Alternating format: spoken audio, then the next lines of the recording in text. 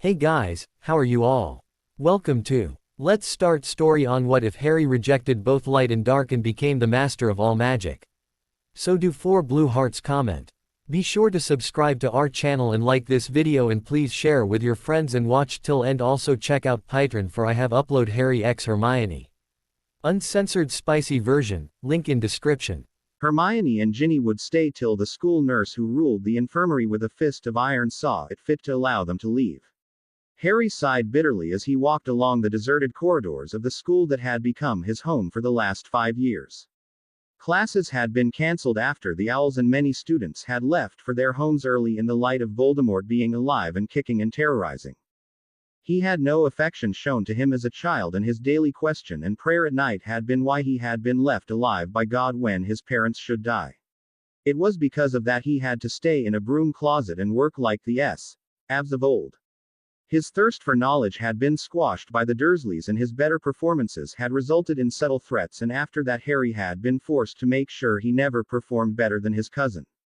Over the years the passion to know and learn had been dulled to such an extent he was only an average student instead of the eager student who had been filled with an excitement and an eagerness to learn new things when he first went to Muggle school. He never knew what it was to be respected as person in his own right, and his sense of confidence and self-respect had taken such a trashing that he never dared to venture into the land of the extrovert, never giving his opinions unless he was asked specifically, and even then he was careful and never making contradictory statements if he could avoid them. When he entered the wizarding world he had been pushed up and down the social and political ladder till he did not know where he was at any given moment. Nevertheless, he had been very happy at first, as he had thought he was being recognized as a person in his own right. Well, what a disappointment he was in for.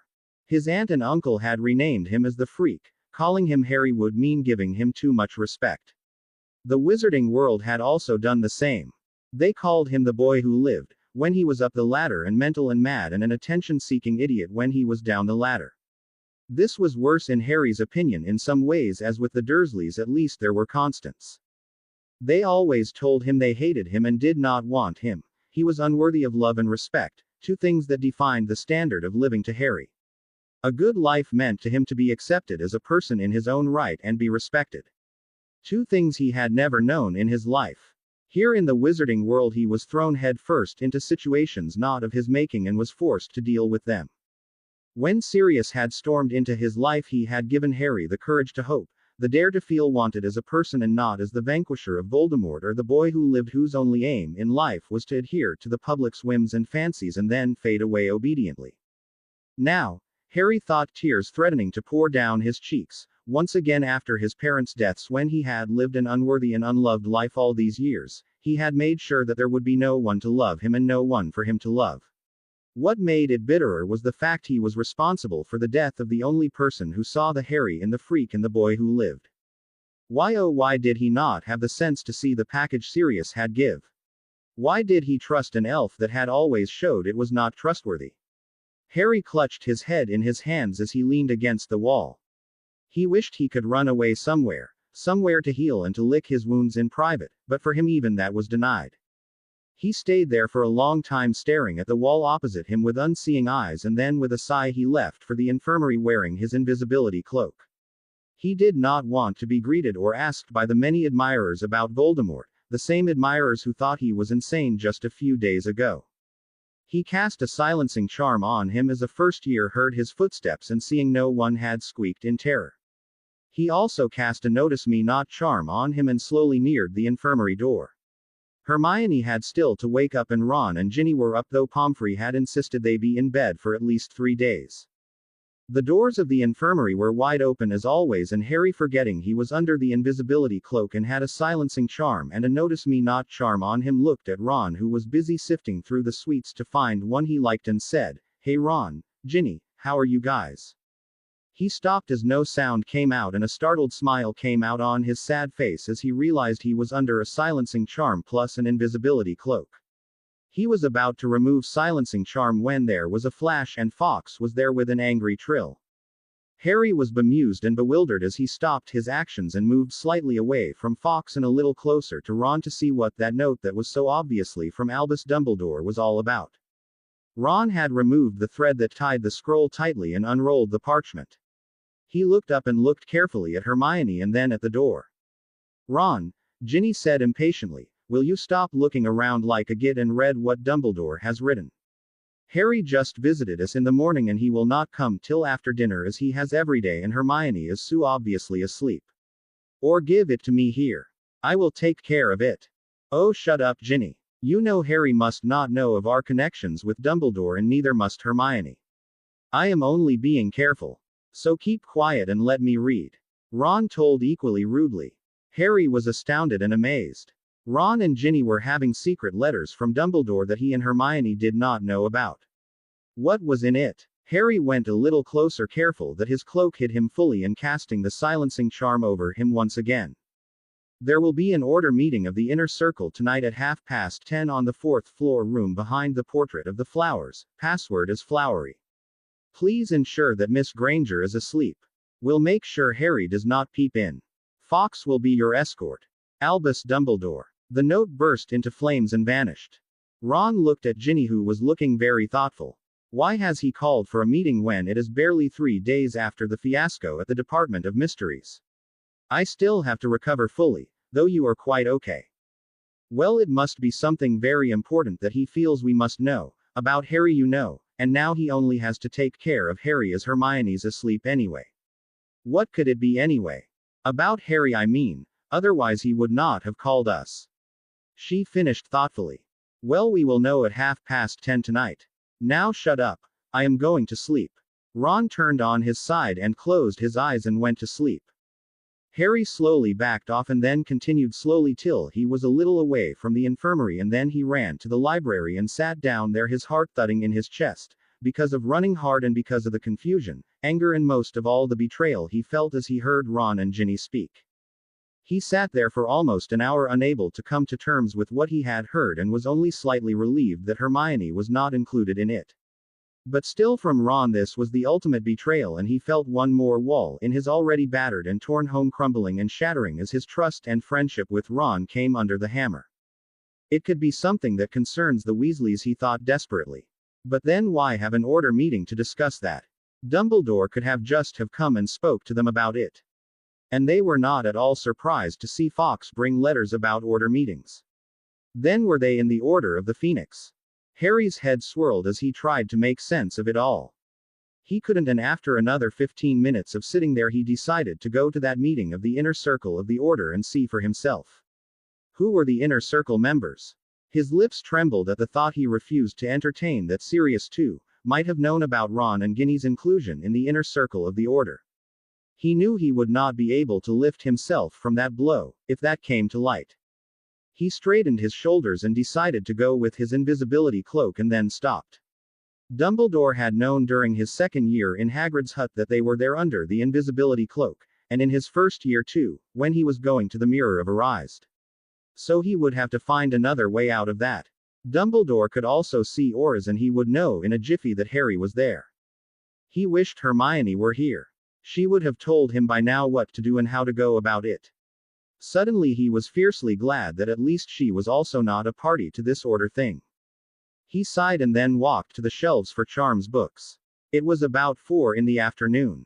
That meant he had about 6 hours to find out about it, when another thought came to him, frustrating him more. Moody. If he were there he would be able to look through anything. Harry became desperate for a minute when he thought that he would not be able to go, and then he decided to try. Who knew he could find out spells that would hide you from Moody's eye as well? Harry diligently searched for all the 6 hours. He could find nothing. He was so frustrated he was already pulling at his hair. There was yet another pile of books, but all of the 100 or so were useless, and he wished for the 1000th time that Hermione was here.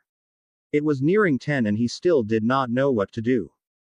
He gave a sigh and took out the next book from the pile he had yet to see, and beneath the book he had taken was a huge tome that said, How to be Truly Invisible, and on it were the pictures of aura and magical eyes and the words, Hide from these, next to them. He eagerly took that and hastily turned the pages, and with his wand returned all the books to their places, in case anybody would come in and see him looking up books on invisibility. That book gave him the answer in the third chapter about hiding auras and in the sixth chapter about hiding from magical instruments like Moody's eyes. He did not realize that that book was above Newt level and he memorized both the spells and then tried both on himself. It took about 12 tries before he got the spells right as the book said and felt a double tingle go through him. Fear of being found out and excitement and anger about what he would find there made Harry draw in short breaths and he cast yet another silencing charm at himself as well as a notice me not charm again. He then looked up the counters to both and pulled out a piece of parchment and wrote both the spells and their counters and was about to close the book when he remembered Remus. He hurriedly went to the creatures section in that book and read about the spell to cast to subdue your scent and that took 15 tries and then Harry banished that book to its place and walked out. He did not know if he had succeeded though the spells had hit him correctly and had tingled properly as the book said. Well, he would know as he gate crashed the party, he thought with a good amount of fear and walked swiftly to the 4th floor. He was just 10 minutes short of 10 o'clock and he whispered flowery about 8 times panicking as the door did not open, before he realized he had a silencing charm on him. Harry quickly removed it and whispered flowery and walked into the room that was still dark and as the door closed, it became very dark. He recast the silencing charm on himself and waited for the door to open so that he could see where he was. He moved away from the door along the side he was in holding on with his hands to the walls. Sharp at 10, the door opened and Harry blinked at the light, panicking as Dumbledore and Moody came in followed by the others. The Weasleys, Remus Lupin, Tonks, Shacklebolt, Snape, McGonagall, Hagrid and Diggle. Harry looked at all of them in amazement. There was no Ron or Ginny, though. The note had said 10:30, so there was obviously going to be another meeting after this. Albus clapped his hands and there was silence. We will first observe a moment's silence for Sirius. And all of them stood up and were silent for a minute. Then all of them discussed various things that sounded terribly dull to Harry. Then Molly asked Dumbledore about him. How is Harry, Albus? I saw Ron and Ginny. They were sleeping, but as Harry was not there I could not see him. How has he taken Sirius's falling through the veil? Molly Weasley looked anxious as she asked Dumbledore. Very well, Molly, far better than I expected. I expected him to cry and howl the place down, but all he has been doing is walking up and down corridors and not talking much. He will be all right by the time he goes back to the Dursleys. Dumbledore told her as an amazed Harry listened on. Harry had destroyed his office, yelled at him, had almost howled and had wanted out of everything in the wizarding world and Dumbledore thought he was fine. What was wrong with him? Harry felt his respect for a man he had regarded so highly come a little down. Remus had to still ask for him, Harry thought sadly. Maybe he was scared that Harry would kill him off as well. Snape was sitting in the shadows, sneering at everyone for all he was worth. Harry glared at him. He still was not convinced that Snape had not delayed the message that brought the order so late to do anything. They were not kids and they could apparate and could have come long before the 6 of them riding on Threstles actually had arrived at the Department of Mysteries and still it had taken them half an hour after Harry and the others had arrived to come and help them. Severus, do you have anything for us? Dumbledore asked with a smile. Lucius has come out of Azkaban and has pleaded his innocence. He was cut off there as there was a lot of exclamations, shouting and yelling and Dumbledore clapped his hands shouting for silence. How did you know? There was no news from the Wizengamot where the trial should be held. Dumbledore was frowning and getting a bit angry as he realized he had not been called or informed. The Dark Lord asked Rookwood to take a lowly Death Eater who admitted to Fudge that he had polyjuiced as Lucius in the Department of Mysteries. As soon as that man admitted his guilt, Fudge personally released Lucius from Azkaban. Snape finished with another sneer. Harry was shocked. Lucius Malfoy was out and that idiot Fudge was responsible. He turned to Moody who was saying something derogatory about Snape and Harry heartily agreed as Snape glared at Moody trying to kill him with his stare. Dumbledore once again pacified Moody and Snape and then, is that all? Then I have a request to make of you Severus. This is the reason I called the order meeting tonight. Severus, I want you to take Harry away to your cottage in the hills by the lake that you have and teach him occlumency and legilimency so that Voldemort will not attack him and place false memories that caused us Sirius. I also wish that you teach him the rudimentary aspects of offensive and battle magic.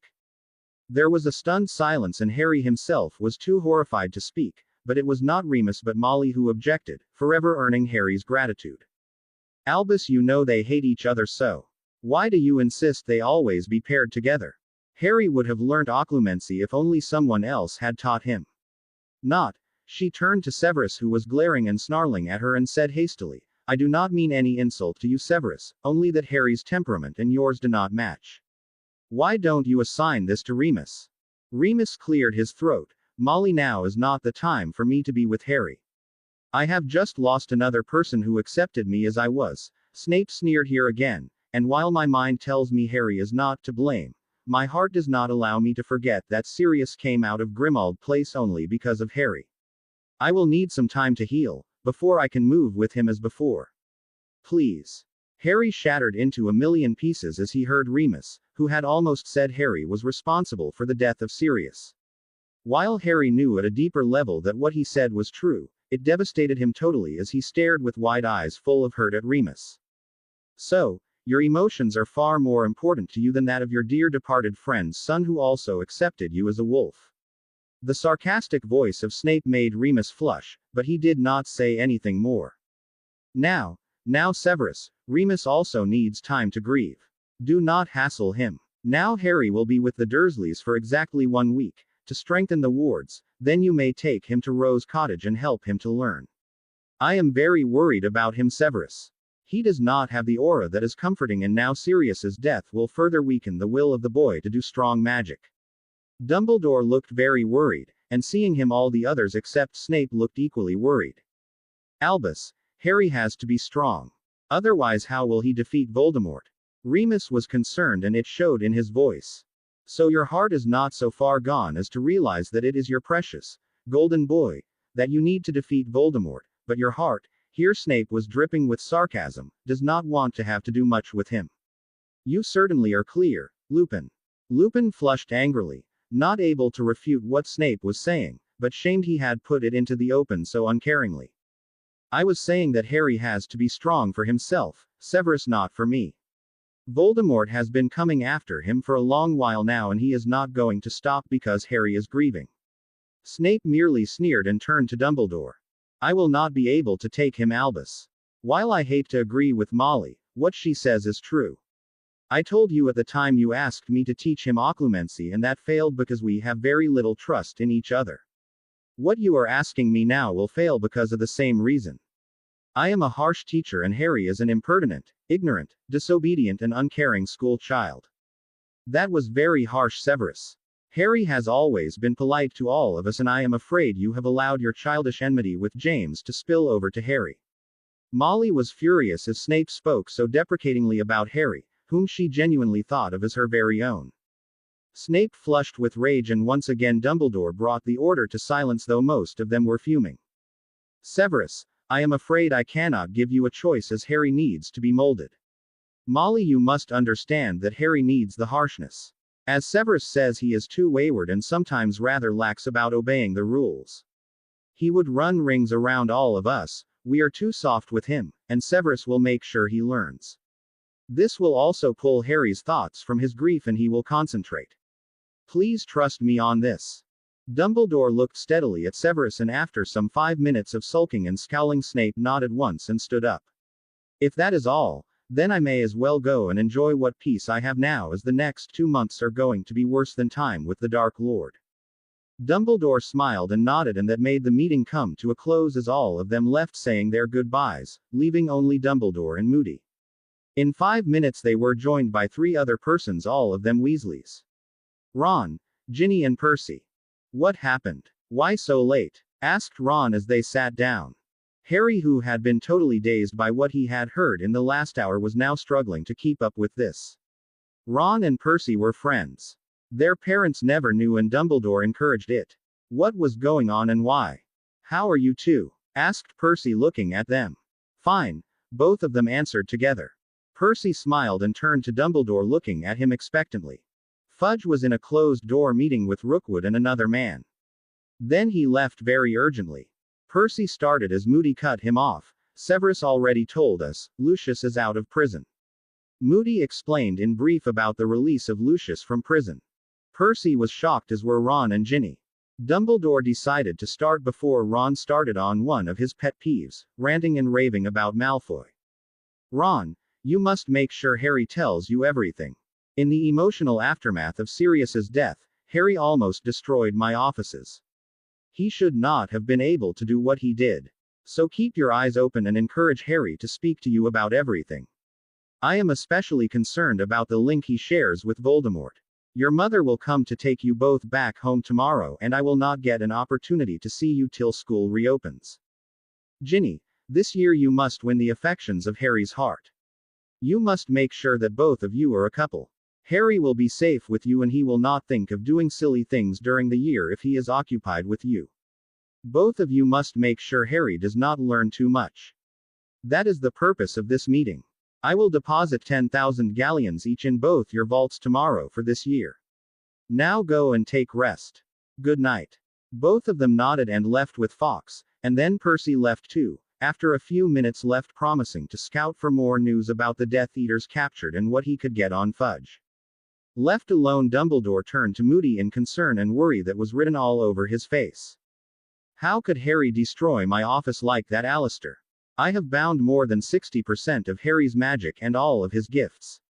Yet he has been able to cast a Patronus that held off 100 Dementors in his third year, and now he annihilated my office. Why do you worry? We have been building up the emotions in him nicely. When the time comes, Potter will clash with Voldemort and both of them will die.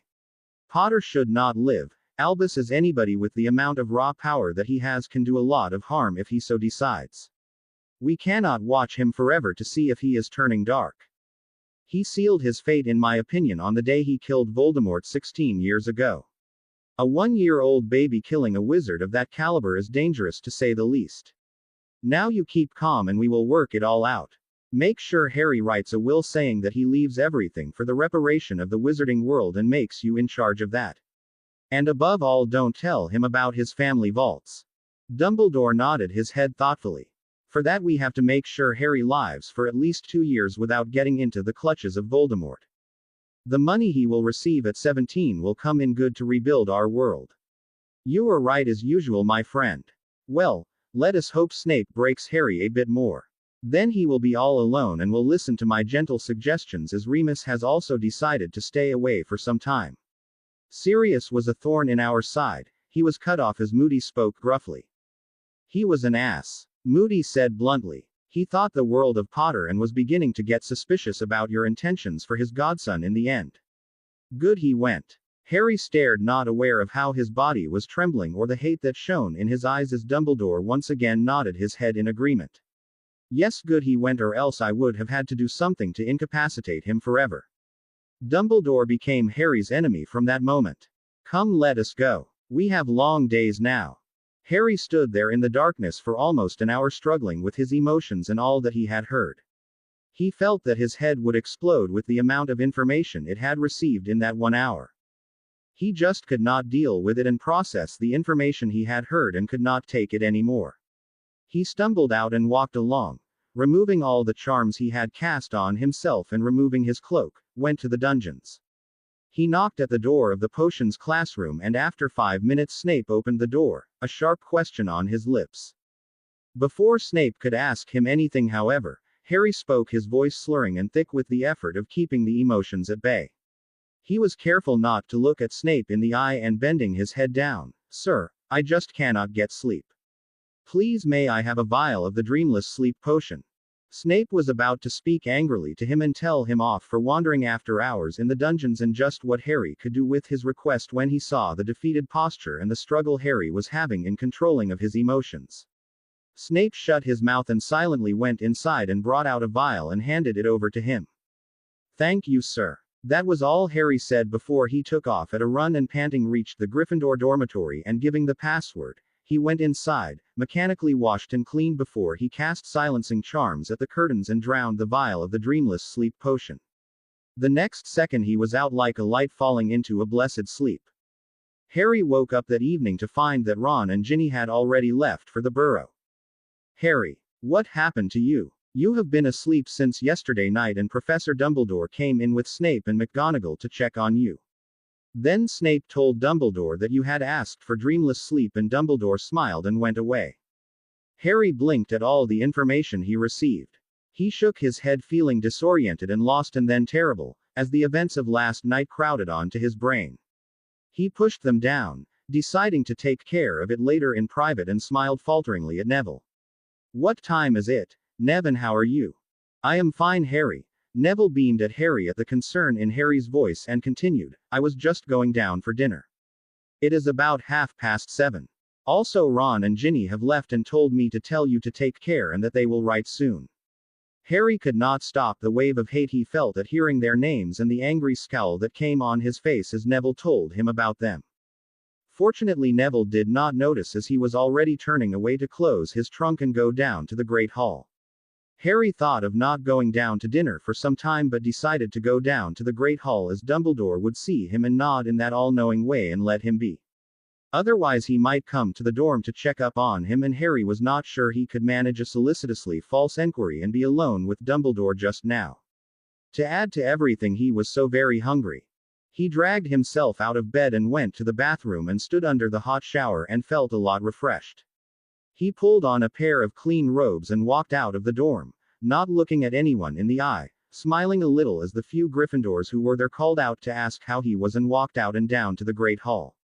The hall was almost empty of students, though all the professors were there. Harry sat down in his usual place as Dumbledore, McGonagall and Snape all looked at him sharply. He felt their glances but did not look up. He filled his plate and forced himself to eat. The moment he started eating, his hunger took over and he ate a full meal. The moment he finished, he left the hall to go to the library and sat there trying to make sense of everything. He did not dare write anything down, and he was trying to go through everything in his mind, and he was getting hopelessly confused when the worried voice of his headmaster interrupted him, sending him into a panic. "Harry, how are you feeling now? You had asked Severus for the dreamless sleep potion yesterday." Dumbledore was there, looking at Harry in a very concerned way. Harry glanced up at him for a brief second and nodded his head shakily, praying that he would not let his anger, betrayal and knowledge show. "Yes, sir. I am feeling fine now." And very quietly Harry added, "I am sorry to have destroyed your office that day." "That is all right, Harry. Do not worry about it. If you need anything, you only have to ask." Dumbledore told him kindly and then left. Harry just sat there for some time, putting his head in his hands, feeling so helpless and wondering if Dumbledore was lurking around, or had he left his precious Gryffindor savior to his miseries. After about half an hour, Harry went to the dorm and told the others he would sleep in early once again. "Hey, you are fine, aren't you?" asked Dean Thomas, looking at Harry. Harry nodded his head. "Just tired, that's all," and went up the stairs that led to the dorm. He undressed and went to bed, tightly drawing the curtains around him, and cast a silencing spell on them. He sat for more than 2 hours thinking on various events in which Dumbledore had intervened at the right time, and many other events that might have been influenced by him indirectly. Then, taking out a parchment, he wrote down everything he remembered. Magic bound and suppressed. Must find a way to release it to full potential. Ron and Ginny working for Dumbledore, and he wants to kill me because I am linked with Voldemort and am more powerful than I should be. Don't know about Hermione. Have to find a way to learn stuff and defeat Voldemort for my parents and Dumbledore for Sirius. Harry had to blink his eyes several times after writing this, as he now knew that Dumbledore had probably kept Sirius in Azkaban deliberately so that he could not get custody of Harry. While he did not have proof of this, he had heard Dumbledore and Moody say that it was a good thing that Sirius was gone. What family vaults? Have to find out about them. How? The Dursleys. Did Dumbledore charm them to hate me, and does he have spells to find out what I do there, as last year he seemed to know Uncle Vernon was going to throw me out and his howler came in exactly at that time. Snape and how to tackle him. Subjects to study. Occlumency. Legilimency. Wandless magic. That was what the Lumos was when the Dementors came. Dueling and other branches of magic that might help. Unlocking his gifts. What gifts and how to unlock them. Cannot trust anybody. Have to do this on my own. Have to take care of Voldemort and Dumbledore and Ron, Ginny, Percy and Moody. That sentence made him feel truly miserable, and he sat there for some time wallowing in his misery and sadness that he was not destined to have anyone who cared enough to look beyond the barriers, and the friends and the man he had truly looked upon as people who were his were now plotting to kill him. Harry was not scared of dying, as he was more or less prepared for the fact that Voldemort would finish him off sooner or later. The prophecy only assured him that his thoughts were correct. What he had been praying for was that he would take Voldemort with him as he went down. If somehow he would survive, he was grateful to the powers that be. Now all that had changed, as Harry was determined not only to defeat Voldemort but others in the light and try to live through all that just for the reason that they wanted him dead. That would be his tribute to Sirius and to his parents who had sacrificed their lives so that Harry may live. He memorized all that he had written and then wrote a few more sentences. Things to do to achieve what he had written above. Go to Gringotts somehow before going to the Dursleys and meet with the goblins. That would be the most difficult to do, Harry knew. Access money on a continuous basis, both Muggle and magical. Unlock gifts and full magical potential right here in school before leaving. Harry thought a bit more deeply and then wrote. Room of Requirement will provide all the stuff necessary. Memorize all the stuff from the Room of Requirement, write it down in your parchment, and also scan aura. Dumbledore said aura was not comforting, so find out, and if aura changes after unlocking magic, make sure that there is a way to keep same aura as now after unlocking suppressed magic so that Dumbledore will not be suspicious. Harry snorted a bit after that. For all that Dumbledore said, he might already be operating at his full potential. Well, he would know soon. He memorized all this as well and then cast an incendio at that parchment and swallowed the ashes. Then, a bit satisfied he was doing something to avenge his parents and Sirius, went to sleep. He woke up late the next morning, enjoying the undisturbed sleep that he had yesterday, without any nightmares of the Department of Mysteries. He wondered a bit at that, but put it down to the new purpose that filled his life. He walked off to the showers and felt fresher after that, and then filling his bag with loads and loads of parchment and invisibility cloak, and then went down to find Hermione, waiting with a beaming smile on her face. He stared at her without saying anything, and her smile faltered. Harry, she asked hesitantly, looking at him with a concern that almost made him weep. He suddenly came to a decision, and he dragged her out of the common room and went to a random corridor and cast a silencing spell around them. Can you tell me loudly at the Great Hall that I must not be like this and that you need to talk to me in your most bossy tone? He asked her. She gaped and thought Harry had lost it completely.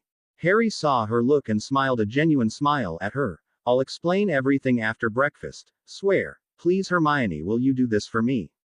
He asked her with a pleading look on his face. She was not convinced, and she still thought he was too far gone, but she nodded dubiously anyway. Harry cancelled the silencing charm and both of them went to the Great Hall. How is Ron and Ginny? I did not see both of them, though Neville looked fine. She said, busy filling her plate, and so missed the look of pure hate on Harry's face. Yeah, they are both fine, and Mrs. Weasley has taken them to the Burrow to heal. Hermione looked up at the tone of that voice but wisely refrained from commenting anything.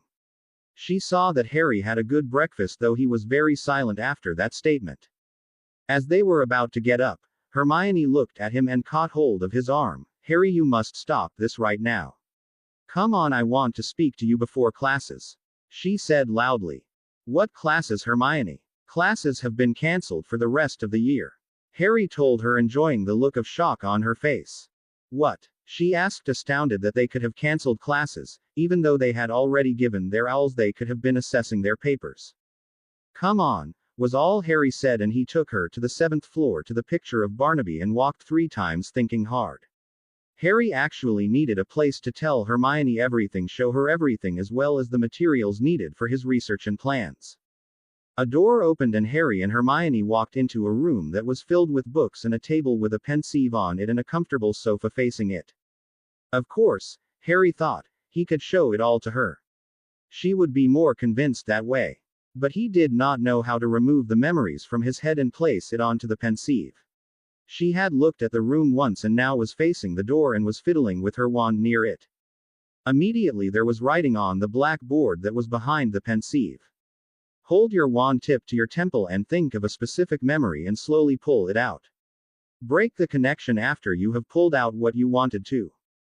Harry thought back to last afternoon where Ron received the letter and then his research and then the order meeting. He almost did not show her the main order meeting, not wanting to see the same accusation in her eyes as Remus's, but then he shrugged. He would know whether to trust her with what he had to do or if he did not have even Hermione, who had stayed with him all this time, never wavering even during the fight with Ron in their 4th year. He placed them in the pensieve and then he held her hand and both of them put their face into it. The next minute they were falling down and Hermione stood through the whole thing silently, her right hand holding her mouth in horror and her left hand clutching Harry so strongly that he was beginning to feel numb. Both of them came out automatically as the memories ended, and then there was a deathly drop silence as Harry lifted the memories and placed them into his head, again following the writing on the blackboard. How could all of them? Hermione whispered aghast as she looked at Harry with tears in her eyes. How could Ron and Ginny betray you like this and for money? And Remus, I thought better of him, and the worst of them all Dumbledore. Oh Harry, you realize what he said, didn't you? I bet he kept Sirius in Azkaban deliberately so that he could not get access to you. Tears overflowed from her eyes and Harry just stood there trying his best not to join her in the open weeping. After about 10 minutes, Hermione wiped her eyes and she looked at him. Okay, we know all this now, she began in a determined voice that was just a little shaky and frightened. We know where we stand, and Harry, we are most likely fighting with Voldemort, Dumbledore and Ron. That means the Order, the Dark Forces, and because of this mess the Ministry of Magic as well. We have to make a list of things to do and also plan on how we are going to beat the tar out of all of them. Harry. She noticed that he was just standing there looking at her with so much gratitude that she was bewildered for a second, and then she understood. You said we. Thanks Hermione, and you will never know how much. His voice broke on the last word as he stopped, trying to get his emotions under control. After a little while he continued. I also need to tell you something else that Dumbledore told me about on that night. Harry told her shakily as he told about the prophecy, and she stared at him with so much horror in her face. Oh Harry, was all that she said. So if you want out I will understand, only please don't tell what I told you just now to anyone. I just needed to share it with someone. He told her, feeling so alone. She went to him and hugged him fiercely. You were my first friend and Ron became my friend only because of you, Harry. Of course I will help you as much as I can. I thought Ron and I. She broke off looking a bit wistful and then angrily continued. From when did he start this and why? Where does Percy fit into all this, and most importantly we have to plan for so many things. I have already made a list, and he dictated to the board and Hermione nodded approvingly. Come on Harry, we have work to do. Start with the books on aura, and I want to look through the potion books here. She looked around and soon was taking down potion books from the potion section. Harry had gone to the aura section and removed a whole lot of books before taking even more books, occlumency and legilimency.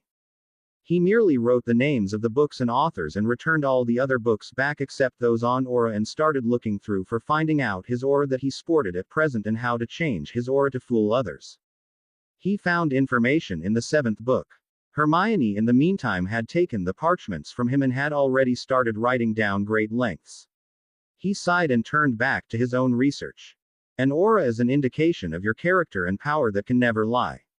Only the most powerful can even attempt to see the aura, and it is the people with the silver or the golden aura who can even see the aura with the BPD eye.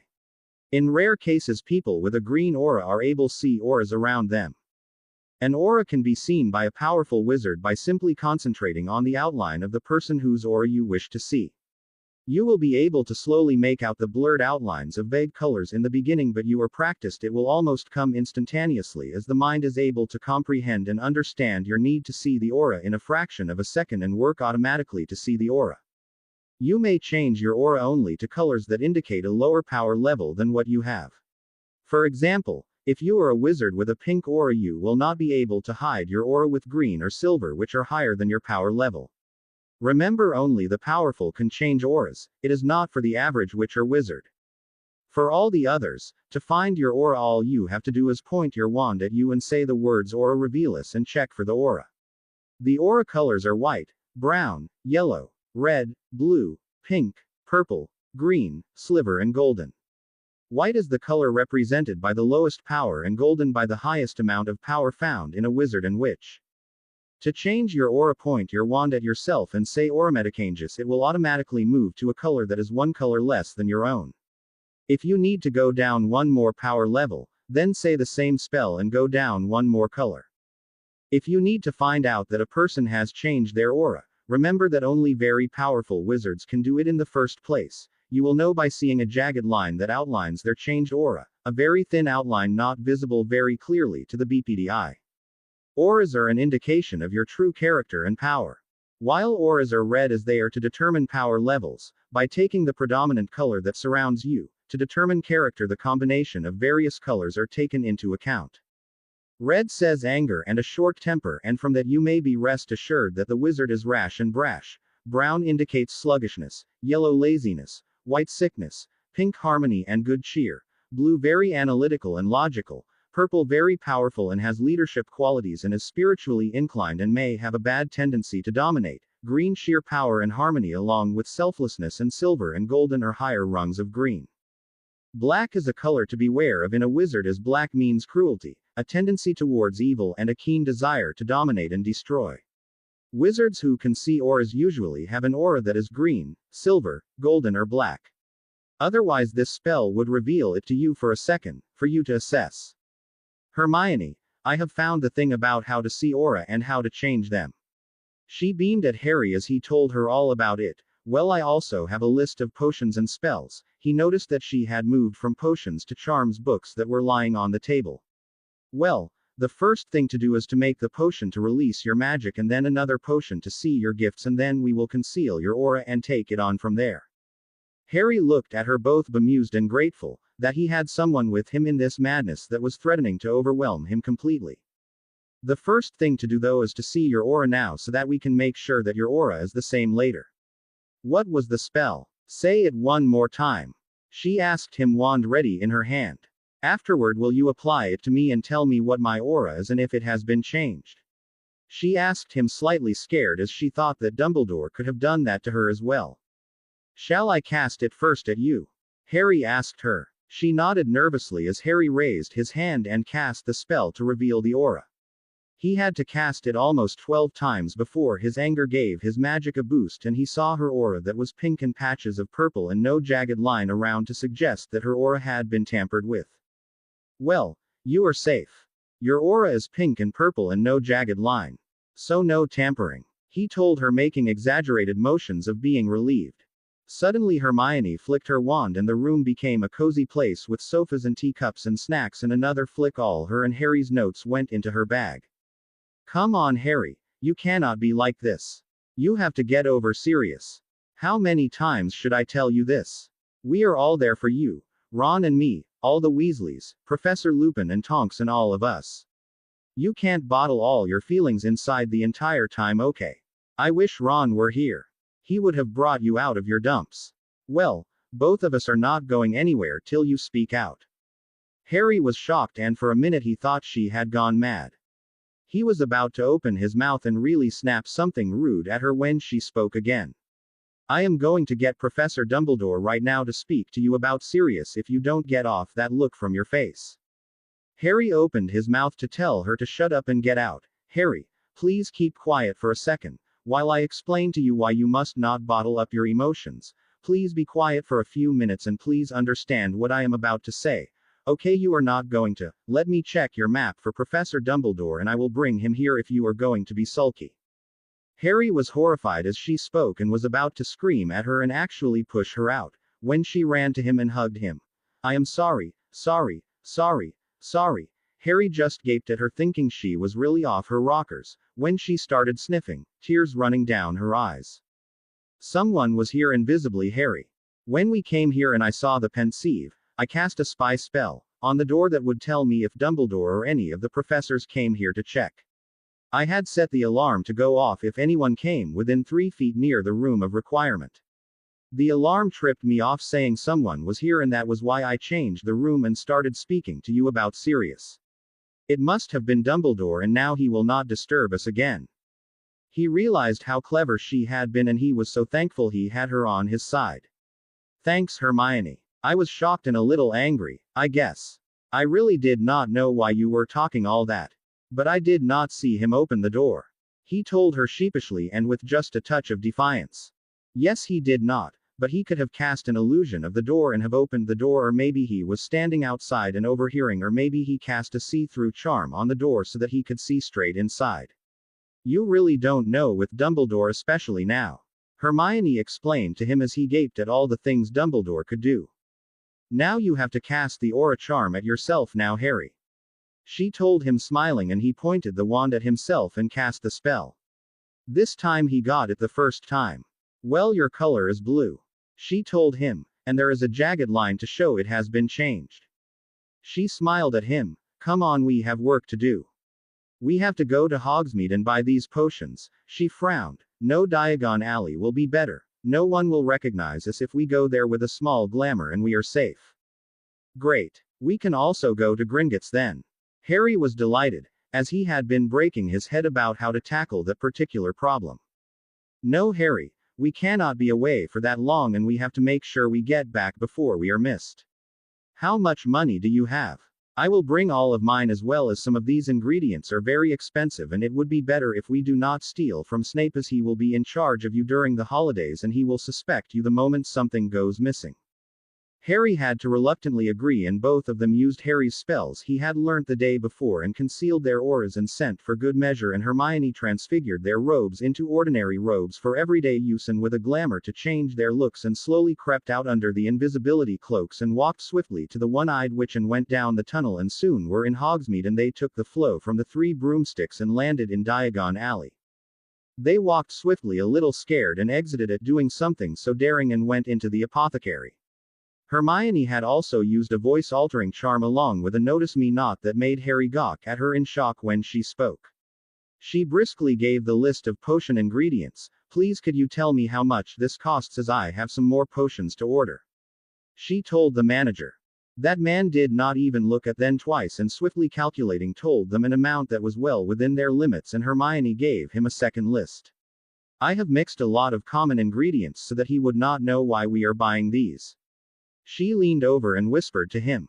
In no time they had finished, and Hermione asked the man to shrink the package for them, and they almost ran back to the leaky cauldron and took the flow. They popped their invisibility cloaks over them and went through the dark passage and went back to the room of requirement. The whole exercise had taken an hour and a half. Hermione decided to keep then potions with her so that no one would suspect anything. Harry, I will also go back to the room of requirement and brew them. You stay on here, and if you are conspicuously present, Dumbledore will not think of looking for me. I will come in at intervals whenever I can leave the potions so that no one will be the wiser. Harry nodded his head and, changing his look to sullen, went down to the Great Hall after removing all their spells and glamour.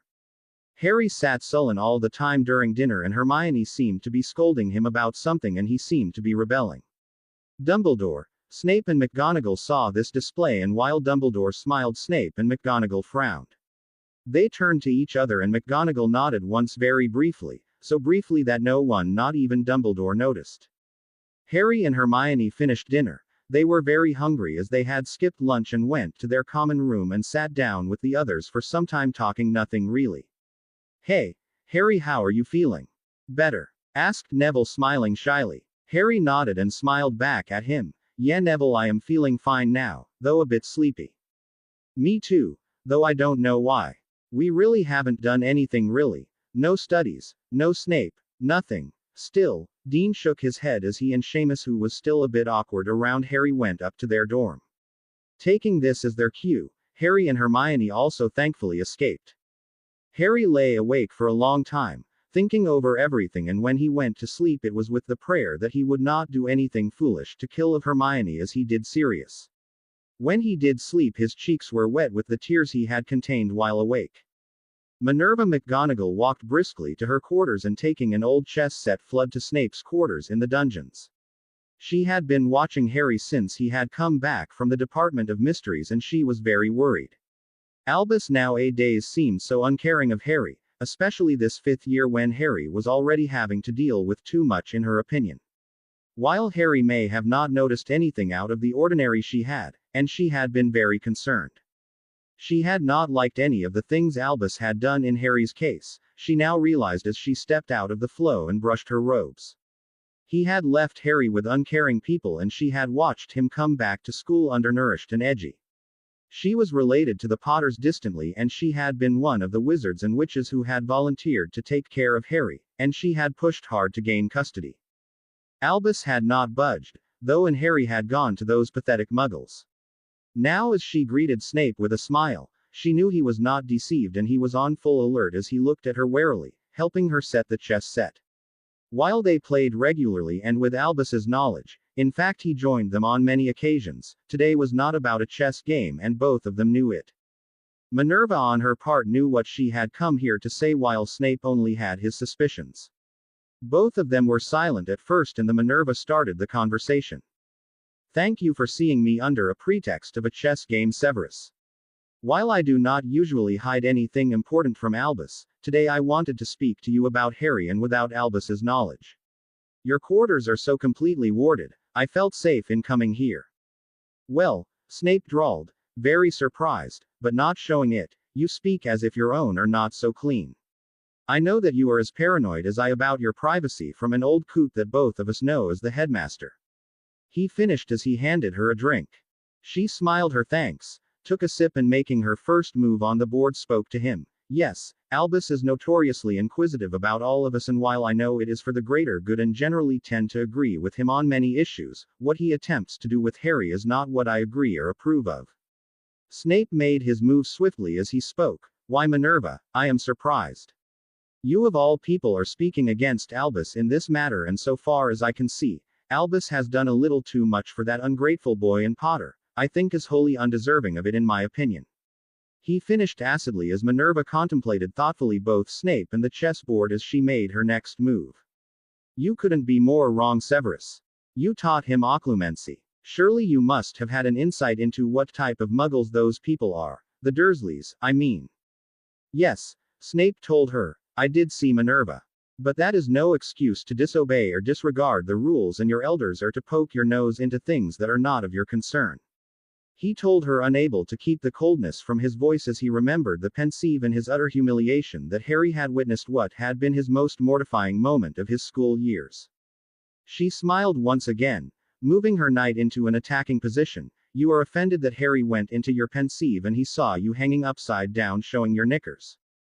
Snape started, surprised and then shocked. So Potter had broadcast it to one and all. His face became very bitter as he thought of all the students knowing about his degradation, and he retorted sharply, I might have known, Minerva. Potter could not keep such a fact to himself. Why have Albus and the other order members not inquired of me and ridicule me about it, I wonder? Minerva looked up startled now as she heard Snape's bitter voice and his assumptions. As far as I know, not even Ron and Hermione know of this. He apparently asked the twins to create a distraction and went into Umbridge's room, highly foolish in my opinion, and called for Sirius and Remus and then flayed them. Snape stared at her, obviously dumbfounded at the statement that Harry Potter should flay anyone, let alone Black, about his mortification. Why? It was such a glorious thing, wasn't it? Snape the greasy git, humiliated and showing his knickers to one and all. He replied, flushing bitterly as he thought of that day. Ah, you see, Severus, Harry did not feel so. He ranted at them and told Sirius that James was not much better than Dudley, his cousin, whom he despises, and when Sirius told him they were all very young and impetuous, he told him that he, Harry, was 15 and he would not do something so degrading even to Malfoy. McGonagall laughed softly at Snape as he gaped at her open-mouthed, unable to comprehend the Harry Potter he knew and the Harry Potter Minerva was talking about. He told them he felt ashamed and he could not believe how arrogant James had been and had implied that all of us had been lying about his father as a wonderful person. Sirius had apologized then and had tried to pacify Harry. He confided in me and at the next meeting that we had and asked me to look out for him as his head of house, and he said that was planning to show Harry a lot of good memories of his father, the good things he had done, so that Harry would not feel let down by James's behavior, that Harry had been unfortunate to witness. But now he cannot, as he too is gone. She finished sadly. Snape was very still as he heard Minerva speak, and he was totally astounded.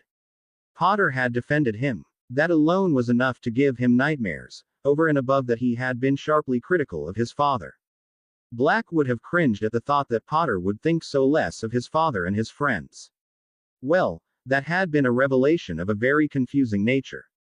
It presented Potter in a different light, and Snape, while had seen enough of his memories to realize Potter had less than a comfortable home life, he had thought him rash and disobedient. You call him impetuous, Severus, but Harry has hardly any opinion about authority. To him, elders are not necessarily betters, and authority probably means suppression. He is so used to relying on himself. To accept help for him is a sign of weakness he cannot afford to have. She was pleading now. Look at it from his point of view. When has anybody consulted him on anything concerning him? When is he, Severus, even respected as a boy in his own right? Severus, Harry has no one to call his own. Even Neville has his grandmother to come for him and ask questions if anything goes wrong.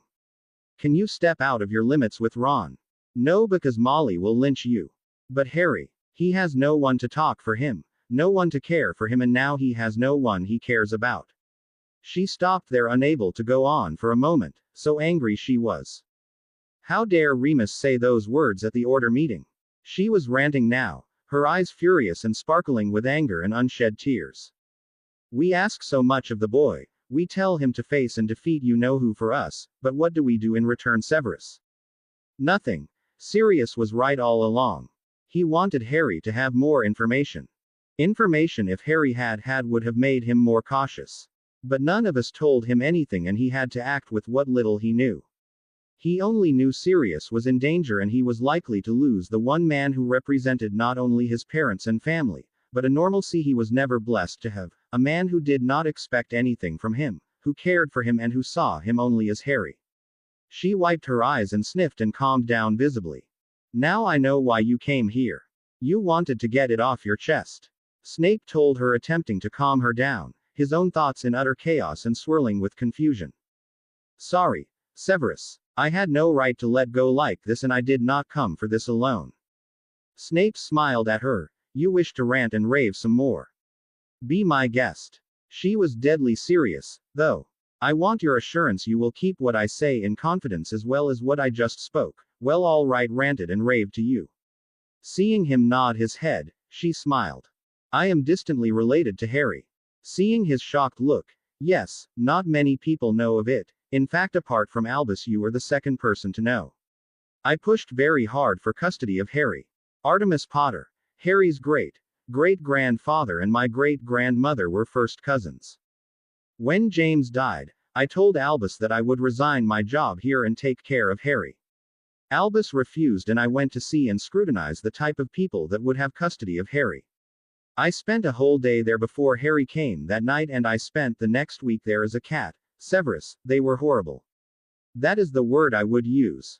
That woman used to change him only once a day, and she would feed him only twice. Minerva stopped there, unable to go on.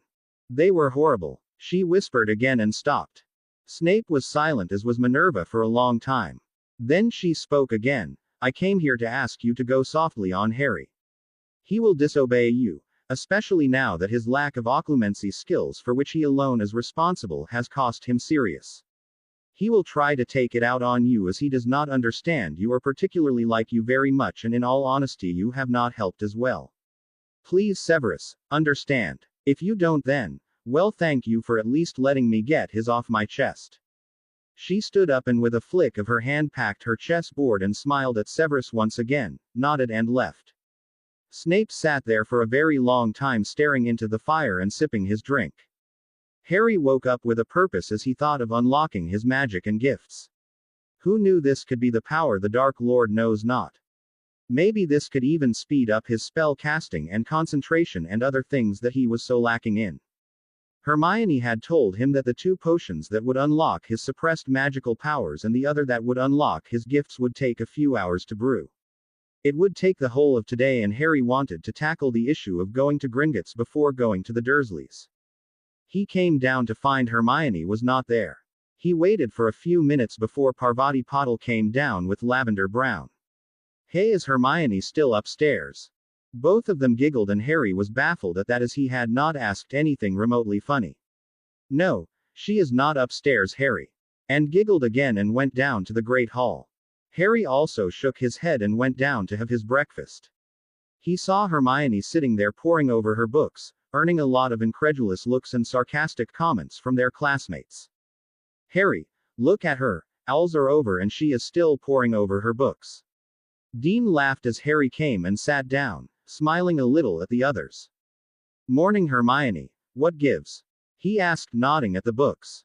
I am just looking through our Newt's books, Harry. Newts are so much harder than owls and I want to start right now, she replied amidst sniggers from the others. Harry smiled a little at her, knowing that she was doing something else entirely, and he was proved right, when she huffed a little and muttering angrily about nothing and got up abruptly. Bye Harry, I will be seeing you, maybe at lunch. And Hermione left the great hall to most likely go to the library. Can't you guys go easy on her? You know she likes to study. Harry glared a little at all of them. Dean just shrugged and looked uncomfortable, and they turned to other things. Harry once again wandered aimlessly, thinking hard. He finally went to the library and sat down there, waiting for Hermione to either call him or come down. Waiting for lunchtime to come, Harry was bored. He went to lunch and Neville told him she had lunch hurriedly, muttering about something to do with elves, and had left.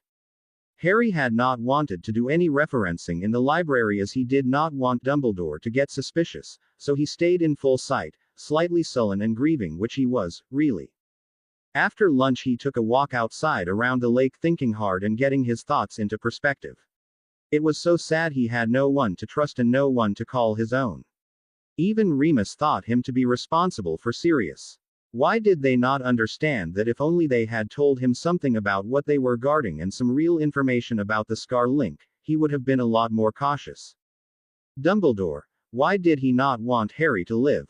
Even if Dumbledore thought Harry was truly powerful, so what about it? He had to be concerned only if Harry was bad or evil or dark. Just because he was powerful did not mean a death sentence, did it? Perhaps he felt that Harry would surely turn dark because he had this link with Voldemort. Well, even if he had, Dumbledore had no right to make unilateral decisions about anything. Even if he wanted to do away with him, he had to wait and see if he would turn dark, before plotting and planning to kill him. It was dinner before he saw Hermione, and she was looking very pleased with herself. She nodded to him and whispered as he sat down next to her, smiling reluctantly. Both the potions are finished, Harry, and you will take it tonight in your dorm, okay? I will come in at about 11, so hand me your invisibility cloak and open the door as if to go out to the common room for a minute at 11, okay?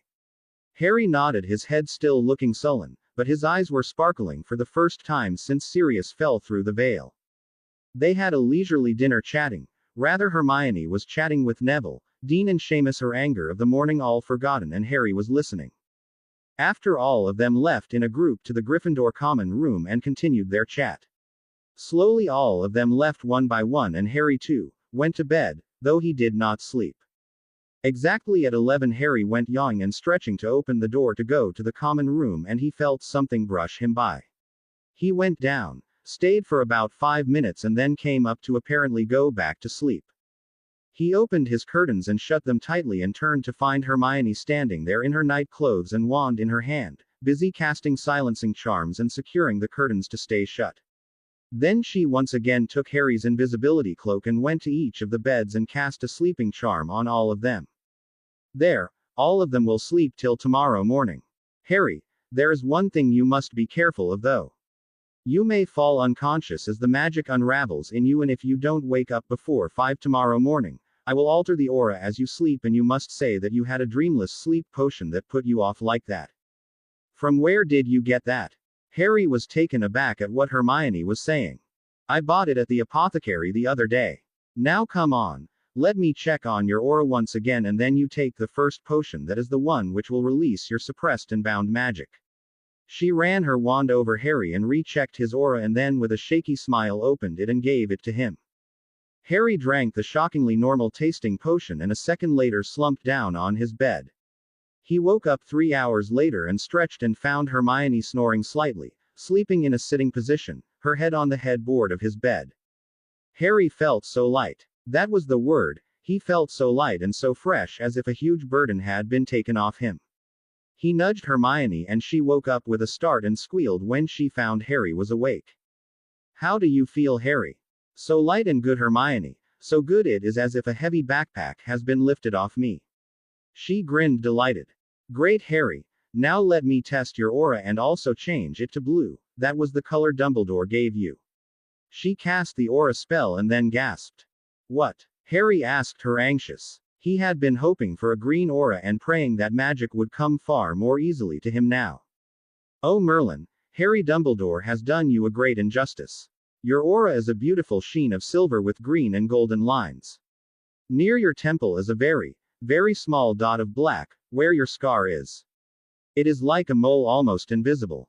She hugged Harry, who was so shocked that he could not answer.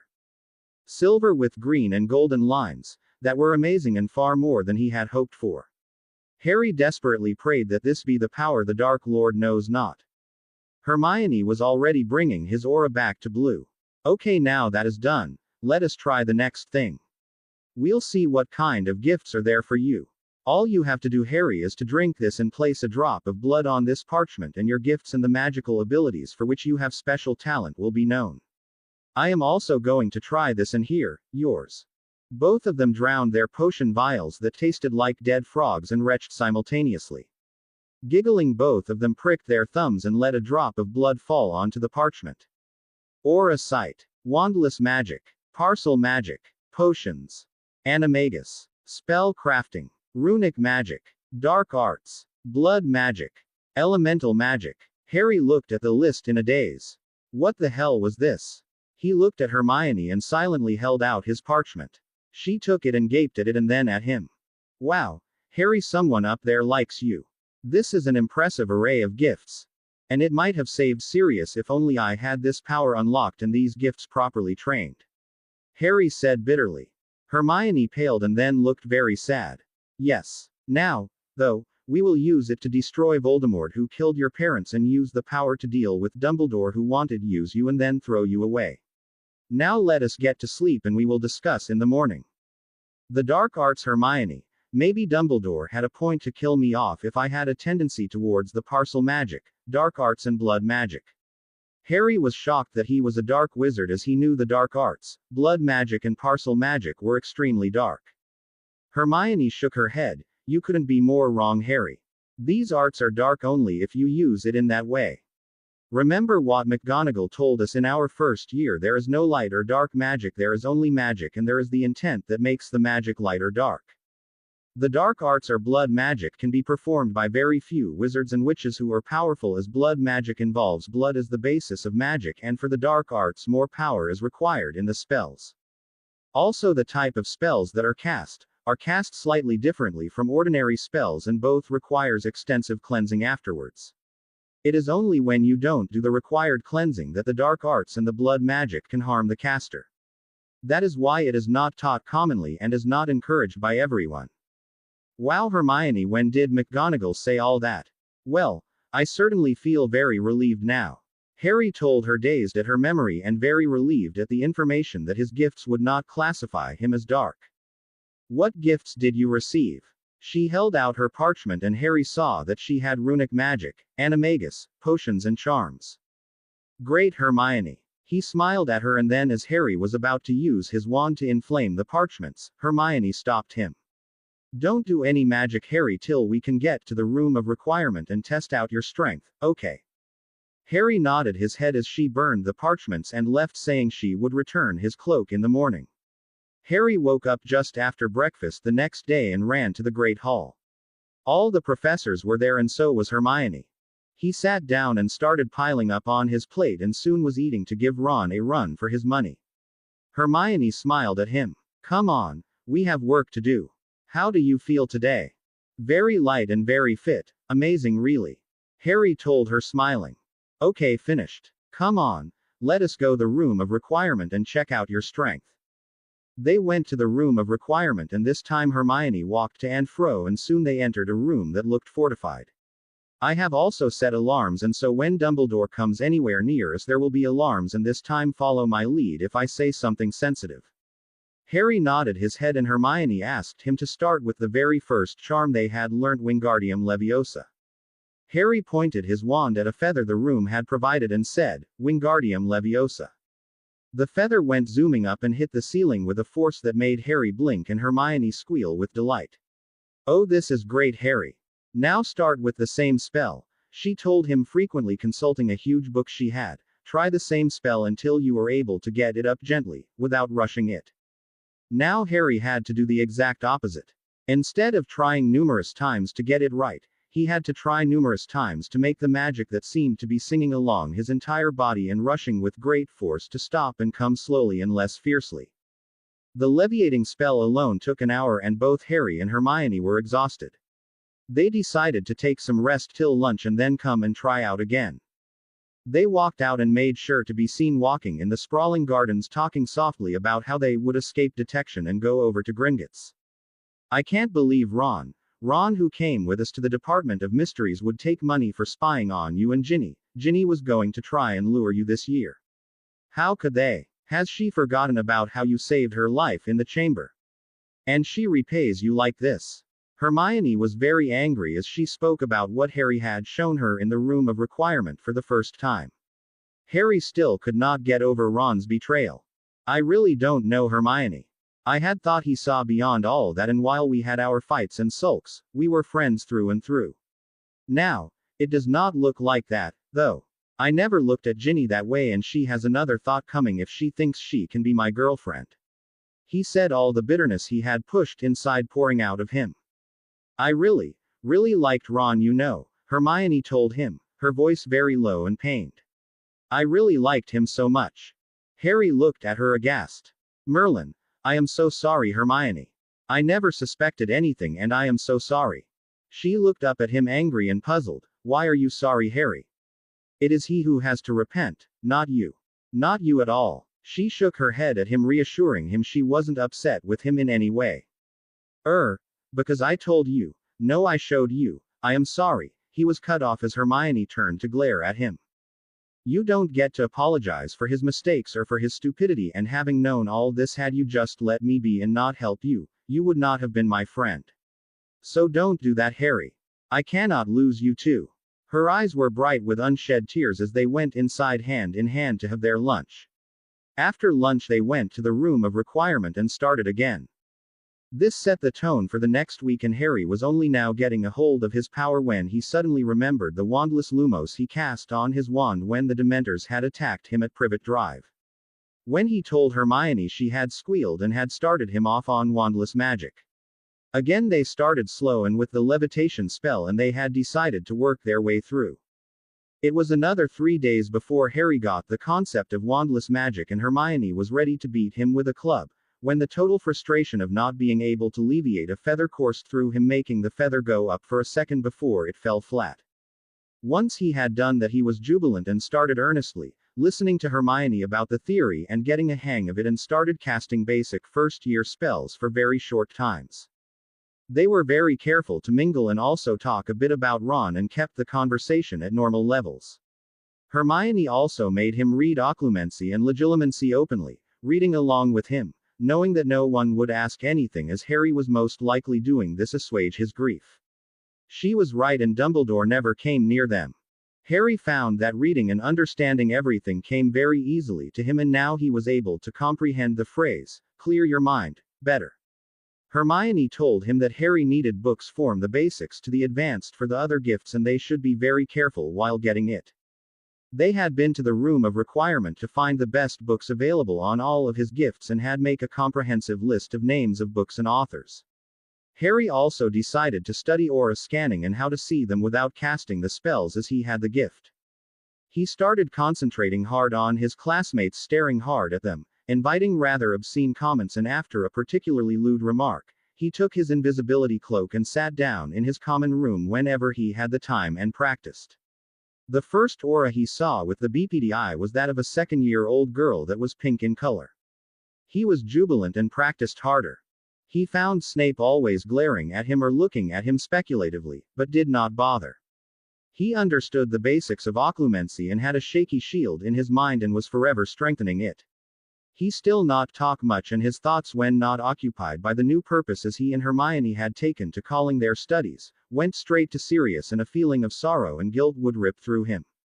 Hermione would try to keep him on track, but sometimes, the grief was too much and the loneliness very hard to bear. Still he had Hermione and he was terribly glad that he had one of his best friends with him at least. But she was not serious. She was not the father he had secretly thought Sirius would be, a parent to whom he could be happy, sad, nasty even and downright rude when angry and still be loved. In the 10 days he had been there after the horror of the Department of Mysteries, Harry had begun to see auras now and then, when he concentrated hard, had the basics of wandless magic firmly in his grasp and was also going through occlumency and had started practicing legilimency first on Hermione and then on random people, taking extreme care to see that he would never peep into their private thoughts. Legilimency came far easier to Harry than occlumency, which he still struggled with, not able to completely close his mind and shut of his rather turbulent emotions. 2 days before they were about to leave, Harry was called to the headmaster's office by Dumbledore. He was accompanied by an impassive McGonagall and they reached the office, and went inside to face a smiling Dumbledore and a scowling Snape who was sitting there glaring at him. This was the ultimate test of his acting abilities, Harry knew as he stepped inside and glared slightly at Snape, a glance that drew a smile from Dumbledore. Snape was glaring right back at him. McGonagall was looking very impassive and a touch nervous, though the nervousness did not show unless you knew her well. "Hello Harry, how have you been?" Dumbledore asked him softly, looking at him intently and smiling gently at him. "Fine, sir," Harry mumbled, feeling his heart pounding in his chest as he tried to look as always. "You have been learning occlumency all by yourself, Harry?" "Yes, sir. I am trying to learn so that I don't make any more mistakes." Dumbledore smiled at that remark and then spoke very seriously to Harry. "Harry, Voldemort is beginning to come out more and more in the open. His plans to operate in secrecy, as the Ministry had refused to accept his return, have now been nullified, as almost everyone saw him in the Ministry the other day. He will come after you and try his best to kill you, as you have been the thorn that has refused him the status of the most powerful wizard. He can hardly be won when he is defeated by a 1-year-old baby and then subsequently by you almost every year since you started Hogwarts." Harry nodded his head, still careful not to look at Dumbledore in the eyes. Dumbledore laughed gently. "Harry, I am not going to read your mind. You may look at me." Harry blushed but looked down and did not answer. "Harry, I have taken a step to ensure that you will be trained adequately for the war that seems inevitable. These holidays you will spend only a week with the Dursleys, the rest of the time you will spend in training." Harry beamed convincingly. "Yes, sir." Dumbledore did not beam back. "Yes, Harry. But the training will not be at Hogwarts. I have asked Professor Snape to take care of your training in defensive and offensive magic as well as occlumency and—" Crash! Harry had stood up furious and almost shouted at his headmaster. "I won't do it, sir. That is equal to handing me over to Voldemort or worse. It was because of him I lost." Harry stopped there, unable to go on, his hands clenched and every line of his body screaming in rage. "I am equally glad that I am blessed with this glorious opportunity to train the golden boy who lived," Snape told him acidly before Dumbledore signaled him to stop. "Harry, I expect you to be sensible and matured. A lack of both will definitely cost us, as it has in the recent past." Snape and McGonagall winced visibly as Harry stood stunned at the low blow. He did not say a word more in protest. He stood there for a long moment, visibly controlling his emotions. "Is that all, or is there more you would like to inform me about, Professor?" he asked softly, without looking at Dumbledore. "No, Harry." Harry turned and left the room without saying a word to McGonagall and Snape. "How could you, Albus? Have you forgotten that it is not even 2 weeks since he has lost the only family that he had left? I had thought better of you, Albus." McGonagall was as acid as Snape had been a few minutes ago, and she looked disappointed as she glared at Albus. "Harry has to learn Minerva," Dumbledore said heavily and sadly. "He cannot afford childish standoffs, that could cost him heavily. It was his reluctance to learn from Severus that cost him Sirius. I had to remind him so that he would not make the same mistake this time and lose young Mr. Weasley or Miss Granger. That would truly devastate him. Believe me, Minerva, I truly had no choice." McGonagall scoffed at him. "That may be, Albus, but for you speak so uncaringly when he is still grieving does not speak well for you. Now I hope you will excuse me." She did not wait for an answer and went out swiftly, leaving Dumbledore to sigh heavily. She will understand. He shook his head and smiled at Severus and chatted for some time about Voldemort and then dismissed him and calling Fawkes, slowly petted him, thinking deeply. Harry stormed out of the headmaster's office and ran to the room of requirement where Hermione was waiting for him anxiously. One look at his face and her face fell as well. She waited as Harry threw himself on the sofa next to her, still shaking with anger and sadness that was tearing him apart. It was almost 15 minutes before he was able to speak to Hermione and told her briefly what Dumbledore had said. She was equally horrified. I know I am to blame, but for him to say so, I felt so bad, Hermione. Of course you are not to blame. It is all of them who are to blame. Dumbledore for not telling you about Voldemort and that he was capable of planting false visions in your head, for going away from the school and you leaving you alone, Snape for not teaching you occlumency properly and not stressing the importance of leaning that art so much more, Harry. All of these gits are to blame, not you. She held him tightly as he shook with so many emotions, and slowly he calmed down and turned to her with a look in his eyes she could not decipher. Well, I am going to show these people Hermione. Snape, Dumbledore, RRR. Ron, Ginny, Moody, Remus and all of them. I will take care of Voldemort and I will try to live after that. Or if I can't, at least take him down with me as I go, and none of them will touch a pie from my account for any purpose other than what I specify. Hermione had tears flowing down her eyes as she looked at the boy who was her first friend and who had been so abused by everyone, and here he was still wanting to defeat Voldemort instead of just vanishing from the wizarding world that had only bad things to offer him and live his life in peace. You will not be alone, Harry. I will be there right by your side, and I am sure the twins will also back you, and so will Neville and Luna.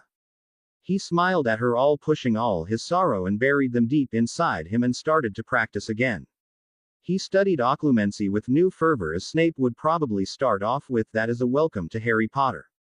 The next 2 days went fast in a round of practice, and to Dumbledore's and Snape's shock and McGonagall's surprise, Harry became almost normal. He was quieter than usual, but there was no sulking and no angry hissing to Hermione and no glaring at Dumbledore or Snape. He never looked at the head table and made sure he never met Dumbledore or ran into Snape. When he did bump only once into Dumbledore, he just muttered, "Sorry, sir," with a small smile and went on his way, stopping Dumbledore at that place for almost 2 minutes wondering about Harry's sudden change. Hermione had been very busy in the last 2 days, and she had written several letters to her parents. They said their goodbyes to Hagrid and went to a compartment at the back and sealed the doors and then relaxed. The train journey went off without a hitch. Neville and Luna knocked on their door after some time, and all of them relaxed, chatting about anything and everything. Neville seemed more confident, and he had also struck up a friendship of sorts with Luna, who seemed just the same, sitting with the Quibbler and making wired but sensible comments from time to time. Harry waved to Hermione, who was walking swiftly to where her parents were standing, and hugging them she left. Harry saw his uncle standing there with his aunt and Dudley, and he walked towards them to find Lupin, Moody, Tonks and Arthur Weasley standing there to warn his uncle. Harry did not say a word, and he left with a small smile and a wave to all of them, not speaking anything to them. He got into the car and waited for about 5 minutes before he performed the first bit of wandless magic outside of the room of requirement. He cast a mild compulsion charm at all 3 of them with a flick of his hand and asked his uncle at the same time, "Why don't we stop in London for tonight and leave for Privet Drive tomorrow morning? Dudley and I can explore London today. We can leave early tomorrow morning." And waited with bated breath for what his uncle, aunt and Dudley would say to that. While I hate to agree with you, boy, your idea has merit. What do you say, Petunia? Asked Mr. Dursley. She nodded her head and turned to Harry. You will not be coming with us. You will find your way around London and stay in a lodge or something. Vernon, can you please give him a little money, and you, boy, you will come to Privet Drive tomorrow morning, all right? Vernon Dursley drove to a 4-star hotel and got down and handed a few pounds to Harry and told him to leave. Harry left the next second, dragging his trunk behind him till he came to a small alley. He flicked his hand and shrunk his trunk and put it into his robes, and walking along called a taxi to take him as near as possible to the Leaky Cauldron. Hermione was waiting there in a side alley next to the Leaky Cauldron with her parents, and Harry put his invisibility cloak on, and then Hermione walked inside the Leaky Cauldron to check if Moody or Dumbledore were there.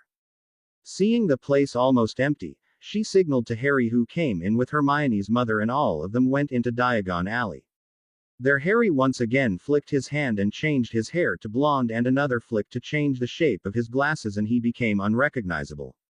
Harry had practiced these charms wandlessly for the last so many days till he had perfected it. Now he was glad, and he grinned as he saw Hermione's envious look. "I am jealous of you, Harry. How I wish I could do this." He smiled at Hermione, and all of them went to Gringotts.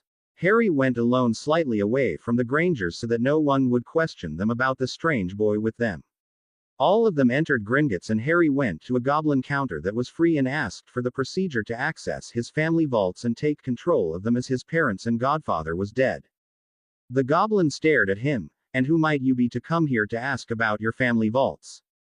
Harry went near the goblin, knowing that Hermione was watching his back and would make sure that no one would come near this particular counter, and spoke softly to the goblin.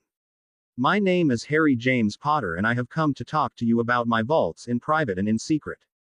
I am in disguise so that no one from the school or outside can recognize me." The goblin had been silently listening to him and now got down and asked Harry to follow him. Harry looked back for a second towards Hermione and went with the goblin. It took Harry to a small room where Harry found to his consternation that his glamour had fallen away. The goblin looked at him and smiled. "The glamour would come back once you leave this room. Now," flicking a finger and summoning a parchment, "please put a drop of blood on this parchment so that we can verify that you are indeed Harry Potter." Harry nervously pricked his finger and put a drop of blood on the parchment and watched it spread on the parchment and saw his name appear on the parchment and heaved a sigh of relief. The goblin left the room asking Harry to wait, and within a few minutes another older goblin came in and introduced itself as Pitot. It went and sat down behind a desk and two chairs that appeared miraculously and gestured Harry to sit down in front of it. "Now what can I do for you, Mr. Potter? Have you come for Mr. Blackswell or for your inheritance?" Harry stared at him in shock. "Mr. Black. Yes, Mr. Potter. Mr. Blackswell have already come to us, and we had already sent a letter requesting your presence before the end of this month. If you do not accept it, it would go to Mrs. Lestrange as the next of kin." Harry saw red, his grief turning to rage. He stamped down on it. "Sir, I would like to see and accept both, and also would like to visit my vaults as well. Also," here Harry hesitated, "will you tell anyone that I have been here, or that I have accepted my inheritance and that of Mr. Black?" The goblin shook its head. "No, Mr. Potter, if you desire confidentiality, it is our duty to give it to you. You may not worry about it." Harry was very relieved as he heard those words, and he made a note to firmly request the goblin to make his visit and his request confidential. The goblin summoned the relevant papers and asked Harry to go through it and then sign at the marked places. Harry laboriously went through the whole thing and then signed the papers. The goblin then handed the wills of his parents and Sirius to Harry. Harry looked at the wills of his parents and then with a small choked sound looked at that of Sirius. Both wills were very simple and pretty straightforward. The wills left everything to Harry: the money, the head of House of Potter and Black, and all properties. He signed the wills and accepted them. The goblin handed two rings, both made of gold bands, and one with a red stone in the center and the other with a green stone set in the center. The red stone had the words P carved elaborately on the surface, while the green stone had a gracefully carved B on it. Harry placed the two big Potter ring on his hand first, and that pricked him and then glowed brightly for almost a minute before sizing down and snugly fitting him. The black ring also did the same, and the goblin had asked Harry to wear the black ring on the same finger as the Potter ring, and both rings fused with each other and then promptly became invisible. They can be removed separately by just thinking of which ring you would like to remove and wear on another finger. They will also become visible for a few seconds if you want to show them to anyone. Otherwise they can never be revealed by any spell. This way of wearing is merely convenient. Harry nodded, feeling pleased that the rings would not show. Harry then cleared his throat and started asking the questions that he had prepared with Hermione. "Sir, can I become emancipated?" "You already are, Mr. Potter. The moment you signed the wills you became an emancipated wizard. Then can I use my wand during the holidays without fear of underage sorcery?" Harry asked him, his eyes gleaming. "Yes, of course, Mr. Potter. The spells are cast in a way that they will be automatically removed on your 17th birthday or when you become emancipated, and no one will be any the wiser. But remember, Mr. Potter, if you are in a place where there are spells to register magic performed, then your wish to keep all this confidential will not materialize. I would advise you to never use your wand in your relatives' home. Yes, Mr. Potter, I know you live in a muggle area, but to use your wand in magical places, where no one will be able to deduct anything. Harry nodded his head thoughtfully at that. Who knew what type of spells Dumbledore had placed in and around Privet Drive? It would be better to be safe rather than to be sorry. Is there any way to access any money without coming here every time, both wizard and muggle money? Was the next query that Harry asked, and can you get me a statement of the withdrawals of my account, both the main vaults and my trust vault? Have you not been receiving statements, Mr. Potter, that we have been sending you monthly? It asked, its eyes gleaming with a slight shock and anger. No, sir. I have not, and, as the goblin was beginning to look furious, I don't want to take any action on anyone now, sir, so please just tell me to whom have you been sending the statements and if I could get a copy now of all of them now. The goblin stared at Harry. If you decide to take action, then you must enlist our help to help you win against Mr. Dumbledore. So it was Dumbledore who never informed him about the statements, thought Harry angrily as he nodded. Your trust vault, Mr. Potter, has an amount of 20 million galleons that was created to last you till you finish school. After that you were to take over the Potter vaults and business that are worth about 20 billion galleons today. The black wealth is about 15 billion galleons, and all of that belongs to you along with the extensive properties. All the properties are under the Fidelis and are well protected. This is a list of homes you have here in Britain, and all you have to do is to think of that home and hold your ring and it will take you there. Of course, since you have formally assumed the head of the houses of Potter and Black today, you get control of everything. There were about 7 homes, including Godric's Hollow and Grimmauld Place. The other 5 seemed to be located all over Britain in very remote areas. There were 3 in Scotland, 1 in Ireland and 1 in England. Godric's Hollow was in Wales and Grimmauld Place in London in England. Once you reach there, you will have to key yourself in by placing a drop of your blood on the wards, and then you may use spells to key in others you may wish to allow admittance into your homes. Harry nodded once again, very bemused and shocked at the amount of wealth that belonged to him. No wonder Moody had told Albus to make sure the money would come under his control. Here is your statement for the last 15 years. Out of the 20 million, hardly anything has been removed except your withdrawals and the school fees after you started Hogwarts. So Dumbledore had not paid them with his money. Harry felt just a small bit, very small bit better.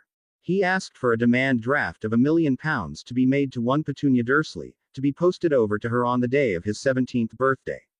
He also asked the goblins to place No. 4, Privet Drive under the Fidelis on the day before his 17th birthday and to make him the secret keeper. Then Harry took a money pouch that changed to a wallet when removed in the presence of muggles that would provide him with the amount of money he thought. The goblin also bound the wallet to him so that it would never get stolen, and also equipped with a credit card that he could use in both worlds. Sir, is there a way I can reach you in case of any doubt? How do I prepare a will, and is there a way I can remove my money from my main vaults and not my trust vaults? I will give you a secure pouch in which you may submit queries and I will get them immediately and attend to it. I have been conducting your affairs for many years now, since your great-great-grandfather's time, and though I was not in charge of the black accounts till now, after it has become yours, I have taken charge of it and am in the process of looking into it. Of course you may tell me anything you wish to do and I will have it done. To prepare a will, all you need to do is to write it, date it and sign it, and place a drop of your blood on it and specify at the end that it is your final will. That is all. You can remove money from any vault by thinking of that vault. If you think of your trust vault, then the money will come from there. Think of your main vaults or of the black vaults and the money will come from there. Harry nodded his head and stood up. Thank you, sir, for everything. May I see the Black and the Potter main vaults now? He asked, his voice shaking as he thought of visiting his parents' vaults and Sirius's vaults. The goblin too stood and smiled. A rare thing. I have yet to see someone so polite for someone so powerful, Mr. Potter. A rare combination. It saw the panic in Harry's eyes and laughed gently, if ever a goblin could laugh in the first place, and gently at that. I told you the glamour falls away. I saw your true aura. Do not worry. All glamour will be on you once you leave the room. It is a pleasure to do business with you, Mr. Potter, and do not hesitate to approach me and by extension the goblins to assist you in any manner. As Harry gaped at it, not knowing what to say, the goblin smiled at his astonishment. You have powerful enemies, Mr. Potter, it said softly. The Dark Lord alone would be too much, but from your visit here, it seems that you would have to wage a war against the establishment and the so-called light as well. So do not hesitate to ask for help if you need it. I am the part of the Goblin Council and I am given the authority to speak for all of us. Thank you so much, sir. Thank you. Harry was overwhelmed and it showed in his eyes as he shook hands awkwardly with the goblin, and then both of them went down to the vaults. Harry's glamour came back the minute they stepped out and both of them walked swiftly to take a cart right down to the main Potter vaults. The Potter vaults were situated in the bottom caves of the bank and Harry had an exhilarating cart ride with the goblin. At the entrance of the vault, that goblin asked Harry to prick his finger and place it on the circle indicated on the door. There are no keys to these types of vaults, Mr. Potter, only magical signature and blood. Harry did as he said and the magic that came from the door froze him as it assessed his magical signature and blood, and then the vault doors slowly opened. I will stay right here and wait for you to come out, Mr. Potter. The goblin told him, and Harry stepped into his family vault. The vault was huge and was divided into caverns that housed different items. There was a cavern that was very big and deep that housed a whole library, and there was another that had only magical artifacts, and yet another that had jewels, and 4 others that had money, and a small one that had wizard accessories that included wands, trunks, robes and other trinkets that had been placed over the ages, and a lot of portraits. Harry went to the huge cavern that housed the library and started looking through the books there. He picked up books on all subjects that had been revealed as his gifts. Then he left the vault with about 12 books with him and met the goblin who had been standing patiently all the while. The goblin then took Harry to the black vault and Harry had to blink very hard to keep himself under control. He entered the vaults and to his surprise it was designed the same as his family vault. He took a walk around and picked up a few books on the dark arts and blood magic and walked out. He intended to come back and look around leisurely later with Hermione. He knew she would drool at the sight of so many books, but now he wanted to do shopping in Diagon Alley and Nocturne Alley. He left with the goblin and went up. There the goblin gave him the money pouch and the secure pouch to send queries to and statements from Gringotts, and putting everything in order Harry left. He met Hermione and her parents in the main hall of Gringotts where they had been waiting anxiously and grinned at them, signaling them to follow his outside. There Harry used his wand and performed the first bit of magic as he added a glamour to Hermione, and telling her parents to wait in the leaky cauldron both of them left to shop. Harry first dragged Hermione to the trunk shop and got himself a multi-compartment trunk and a bottomless bag. Then they shopped for stationery, books and potion supplies and cauldrons, clothes and various other things. Then Harry led the way into Nocturne Alley and went into Borgin and Burke's. What may I do you? Soft words came from a corner where Borgin was coming out of the shadows.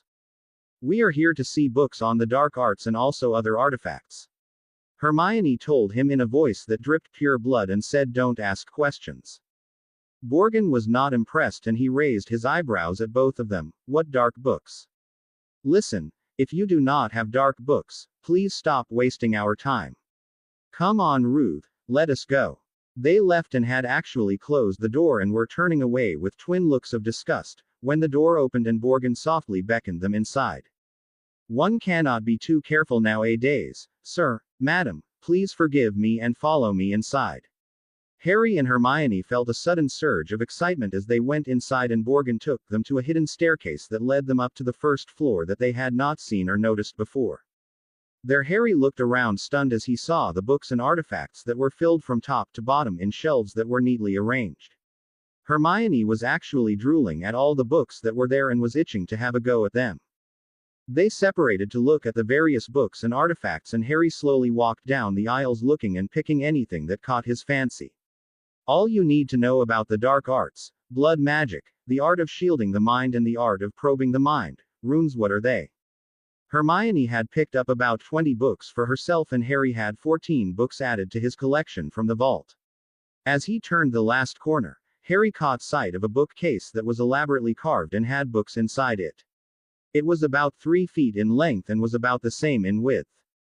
Harry tried to open it but could not, and before he could ask Borgin what was inside, the man himself came to him. That has been as long as I remember, young sir, and I could not open the case, and I tried in so many ways. On an impulse, Harry asked him what the price was. Well, I really don't know, but I will let you have it for 100 galleons. Borgin's eyes were gleaming with greed. You must be crazy. I will give you 20, and that is only for the bookcase. Those books may be worth less for all you know, and it is a very good price for the case. What if the books are very worthy and valuable? There are about 60 to 70 books in there, sir. Make it an even 50 and you may take it, and that is final, sir. He said hastily as he saw Harry opening his mouth to argue. Harry considered only for a moment and then he nodded his head. The bookcase was beautiful, and who knew the books could be very valuable for all he knew. Harry shrunk the case and all the books that they had purchased, haggled over the prices for the other books, and then finally left with an impressive collection of the dark arts, blood magic and other books. They walked out of Nocturne Alley and went into Diagon Alley, and from there to the Leaky Cauldron where the Grangers were waiting for them. Harry and Hermione went out, not waiting for the Grangers to join them, and Hermione's parents soon came out and followed them to a small alley outside the Leaky Cauldron. Harry and Hermione removed all their glamour and unshrunk the case and divided their respective books, and Harry packed all of them into his new trunk and then went with the Grangers, who dropped him in number 4, Privet Drive. Thank you so much, Mr. Granger, Mrs. Granger, Hermione, was all he said before Hermione's hand came and shut him up. It is a pleasure, lad. No need to worry, and you only have to call if you need anything. Mr. Granger told him, chuckling at Hermione's method of shutting him up, and Mrs. Granger was nodding her head and smiling at Harry, endorsing all that her husband had said. You must be very careful and make sure you use the parchment that will enable us to talk to each other, was all she had time to say before she caught sight of the Order, who was waiting on the lawns of the Dursleys. The entire Order was waiting for him at the Dursleys, looking anxious and then relieved as they saw him with the Grangers, and then angry as they saw him with 2 trunks and many purchases. Dumbledore came up to him first. Are you all right, Harry? All of us were so worried. Where were you? Harry looked sick, tired and totally down as he answered in a low voice. Well, sir, it was entirely my fault. I wanted to look around London and I asked my uncle if we could. He agreed, only he gave me some money and told me to look around by myself and return here by tomorrow morning. He dropped me off near the Leaky Cauldron, and I wore my cloak and went inside and did some shopping there by wearing my big cloak that hid my face, and afterward, as I came into Muggle London to take the bus, I thankfully ran into Hermione, who was also finishing her shopping and going home. The Grangers offered to drop me here, and I am sorry for all the trouble I caused. Moody spoke to him then, and Harry noticed Remus standing there and not saying anything to him, and his shoulders sagged. We could verify all this with your uncle, Potter. Why don't you, and if I have been telling the truth, will you give me a piece of candy for being a good boy? Moody stared at Harry as Harry glared back at him before turning to Dumbledore. Sir, I am very tired and I doubt the Dursleys will be here till tomorrow, so may I be excused. Potter, where will you go? Have those idiots given you the keys to this house? McGonagall asked him, not minding the reproachful looks that Dumbledore gave her. Not to worry, Professor. I will sleep in the shed. Harry told her, glad at least one person was there who was speaking up for him. In the shed? She asked him incredulously. Harry shrugged uncaringly. Yeah, that is where I usually sleep, when they go away for the holidays. It is quite all right, Professor. McGonagall looked furious and for a brief second glanced at Snape, who was yet to sneer or snipe. Dumbledore looked pained at this piece of information, and the other Order members were shocked. Harry, though, had enough. He turned to the Grangers and Hermione and thanked them for bringing him here, and excusing himself from the Order, he left to open the shed with the key he took from where it was hanging on the nail on the wall, and went inside as the Order members started apparating to Grimmauld Place. Dumbledore waited only to thank the Grangers, and then he too left, with only Mundungus Fletcher standing guard. Harry went inside, a conflict of emotions raging in him: sadness as he saw that Remus had not even attempted to speak to him, anger at the way Dumbledore and the Order had come to see what had happened to him. No doubt they were scared that if anything happened to Harry, then Dumbledore would be left with no one to sacrifice their lives for his so-called noble ideals, he thought as he put his trunk down, and bitterness welling up in his heart. All the others had families, people and friends who cared for them. Not like Harry, who had no body and who was only a means to an end.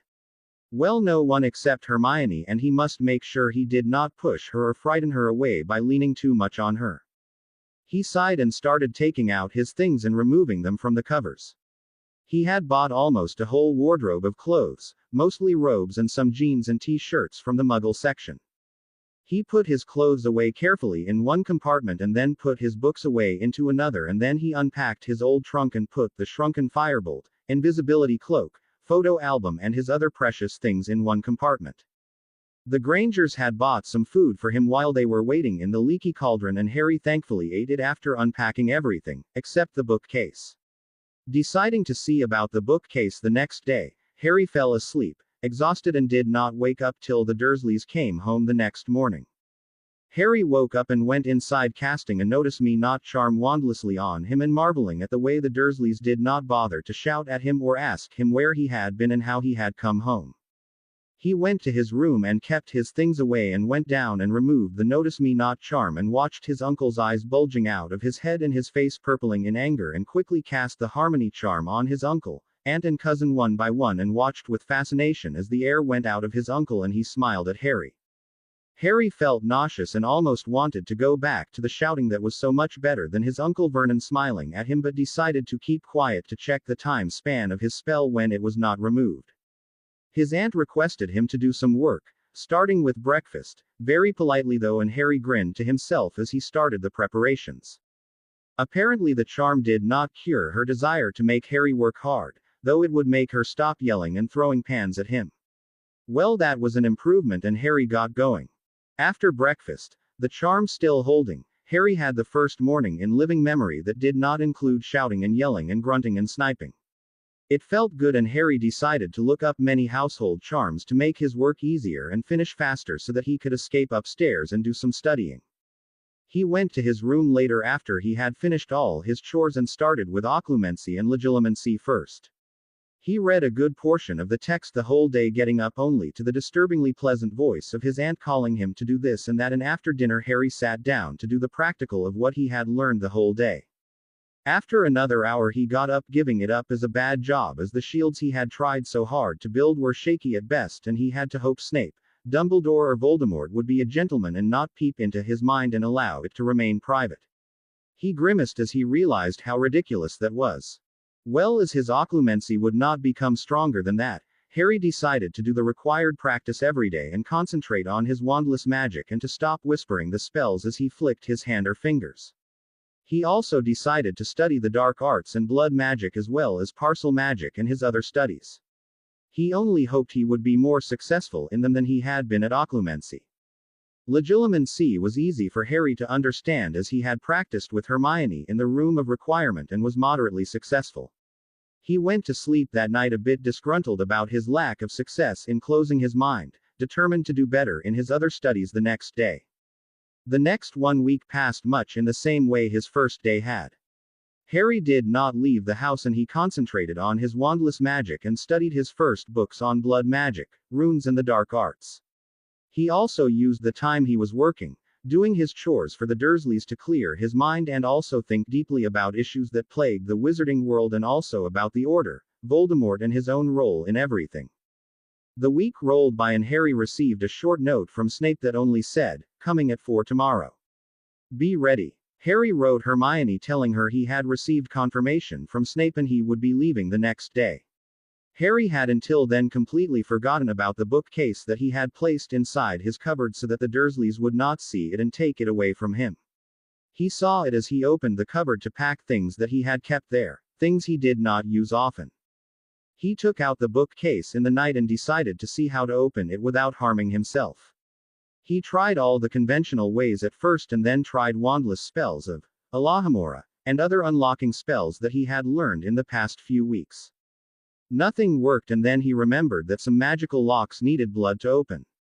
Harry did not think further as it could have been very dangerous, especially if the books inside were charmed to attack. He would later be soundly scolded by Hermione and look very sheepish as angry words would appear on the parchment. At the moment though, he pricked his finger and placed a drop of blood on the case, muttering the spell to open the bookcase.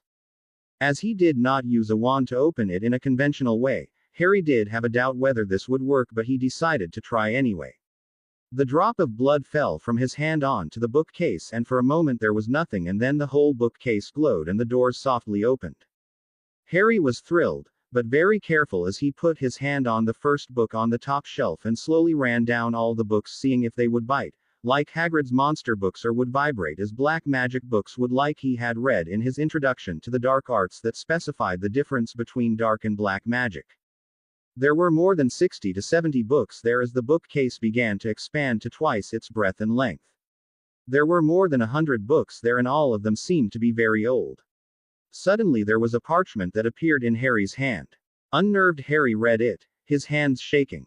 To whomsoever who is the worthy recipient of this bookcase. My name is Artemis Canagon. This is the year 869. I am living in Ireland and I am an expert in the dark arts. This is a collection of rare books that I have compiled together from many manuscripts. Till date I have yet to find a worthy soul of bequeathing my legacy that are my books. If you have managed to open this bookcase, then know you are an exceptional witch or wizard, as the enchantments I have placed are massive, but the unlocking is very simple. It is a dark arts spell combined with blood magic that will read your magic the moment you spill a drop of blood on the case. These books contain great knowledge of the ancient arts and the important branches of magic that are prevalent today, like spell casting, ancient elemental magic, runes and parcel magic, along with the dark arts and blood magic and healing. The fact that you have opened states that you have all these branches as your inheritance gifts, or that your magic is compatible with all these branches and you are pure enough not to abuse these branches of magic for manipulation. Read these books extensively and follow the rules laid out in them diligently. The world is yours. Artemis Canagon. Harry sat back, and for the next half hour all he did was to stare at the case. He had never even heard of this name, not that it said much, but this was amazing. All these books belong to a period before Hogwarts, and maybe even before the founders were born. Harry was thrilled, and he wrote Hermione, and after scolding him for being rash, she too was much exited. The rest of the night till about 3 in the morning, Harry, aided by Hermione, went through the entire books one by one and then packed everything and then shrunk the bookcase, and Harry placed a Notice Me Not charm on his door and went to sleep. He was not disturbed till 11, when he came down to find all the Dursleys gone somewhere. He helped himself to a meal and then cleaned the place and cooked lunch just as his aunt came in. Harry hurriedly cancelled the charm, and his aunt immediately turned to him only to find that he had finished all his chores. She frowned at him as if unable to understand how she could have forgotten all about him, and after lunch went up still frowning. Harry went up, all ready and packed, and waited patiently, if very nervously, for Snape to arrive.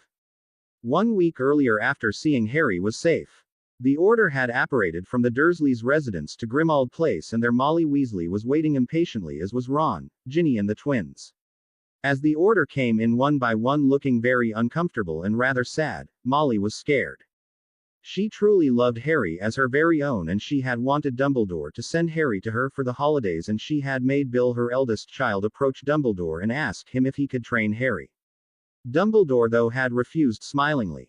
She had always felt, like McGonagall, that Dumbledore was very harsh on a child who already had too much on his shoulders, and now especially after Sirius. She thought of Remus and her face fell into a frown. She had ranted to her husband and had even shouted at Remus. She remembered the way she had yelled at Remus and Tonks the next day. All of them had gathered for lunch at Grimmauld Place: Remus, Tonks, Snape, Albus, Moody, McGonagall, Shacklebolt and her family, except Ron and Ginny, who were resting in their rooms, and Charlie, who was in Romania. She had waited until all of them had finished with their lunch and then had taken Remus to the cleaners. I really do not know how you can say that Harry was responsible for Sirius's death, Remus. You of all people know how he regarded Sirius. He had put Sirius in place of his parents, and you just come up with this. Albus had tried to calm her, but had not succeeded. She had looked steadily at Remus, who had at least the grace to flush. Tonks had bristled angrily, but she had simply glared Tonks down as well. If Harry ever came to know that you felt like this, Remus, I really do not think you could ever breach the gap, and I suppose you think that James, Sirius and Lily would be very pleased with the way you are treating their child. Remus had looked up in horror as the remark she had intended to hurt hit home. Molly, all that you say is true, but the wolf inside me howls for Sirius. For nearly 13 years I lived in the belief that Sirius had betrayed, and after he came back to me he was snatched away. He would not have ventured out had it been anyone other than Harry, and he would have not died if he had not ventured out. I know I am wrong, the conflict is tearing me inside and I am working on it, believe me. Molly had snorted, but had to back down after giving him a piece of her mind, as she knew the wolf in him was in mourning, and to an extent he could not help it, but he need not have said it so openly. Now she was almost jittery with worry as the order members apparated in and silently went and helped themselves to the coffee, tea and biscuits she had prepared. Arthur came in and he went straight to Molly and hugged her, and told her in low tones what had happened. When she heard that Harry spent whole holidays when he was younger in the shed and alone, she was furious. What is happening here, Albus? I feel we are coming close to the side we are fighting. She was cut off by Albus, who raised incredulous eyes to her. Molly, you cannot mean that, really. Of course I do. What kind of people have we left an orphan boy with?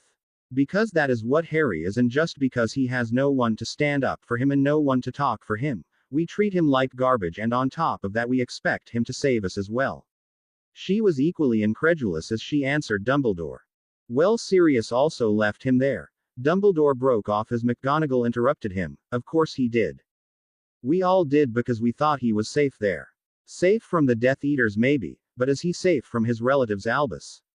What kind of people are they if they can leave a small boy who was probably 7, 8 years old or maybe even younger for a few weeks or even a few days to fend for himself while they enjoy a holiday? I wonder what else they have subjected him to. McGonagall was her most scathing as she was almost shaking with anger. Dumbledore was the picture of sorrow, and he was surprised and worried as well. If Harry had been treated like this, had he already gone dark? He looked briefly at Moody, who was also looking very concerned, and turned to calm Molly and McGonagall as best as he could. He was not very successful though. All of them were uncomfortable with what they had witnessed, and Ron and Ginny shared a look as they realized where the order had been and what they were talking about, and slowly the order went on to discuss other things, though Harry's statement and the implications of how he must be treated was disturbing all of them. Remus was the worst affected, as he knew if it had been Sirius, Dumbledore or not, safety or not, he would have rescued Harry from that. Harry was being treated like he was treated in the wizarding world, and Remus bent his head in shame. But the damage had already been done. He had seen the brief glance Harry had thrown his way, and he realized he had been no better than any other wizard or witch who was oblivious to the burdens Harry had to bear from since he was 15 months old. Harry was waiting for Snape to come and take him away from the Dursleys.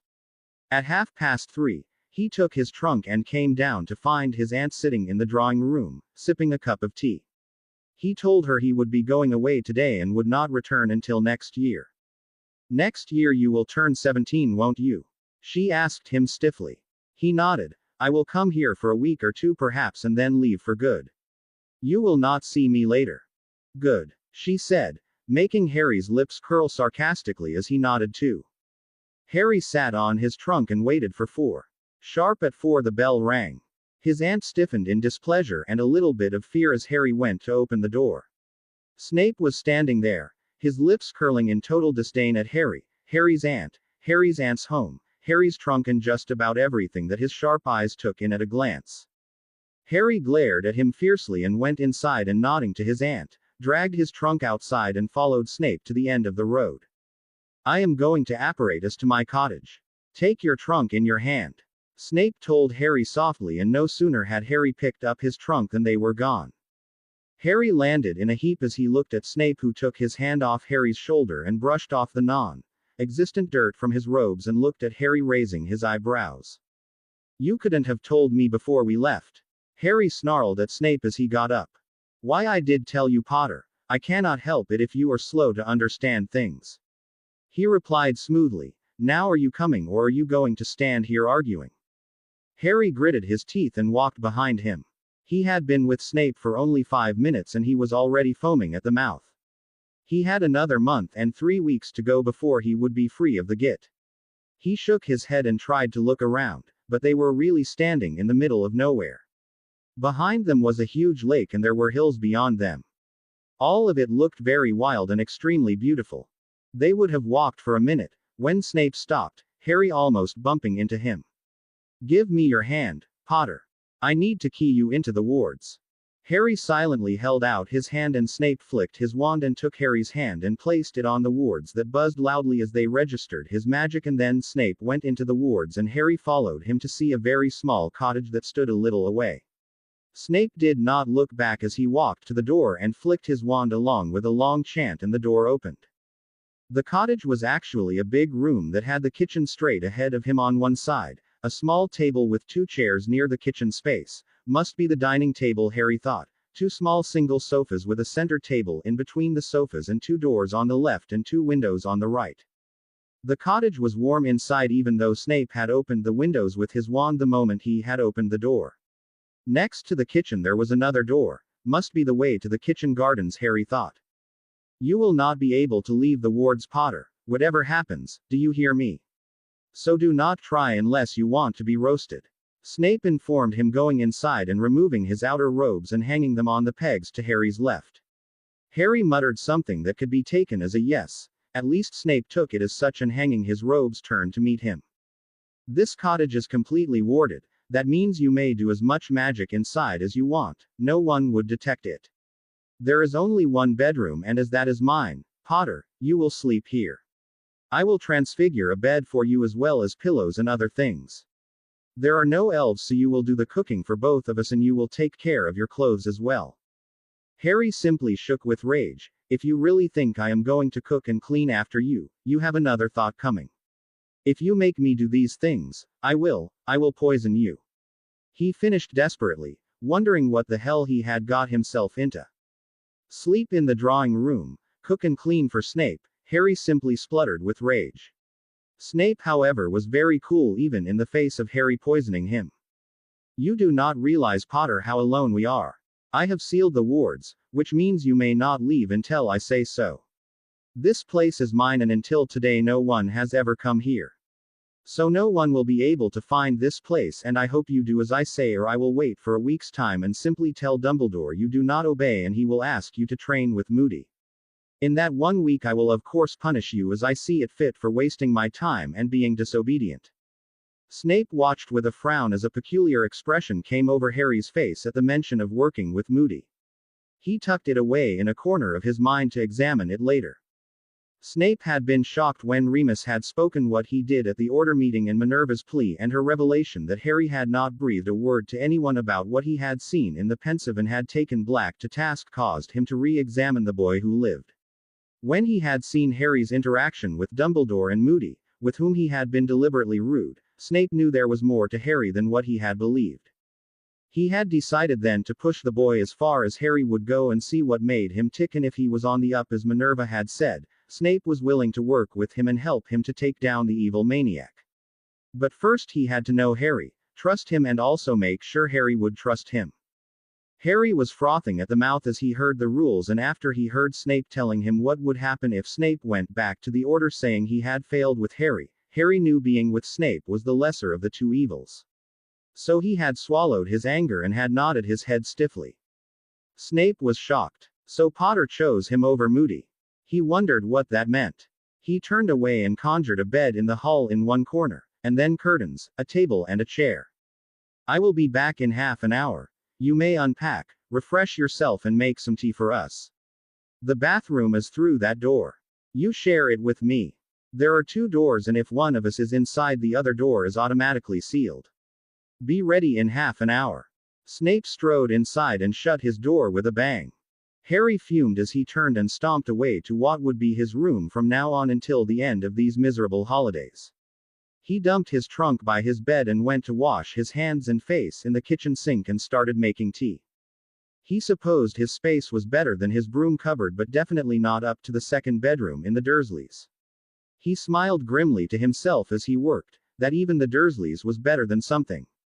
Harry soon had a pot of tea and some biscuits he had found in the surprisingly well-stocked pantry, and removed them and placed them on a tray and took them to the small dining table that was meant for 2, as there were 2 chairs placed opposite each other.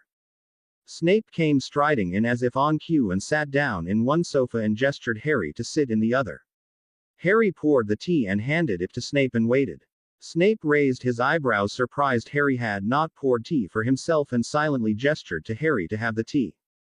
Harry poured a cup of tea and sipped it nervously. All the while Harry had been fuming, he had also been thinking that he should not anger Snape to an extent it would mean Moody or Dumbledore himself. A sadness went through him as he realized Snape, with his sniping and insulting of not only Harry but his father and Sirius as well, was better than Moody, Dumbledore, or even the Weasleys. While Harry did know the others were not involved, his mind was now not in a state to deal with any of them, as it would mean dealing with Ron and Ginny, who might start working on him right away, and Harry knew he would definitely snap and let the cat out the bag. If you have finished thinking and putting your mind to good use, Potter, perhaps you will be so kind to apply that working mind of yours and listen to your schedule that you will be following from today. Snape asked him sarcastically, glaring at him a little. Harry raised startled eyes to Snape and blushed a second later as what Snape told him registered. He nodded silently, vowing he would do all Snape said and do it silently, so that there would be no chance for Snape to belittle his father and Sirius or turn him over to Dumbledore. Snape was astonished at Harry's compliance, not that it showed on his face. He looked as inscrutable as ever. Instinct told him that there was more to all this, and he decided to talk to Minerva and try to make sense of all this. Thinking deeply, he set down his cup that he had been slowly sipping from, surprised to find the tea very good, and looked straight at Harry. Snape stared at Harry as Harry put his head down and made sure Snape would not be able to see into his head, and waited for Snape to begin. Snape did not say a word for almost 5 minutes. Harry frowned and looked up at Snape to find Snape frowning back at him. Seeing Snape's eyes staring at him, Harry quickly looked elsewhere, flushing slightly, and Snape realized at last what Harry was doing. He was avoiding Snape seeing into Harry's mind. He almost smiled and cleared his throat. This summer with Harry Potter was going to be interesting. Your schedule is right here, Potter. The time now is 5. You will start your schedule from 6 today. I have written everything here. Snape handed the sheet to Harry, who took it with a lot of trepidation. Daily schedule. Wake up 5 a.m. Theory 5:30 a.m. to 7:30 a.m. Preparing breakfast 7:30 a.m. to 8 a.m. Theory 9 a.m. to 12 noon. Preparing lunch 12 noon to 1:30 p.m. Preparation 1:30 p.m. to 4 p.m. Practical 4 p.m. to 7 p.m. Preparing dinner 7 p.m. to 8:30 p.m. Preparation 9 p.m. 11 p.m. The theory and the practical will be what I specify on that day or the day before. Do you have any doubts? If you do, ask them now. Harry shook his head as he looked at the schedule with dismay. Then you will prepare for a practical on occlumency and legilimency at 6 today. Snape got up and went to his bedroom. Sir, Harry called out to him as he opened the door, and Snape turned around impatiently. What now, Potter? Harry swallowed his own anger at Snape's snarl. Sir, I won't do occlumency and legilimency till I have prepared and built a shield in my mind. Snape slowly walked into the room, his eyes boring into Harry's face. Look at me, he told Harry softly. Harry stubbornly looked down and was shocked when Snape came very close to him and put a long finger under his chin and lifted Harry's face up. Harry locked his eyes with Snape only for a second, before he wrenched his face away from Snape and stepped back, looking down again.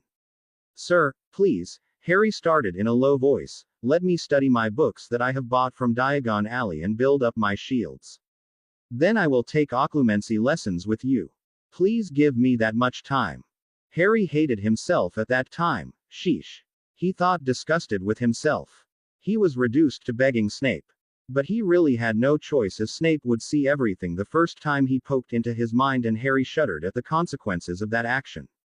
He would have to agree to anything to avoid lessons on occlumency till he developed stronger walls. You will take these lessons from me, Potter. Be ready at 6. Snape walked swiftly and went into his room and shut the door.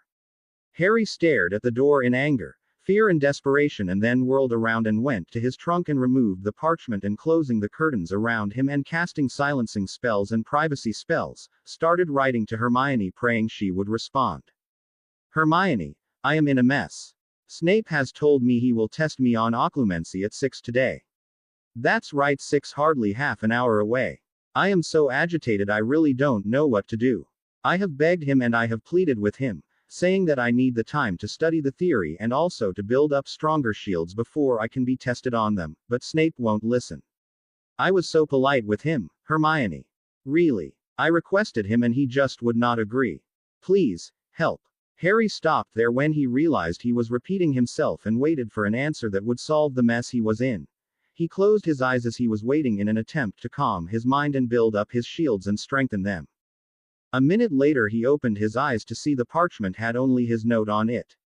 He sighed and closed his eyes again, trying to meditate and get his mind that just would not listen into some semblance of order. 3 minutes later he opened his eyes and saw her neat handwriting beginning to appear. Merlin. Harry, how awful. At 6 today means there is hardly any time to plan. Calm your mind and think of all the damage that could occur if Snape caught hold of your memories. We still are not sure of his loyalties and also if he will cover for us. Till we do, it is better to be careful. Just think that whatever Snape may see, he should not witness the memories of the last 3 weeks. Just keep that clear in your mind and you will be fine. Do not antagonize him, Harry. He may slip Veritaserum into your tea or food without your knowledge and make you spill your darkest secrets to him. Be careful, and Harry, you can do it. I have faith in you. I will not right now as I want you to meditate and be ready for him. Bye, Harry. Till later. Harry stared at the note in dismay even as he knew what Hermione was saying was the truth. Veritaserum. Merlin, that would be horrifying, Harry thought with a shudder as he imagined the question Snape would ask him with a sneer on his greasy face. Harry carefully put the parchment away and sat down on his bed and started meditating. He closed his eyes and started placing memories of the basilisk, the graveyard, the Department of Mysteries and other memories of his school years and his home life, or rather the lack of it, at the front. While these memories were horrible and distressing for Harry, they were nowhere near the level of fear he was feeling in the pounding of his heart if the other memories came up to the fore. Sharp at 6, Snape called him sharply. Potter. Come on now. It is time. Harry sighed angrily and then immediately regretted it and tried to calm himself, as he knew being angry before or during occlumency would only make it easier for Snape to penetrate into his mind. He got up and flicked his wand to open the curtains and walked towards Snape. Snape was standing, his wand in his hand and ready to cast the Legilimens spell on Harry. Harry stood across him, nervously prepared to fight his way if Snape would even touch the edge of his memories that he did not want Snape or indeed anyone to see. Sit down. Snape told him sourly, and he stood as Harry sat down gingerly, his wand in his hand, prepared to cast anything short of the unforgivables at Snape. To close your mind, Potter, you must clear it first. Harry looked at him in bewilderment as he realized that Snape was talking and not attacking. Snape glared at him. Are you paying attention, Potter? For I dislike to repeat myself unless you are an ignorant and a fool who cannot understand. He sneered, his eyebrows raised questioningly at Harry. Harry flushed angrily as so many retorts came to his mind. Only the threat and fear of Veritaserum held it off, and he swallowed heavily and nodded his head. Yes. Yes, what? Snape asked him, his expression dark and forbidding as he looked at Harry with anger. Harry was puzzled at the question until he remembered the occlumency lessons of 5th year, and he flushed again. Yes, sir, he said in a low voice. Snape began to pace the room as he talked softly. Well, occlumency is the art that teaches you to completely close your mind against outside influences. People who know the art of legilimency can look into another's mind and see and remove thoughts. If the Legilimens is exceptional wizard or witch, then they can peer into another's mind without the knowledge of the other, and they can plant false memories like the Dark Lord did. Harry gasped as he looked at him, panic shining in his eyes. Can anyone look into my mind without my knowledge? Merlin, how awful. Was Snape trying to say he and Dumbledore could actually read his mind without his knowledge? Snape snorted and sneered. Why? What are you hiding, Potter? He asked Harry as he watched Harry very closely and saw him almost shake in fear and blush madly. Sir, no sir, I am hiding nothing. I just don't like anyone and everyone to peep into my mind without my knowledge. Harry was stuttering as he answered Snape and looked at him for a second before looking down. This was already getting tiresome, and he had been here for only an hour or two. Harry felt his spirits sink lower than the floor as he thought about the next 2 months. The week with the Dursleys had been fantastic by comparison. At least at the Dursleys there was no constant fear of anyone peeping into his mind. Not all wizards can do this, Potter. Snape began impatiently as he started walking again. Only those who are powerful to begin with are those who have cultivated that power over the years. Today only a handful of wizards can do this. The Dark Lord is among them, and that is why you will learn this branch of magic that will stop him from using your mind for accomplishing his work. Harry nodded his head, listening and concentrating as Snape continued. How to close your mind is something I cannot tell you, as you must decide for yourself how best to lay protections around your mind so that no one can go past it and see your memories. The best way to do that is to arrange a lot of your memories, true ones with maybe spell walls or other kinds of protection as you see it fit, and then constantly check them and strengthen them, by the simple process to not giving into your mind's whims and fancies. In short, occlumency is to have control of your mind and its actions, and never to allow the mind to have control over you and your actions. But how, sir? Aren't me and my mind the same? I mean, as Snape scowled at Harry for interrupting him and asking silly and foolish questions, Harry continued hurriedly. He had been genuinely listening and had wanted to know honestly. All of do what our mind dictates in any situation, don't we? Snape stared at Harry, and Harry immediately blinked his eyes and looked elsewhere, amusing Snape a lot and making him think seriously about just what Harry had in his mind that made him so desperate to protect it. Well, your mind and you are two separate entities, Potter, and if you want to master even a little bit of occlumency, you must be prepared to accept this and work on it. Snape told him softly. Harry frowned as he struggled to think of his mind that was just telling him to curse the git in front of him to oblivion, just so that he could look anywhere he pleased without the fear of legilimency cast on him and himself, who was saying exactly the same thing. He heaved a huge sigh as he told himself that though both were saying just the same thing, they were very different, and felt like banging his head on the table in front of him, felt by both him and his mind. He told himself darkly. Potter, please. I know it is very difficult, but do try not to be foolish. Snape told him angrily as he glared at Harry as if he had heard aloud what Harry had thought. Harry looked blankly at him as Snape came around and sat in front of him. He made himself comfortable and looked once again at Harry. Now you had Umbridge last year. Harry shuddered as he remembered Umbridge and her blood quills and the cruciatus she had almost cast.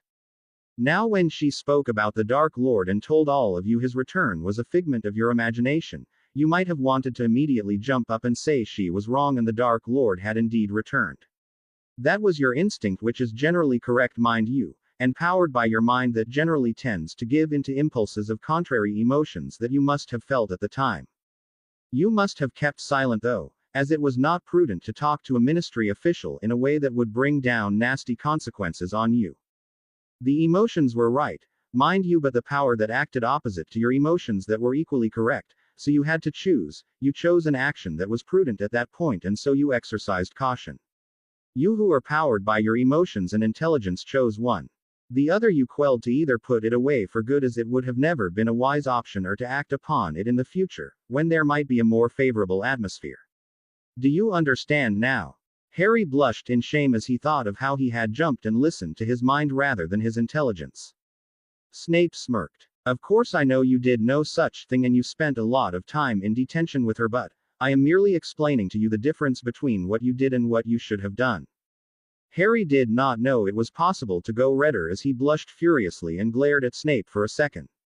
What you did was to give in to your impulses. What you should have done was to exercise caution and kept quiet. You must listen to yourself and start discriminating so that every action is a well thought out process from a mind that listens to both the instinct and the intelligence inside you and makes the correct choice. Now I want you to try this after dinner. You may go and start preparing it now. I wish dinner to be ready by 8. Snape got up and went into his room and shut the door, leaving a thoughtful and a resentful Harry. Thoughtful as he pondered all the things Snape had told him, and resentful he was being treated like a house elf. He got up and started working, chopping the vegetables and thinking furiously about what Snape had said. It made a weird kind of sense, and Harry was amazed Snape was this polite to him. Harry had expected him to straight away start off with the Legilimens and had been shaking with terror, but Snape had been more than decent, more decent than Ron and the others, and definitely more than Dumbledore. Harry drew a deep breath as he tried to stop the thoughts of that one and only Order meeting he had attended. He decided it had put him off the Order forever as one meeting, and the after effects had made him feel Snape was better than all the people he thought were his friends. He brought back his thoughts to occlumency once again and was soon trying out different shields in his mind he felt might just work. Sharp at 8, Snape came striding to the small table and sat down. Harry set the table and placed the dishes in the middle, and Snape silently helped himself, and then he noticed Harry standing and he still silently signaled to Harry to sit and begin. Harry sat down with some relief as he was very hungry. He had only a cup of tea after lunch that he had had at the Dursleys, and the tension and stress of occlumency and the subsequent relief made his stomach ache with hunger. He immediately loaded his plate and then paused, giving a brief glance at Snape, waiting for a minute to see if Snape would object to the amount of food he had placed on his plate. The Dursleys would have, and in fact would have, ordered him to remove half from his plate. Snape did no such thing as he went on with his meal. Harry started his own, still keeping an eye on Snape, and soon he finished and looked up to find Snape staring at him intently. Harry blushed. "I am sorry, sir. And did you want anything?" Snape frowned at Harry as if trying to find out why Harry was being polite as he answered him. "No, have you finished?" At Harry's nod, Snape got up, and Harry got up as well and started piling the dishes in the sink to wash. There were not many, and with magic Harry had completed cleaning everything in no time. "You may concentrate on the different shields you would like to protect your mind with, and tomorrow we will continue." Snape once again turned to go into his room for the night. "Sir, may I use the bathroom now?" Harry asked him, hating the flush that stained his cheeks. "Make it quick, Potter." And Snape banged the bedroom door close. Harry washed and went to his bed and drew the curtains and cast a silencing charm on them and went to sit at the table and chair Snape had conjured for him. He removed the parchment and started writing to Hermione about his first lesson, and soon was engaged in a very pleasant chatting session with her for the next half hour. Then he went to work, and taking out the runes book he spent about 3 hours studying hard and memorizing the various rune combinations. After that Harry once again cleared his mind and, checking his shields, went to sleep. Snape in the meantime was thinking had a very interesting day with Harry Potter. Potter was not like his father or even like his godfather Black, who so adored him. Snape's lips curled as he thought of Sirius Black and James Potter. With all his faults, Black had truly loved Potter. Had he been present at the Order meeting that other day, he knew Black would have stopped speaking to the werewolf and cut off his friendship with him.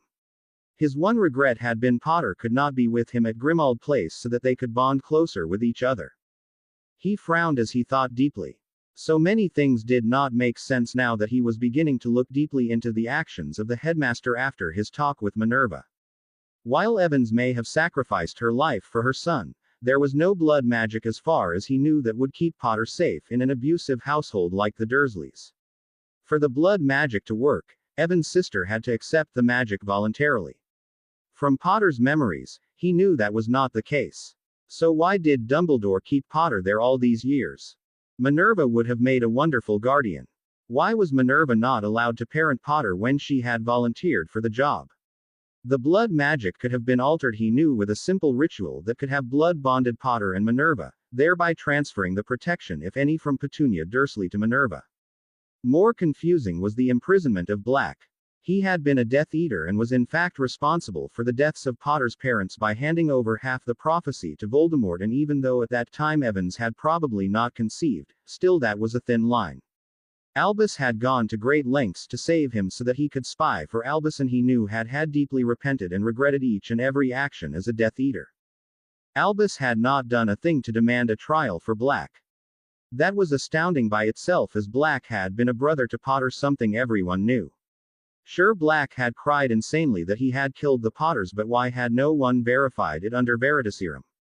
Black could have been under the imperious curse that had made him betray the Potters. If he had really been responsible for their deaths, then why had no one demanded he be Ed. Albus could have demanded a trial, and the moment Veritaserum was given, he would have known Black was not the culprit and it was the rat who had betrayed him. The rat was another confusing thing. In Potter's third year, when the Dementors were guarding Hogwarts, Albus had secured the wards very tightly so that he would know each and every member in the castle, so that if Black or indeed anyone who were not part of the staff, elves and students entered, he would know immediately. Why did he not realize that the rat was human? Snape sighed as he had too many questions and almost no answers at all. Potter would have been fine with Black, Snape thought reluctantly to himself as he threw a bit of the flow powder in the fire in his room. There was another flow exit in the drawing room, but he had secured both so that no one other than him could flow in and out unless he allowed them to. Minerva, he called softly, wondering if she would be there in her private quarters. There was no one there, and he left a parchment for her eyes only, telling her to call him, whatever the time and the password for the flow, and waited. He heard Harry finish with the bathroom and went to have a bath and came back all refreshed. Half an hour later the flow glowed green as Minerva's head came into view. "Hello, Severus. How are you and Harry?" she asked him, her face very anxious. "Fine, your precious Gryffindor is fine, and I am sure he is plotting ways to kill me right now," he told her, sneering at her. She smiled. "Oh good. Harry's fine and you look fine as well. Why did you call me? I was so worried." Snape scowled at her happy sarcasm and then frowned. "Have you got a minute, Minerva? Can you come over? There are so many things that have begun to make me ponder, and I wonder at the many things that have happened in Potter's life so far that I needed to talk to someone about it. Give me a minute. Severus the First will come in as soon as I ward the place." 5 minutes later Minerva was in Snape's room sipping a cup of tea. "I am sorry I cannot take you to the drawing room as Potter is there." Snape told her about the layout of the cottage. "That is fine, Severus. I really don't mind. What did you want to ask me about Harry?" she asked him in concern. Snape had called McGonagall mainly to seek information about everything that was bugging him and also find out where she was in the scheme of things that surrounded Potter, and with that in mind he started. He told her all his doubts. "I was the one who ran away with half the prophecy, Minerva, and everyone knew Black would have died for Potter, James Potter as well as Harry Potter. Albus swore on his magic for me. Why didn't he demand a trial by Veritaserum, or at least ask Black for an oath on his magic about his loyalties? He ran away from his home, Minerva, to avoid being marked by the Dark Lord, and Albus just sent him to Azkaban without a trial, and Potter was left to rot with the Dursleys. Another thing that got to me was the protection magic. Potter, I am sure, is being protected by other magic, not the blood magic based on the sacrifice of his mother, which means he could stay just about anywhere." "What?" Minerva was shocked and stunned by what Severus was telling her. "What are you saying, Severus?" Snape nodded his head sharply. "The truth, Minerva. Only the truth. If Potter could get by with the protection that his mother's sacrifice gave him by staying with the Muggles for only 2 months in a year after his 11th birthday, why wasn't that rule enforced before? Second, this year Potter stayed there for only 1 week, to strengthen the protections Albus told us at the Order meeting.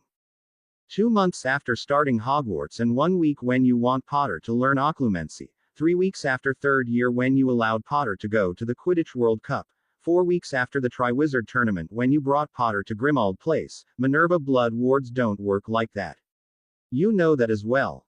Minerva stared at him in horror as she tried to come up something that would justify Albus, and failing stared at him again. "Yet another thing that confuses me is his aura." Snape was silent for a second and then he continued quietly, "I am saying this in confidence, hoping that you will not betray me, Minerva. No one, not even Albus, knows that I can see auras." Snape was silent for a second and said softly, "My aura color is green with silver lines and golden sparks." McGonagall gasped. Hers was green with silver dots, and she could not see auras, unfortunately for her, and Snape was talking about an aura that was more powerful than Albus, who had a pure green with silver lines. "But Albus can see auras too, Severus, and he told me your aura was pure green, when we were discussing power among the wizards," she gasped.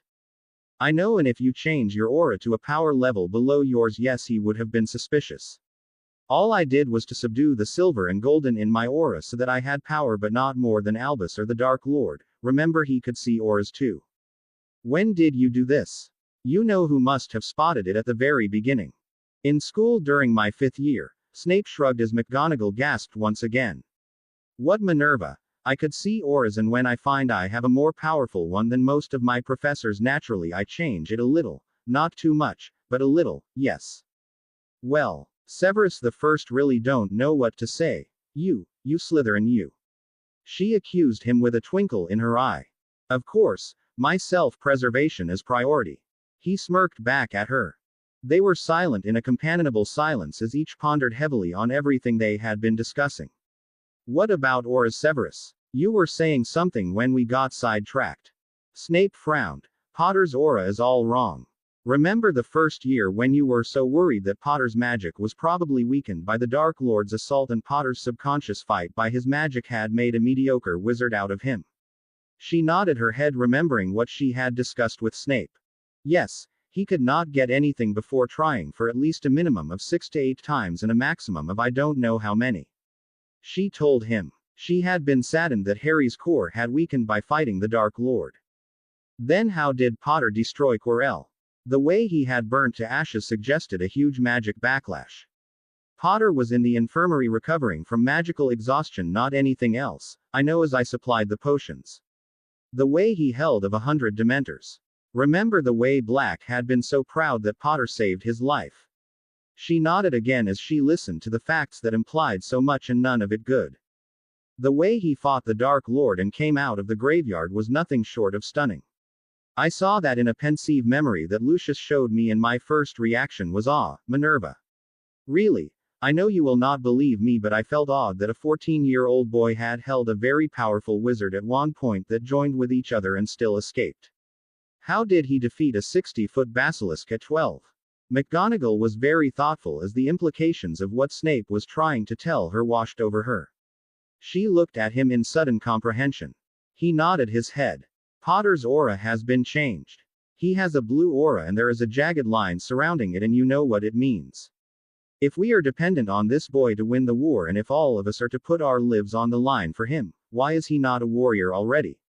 How can you expect him to defeat the Dark Lord, Bellatrix and the other Death Eaters with the spells he knows at present? Nothing adds up, Minerva, and I am so confused.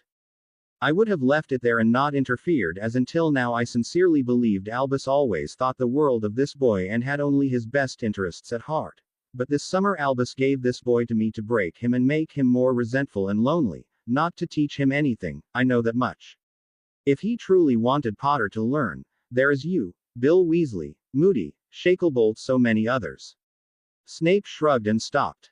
The truth was that Snape was so impressed that Potter had stood up to Black. He knew how much that must have cost Potter, who thought Black was the father he did not have. When Minerva told him, he had sat long into the night and thought about so many things and put them all in their proper places. Molly's comment was very true.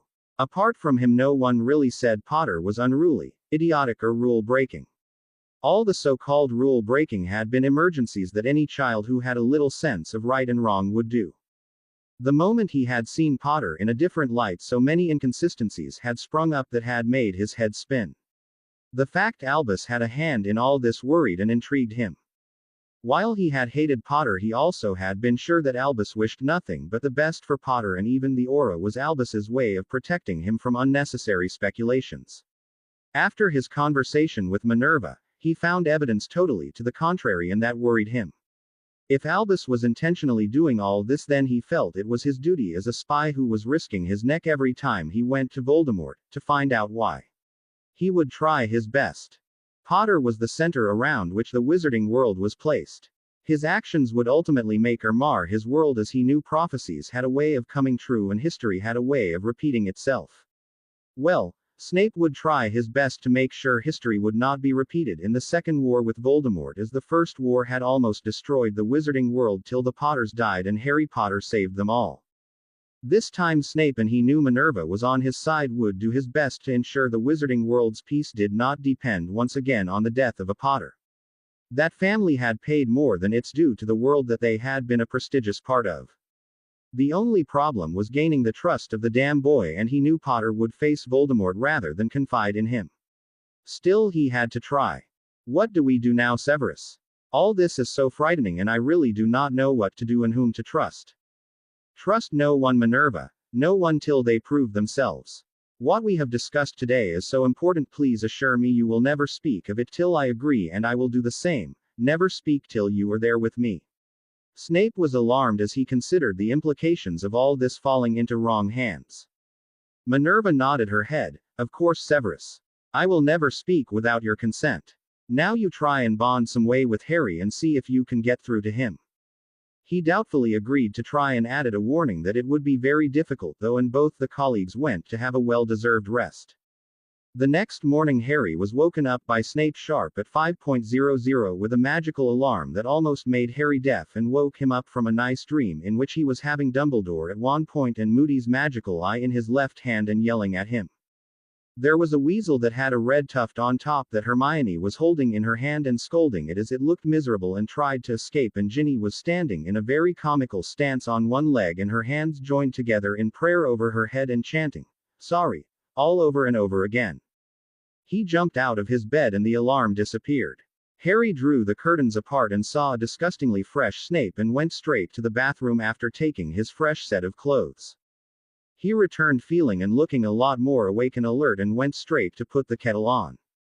Making the tea, Harry sat down opposite Snape and slowly sipped his tea, thinking that he had had a lucky escape yesterday and hoping he would escape today as well. As if Snape knew what Harry was thinking, he told him, sipping his tea, "Do you have any books on occlumency?" "Yes, sir," Harry told him apprehensively. "May I see them now, Potter?" "Bring them to me, please." Harry got up as Snape cast a warming spell on his tea, in action that made Harry start and then frown with surprise at the concerned act, and then noticing Snape looking at him, Harry hurried to his trunk and removed 4 books on occlumency and legilimency and came back and handed it over to Snape. Snape looked at the texts. All of them were excellent and he nodded his head in mild approval. "How much have you read from all of this?" he asked Harry softly. "Were these books the ones you got from Diagon Alley the other day?" "Yes, sir. These, along with a few others. I have read the How to Close Your Mind and How to Probe Your Mind 2 times already, while I am halfway through Mind and Its Protection. Revealed. You may read these texts today and ask me if you have any doubts. In the afternoon we will have a practical class and assess how much of the theory and my explanation of yesterday you have understood." Harry hesitated, still scared about the Veritaserum, said very politely, "Sir, I am not really prepared. Please could you give me a little more time?" Snape shook his head, making Harry feel very apprehensive. "No, Potter, we really do not have the time. In the next 7 to 8 weeks I wish to teach you a lot of things and it will not do to get stuck with occlumency. Let me evaluate where you stand today and then we shall take it on from there. I will be down in my potions lab, if you have any doubts. The staircase is hidden behind that wall. Point your wand at it and say, 'Belladonna,' and it will open." Snape set his cup down on the table and left, leaving behind a resentful Harry who glared at his retreating back. Sharp at 5:30 Harry started practicing occlumency like there was no tomorrow. While so much came easily to him, even legilimency was so easy now, the stupid art of occlumency was something he still had to get a hang of. Harry gritted his teeth, as he knew such thoughts would only make him commit more mistakes, and he resolutely started checking his shields and building them up. He had decided to build walls, big stone walls like that of Hogwarts, from bottom to the roof of his mind, and he kept strengthening it with some good and many bad memories, like winning the Quidditch Cup, the fight with the basilisk, and so on.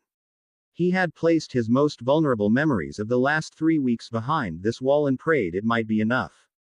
The whole morning went in this way, and when an alarm sounded for Harry to start breakfast and then for lunch, he would get up and do them, Snape appearing always at the right time and then disappearing after having his meal.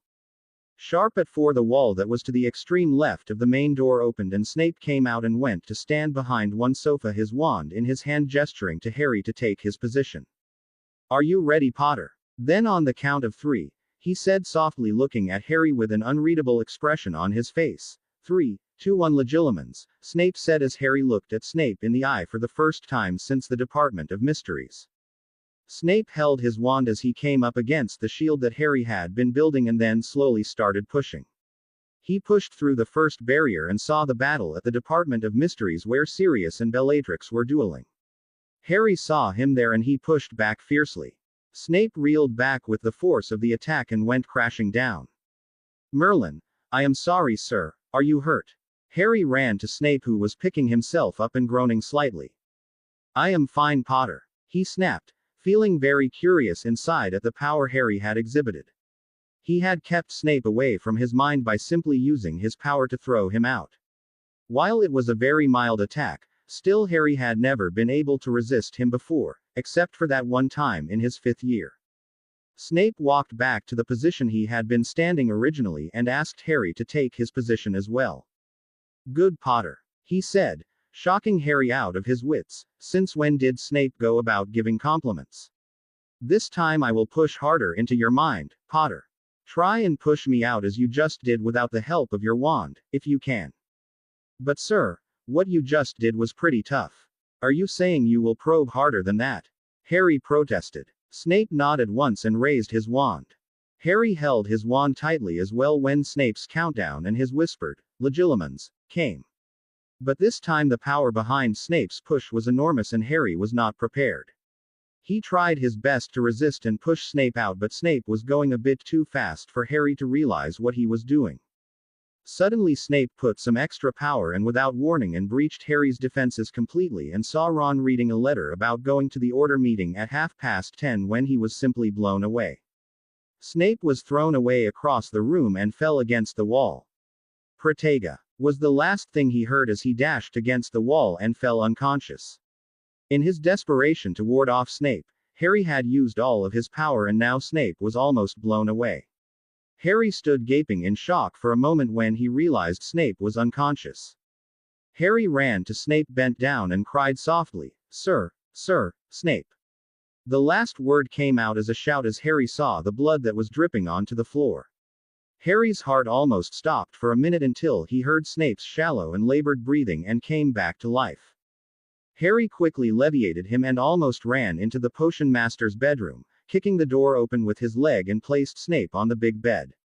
Snape was bleeding from his nose and from the back of his head and Harry had heard at least 3 breaks and he suspected one of them could be the spine.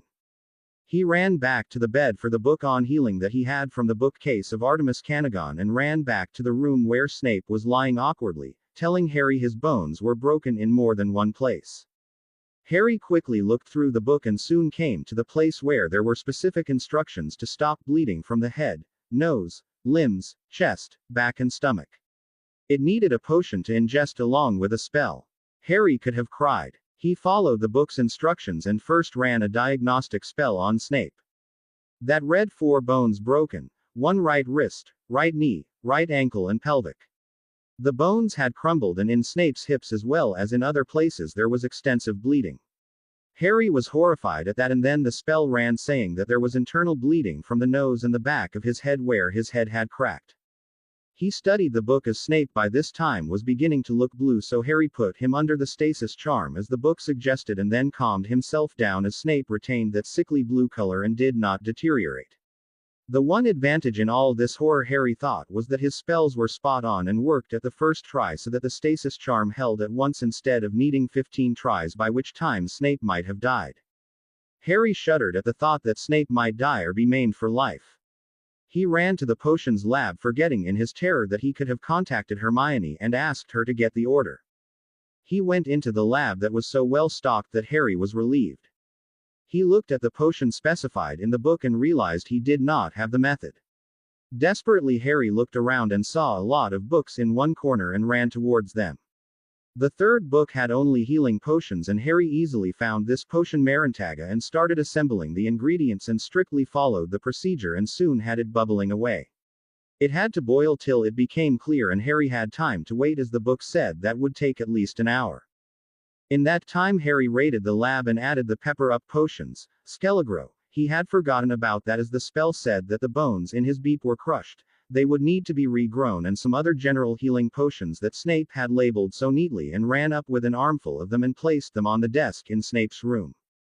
Then Harry rushed back again and waited impatiently for the potion to finish. In the meantime Harry studied and memorized the spells to remove the crushed bones and other healing spells, and then when the potion was ready Harry carefully poured it into the bottle, never even thinking that he had been making potions so effortlessly. Potions, a subject that was his worst and a subject that he hated as much as the person who taught it, and it was that man who was here so ill. He went up to Snape's room and arranged the potions carefully, removing their tops and pouring them into convenient vials for Snape, and went with great trepidation to the bed and removed the stasis charm. The blood immediately started flowing and Snape was convulsing, when Harry cast the first healing spell, stopping the blood flow from the head and the nose, and cast the Petrificus Totalis on Snape. Then Harry removed Snape's outer robes and cut the robes generously where the bones had broken.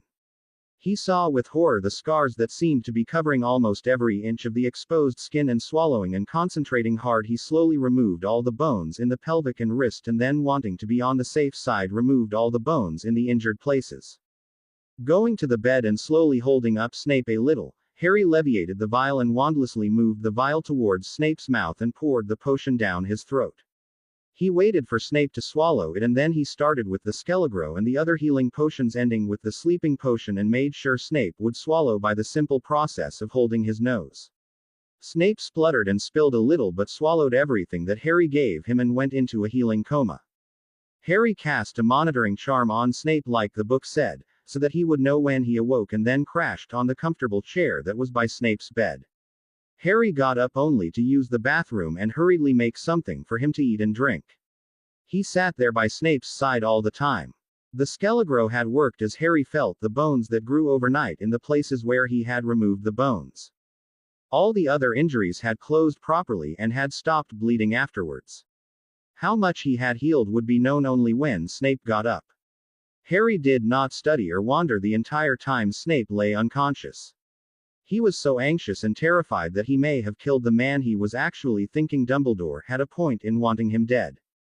Snape's body was so full of scars. Harry felt for the man as he saw some of them were very old scars, and realized that Snape must have had them since childhood.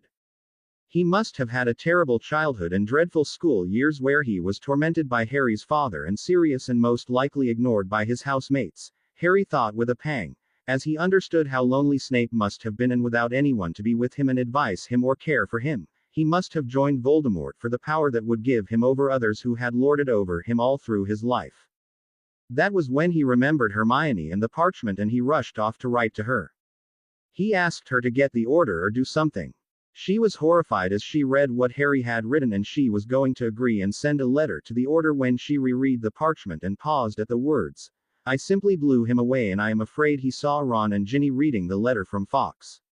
He has broken bones and had so much bleeding, but I was able to heal him with the book on healing that I had from Canagon." She had to get the order without alerting them to the fact she could and was communicating with Harry through an enchanted parchment, and at the same time she had to alert the order about Snape, as from what Harry had said, Snape was probably subjected to the full raw power of Harry, and it must have hurt him very badly. Harry could not afford to have another death on his head, and she knew it would destroy him. She clutched her head in her hands as she thought fiercely about just how to do this without alerting anybody to what they were doing or arousing their suspicions. "Harry, first of all you must check your aura to see if it has the same color. If not, make sure it is blue. The second thing is you have to pretend that you do not know what happened as Snape was viewing Sirius's fall into the veil, and that you shouted, 'Protega,' and Snape just crashed into the wall. The third thing is you must make sure all your books are well hidden except common ones that are safe, so that Dumbledore does not suspect you have been reading too much. Cast the anti-magical eye spell on the trunk so that Moody cannot see into it. Fourth, tell them you checked the healing spells book in the potions lab and did your best. I am going to say, you used your galleon to alert all the members, and that it was on my table and I saw the date changed and at once alerted the headmaster. I will not know more than that. So play it carefully. Do all that I said and change the date on the galleon. Even if anyone else alerts Dumbledore along with me, it will only prove that I am saying the truth, and I really have no clue about your whereabouts, except that you are with Professor Snape, as you have told me that on the train and asked me to refrain from writing letters. That explains about the lack of letters to Ron as well. That's all, Harry. Now hurry so that I can tell Dumbledore. Do all that I have told you and change the galleon. The moment you do so, I will flow Mrs. Weasley at Grimmauld Place and inform her, and also ask if Ron's coin has been changed and act hysterical. Bye, Harry, and take care." Harry read the letter with great relief and hurried to do as Hermione had instructed. He checked his aura and took care of everything else, and then with a huge sigh activated the fake galleons and changed the date and the time, and wiping the parchment clean, put it away safely and went to sit by Snape, who was still sleeping. Albus Dumbledore was sipping hot tea and discussing with the Weasleys, McGonagall, Remus Lupin, Moody, Shacklebolt, Tonks and Hestia Jones about the war and Harry. Molly was very worried and very unsure about Snape's treatment of Harry, and she made sure all of them knew it. "I still think it was wrong of you to send Harry to Severus. Merlin knows that man has a chip on his shoulder when it comes to Harry. She was cut off by Dumbledore. And Harry makes it impossible for Severus to be normal while dealing with him. You know that Molly and Harry, while being polite and nice to us, will run rings around us. Besides, Severus is very proficient at occlumency and is a master at that subject. He would be the best teacher for Harry. It would also divert Harry from the pain of losing Sirius. Molly looked dubious at this, while Ron and Ginny looked at each other and did not say a word in defense of Harry. Remus was sitting in silence, thinking he had failed Harry in some way. Snape's and Molly's words had cut him to the quick, and it had hurt him, as he knew that what they said was true, but the wolf in him was still grieving for Sirius, and it would be some time before it reconciled with the man in him that was telling the wolf it was not Harry's fault. Mrs. Weasley, Ron, Ginny, anyone home here? Came a shout at that time from the Flow connection in the drawing room. All of them rushed with their wands at the ready to find Hermione's face sticking through the Flow, looking very anxious. "Miss Granger," exclaimed Dumbledore. "What happened? Are your parents quite all right?" he asked her, very concerned. "Yes, sir," replied Hermione breathlessly as Ron came over grinning at her. Just for a second Hermione's eyes hardened, then she smiled. "Hello, Ron. How have you been? Can you see if your galleon has been activated?" "Mine has." Turning to Dumbledore, she smiled once again and added, "So these galleons were our way of telling everyone about the meetings of the dark arts. Today, as I was reading an advanced book on charms, I saw it vibrate on my desk. I saw that the date had been changed, and so was the time. I thought maybe Harry was trying to say something." Dumbledore's eyes changed from concern to alert. "May I see it, Miss Granger?" Turning to Ron, he added, "Mr. Weasley, may I see your galleon as well?" Ron grinned at Hermione, who gritted her teeth as she realized that he had to yet ask after her or about Harry, and scrunched up her face as she noticed Dumbledore looking at her. "Sir, it is really uncomfortable on the floor. May I be excused to get a pillow?" Dumbledore's face cleared and he nodded as Ron came running down. "Hey Hermione, where are you going?" She did not answer, as she had already withdrawn her head and standing up went to the bathroom to scowl and let off a few choice words. If she felt this bad about facing all of them from the safety and security of her home through the Flow, she thought with a pang about how Harry must have felt about dealing with all these goons and not letting on more than he was supposed to know. She went back quickly and, taking a pillow, put some Flow powder into the fire and put her head once again into the Flow, smiling and putting her shields right up.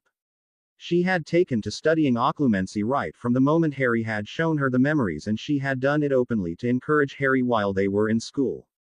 To Harry's jealousy and envy, which he professed to have in large quantities, as he told her sourly, when she had told him organizing her mind was so easy and she had got the hang of occlumency quite nicely. She had grinned at him and whispered that his secrets were now safe and no one could pry it out of her. He had been only slightly mollified. "Sorry, sir." She smiled at everyone, including Ron, who grinned back at her. He and Ginny had got the news from Mrs. Weasley and the others who were there, and no one noticed the look of shock and horror on McGonagall's face. "Miss Granger, I am afraid that I really do not know just where the place is. I know it is called Rose Cottage, but where it is, Severus has always guarded it most jealously, and I really do not think he has invited anyone there. It is his sanctuary, and he has taken Harry there only so that Voldemort will not be able to harm Harry there." McGonagall's face turned white with horror, but as all of them were gasping as they understood what Dumbledore was saying, once again no one noticed it. "But sir, what can we do?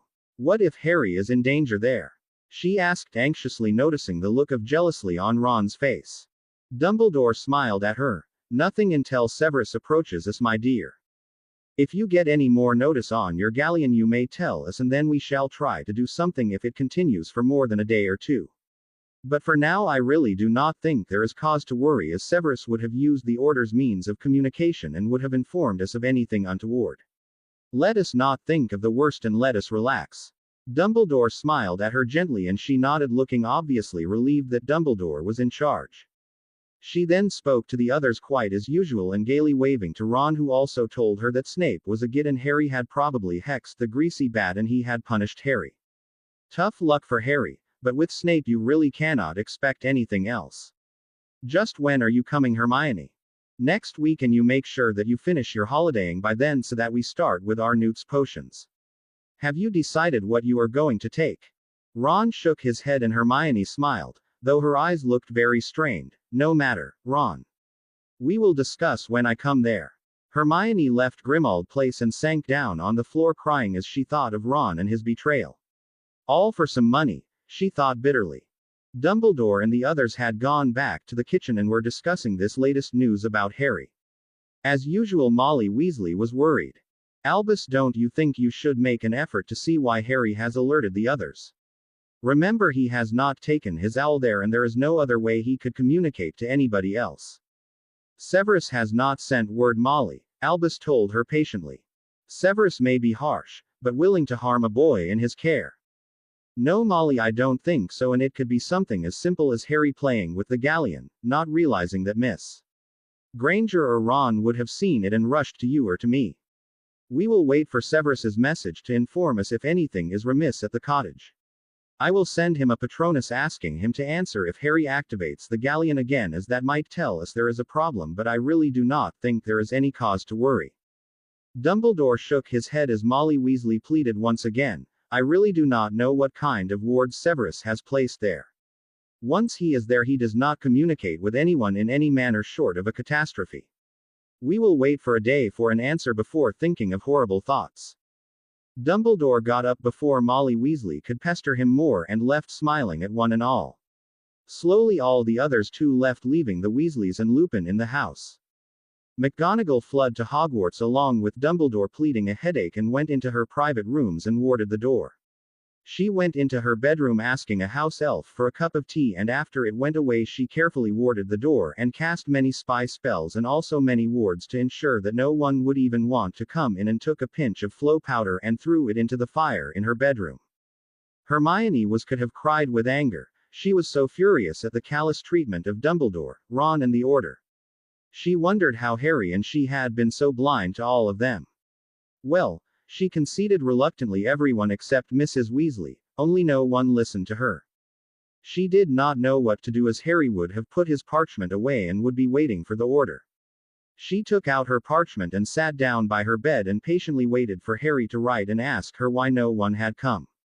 Harry was waiting with fear, anxiety and a host of other contradicting emotions as he looked at the peaceful face of Snape, who looked so relaxed and young as he slept there. Harry, on the other hand, was not so relaxed or peaceful, as he fidgeted continuously, wondering if he had done the right thing and praying that Snape be all right and he had not done lasting damage to his potions professor. An hour later the fire in Snape's room turned green and McGonagall stepped out and looked at Harry and then at the still figure on the bed, and her eyes widened in concern. What happened here, Potter? She asked crisply. Oh, good Professor. You got the message I sent through the galleon. Who told you? Was it Ron? Harry asked, her relief in his voice. Professor. We were practicing occlumency and Professor Snape was probing in my mind and I wanted to somehow push him out and I cast the Protega charm and suddenly he went crashing into the wall behind him. Harry was looking down in sheer guilt and he missed the look of amazement on McGonagall's face as he recounted what had happened. You mean the professor went sailing and hit the wall? How far was the wall and where did he get hurt? She asked him, running her wand over Snape and waiting for the diagnosis. Harry did not answer, flushing with guilt and fear. McGonagall looked up at him and was about to say something when the diagnosis only said Snape was in a healing sleep and all his vitals were functioning properly and his wounds had closed properly and were in a healing process now. She looked as if she wanted to question Harry about the severity of the wounds, but she did not say anything. Professor Snape seems all right, Potter. Harry heaves a huge sigh of relief as he grinned at his head of house, truly happy that nothing terrible had happened to Snape, and nodded his head as she continued to speak. He is a healing sleep, that is all. Ask him to call me when he awakes. She turned to leave and then hesitated. Potter, she began quietly, Professor Snape gave me the secret password of the flow on the condition that I inform no one about the fact that I had access to this cottage. No one. Not Professor Dumbledore or any other member of the Order or anyone else knows I have come here. All of them have assumed that you are merely playing with that galleon of yours when Miss Granger told us it had been activated. Harry gaped at this and then flushed angrily. Professor, isn't it silly to allow us to be here with no outside connection whatsoever? How could Snape? At her glare Harry hurriedly corrected himself. I mean Professor Snape, do this? What if he had been injured seriously and I had no way of contacting anyone? He demanded indignantly.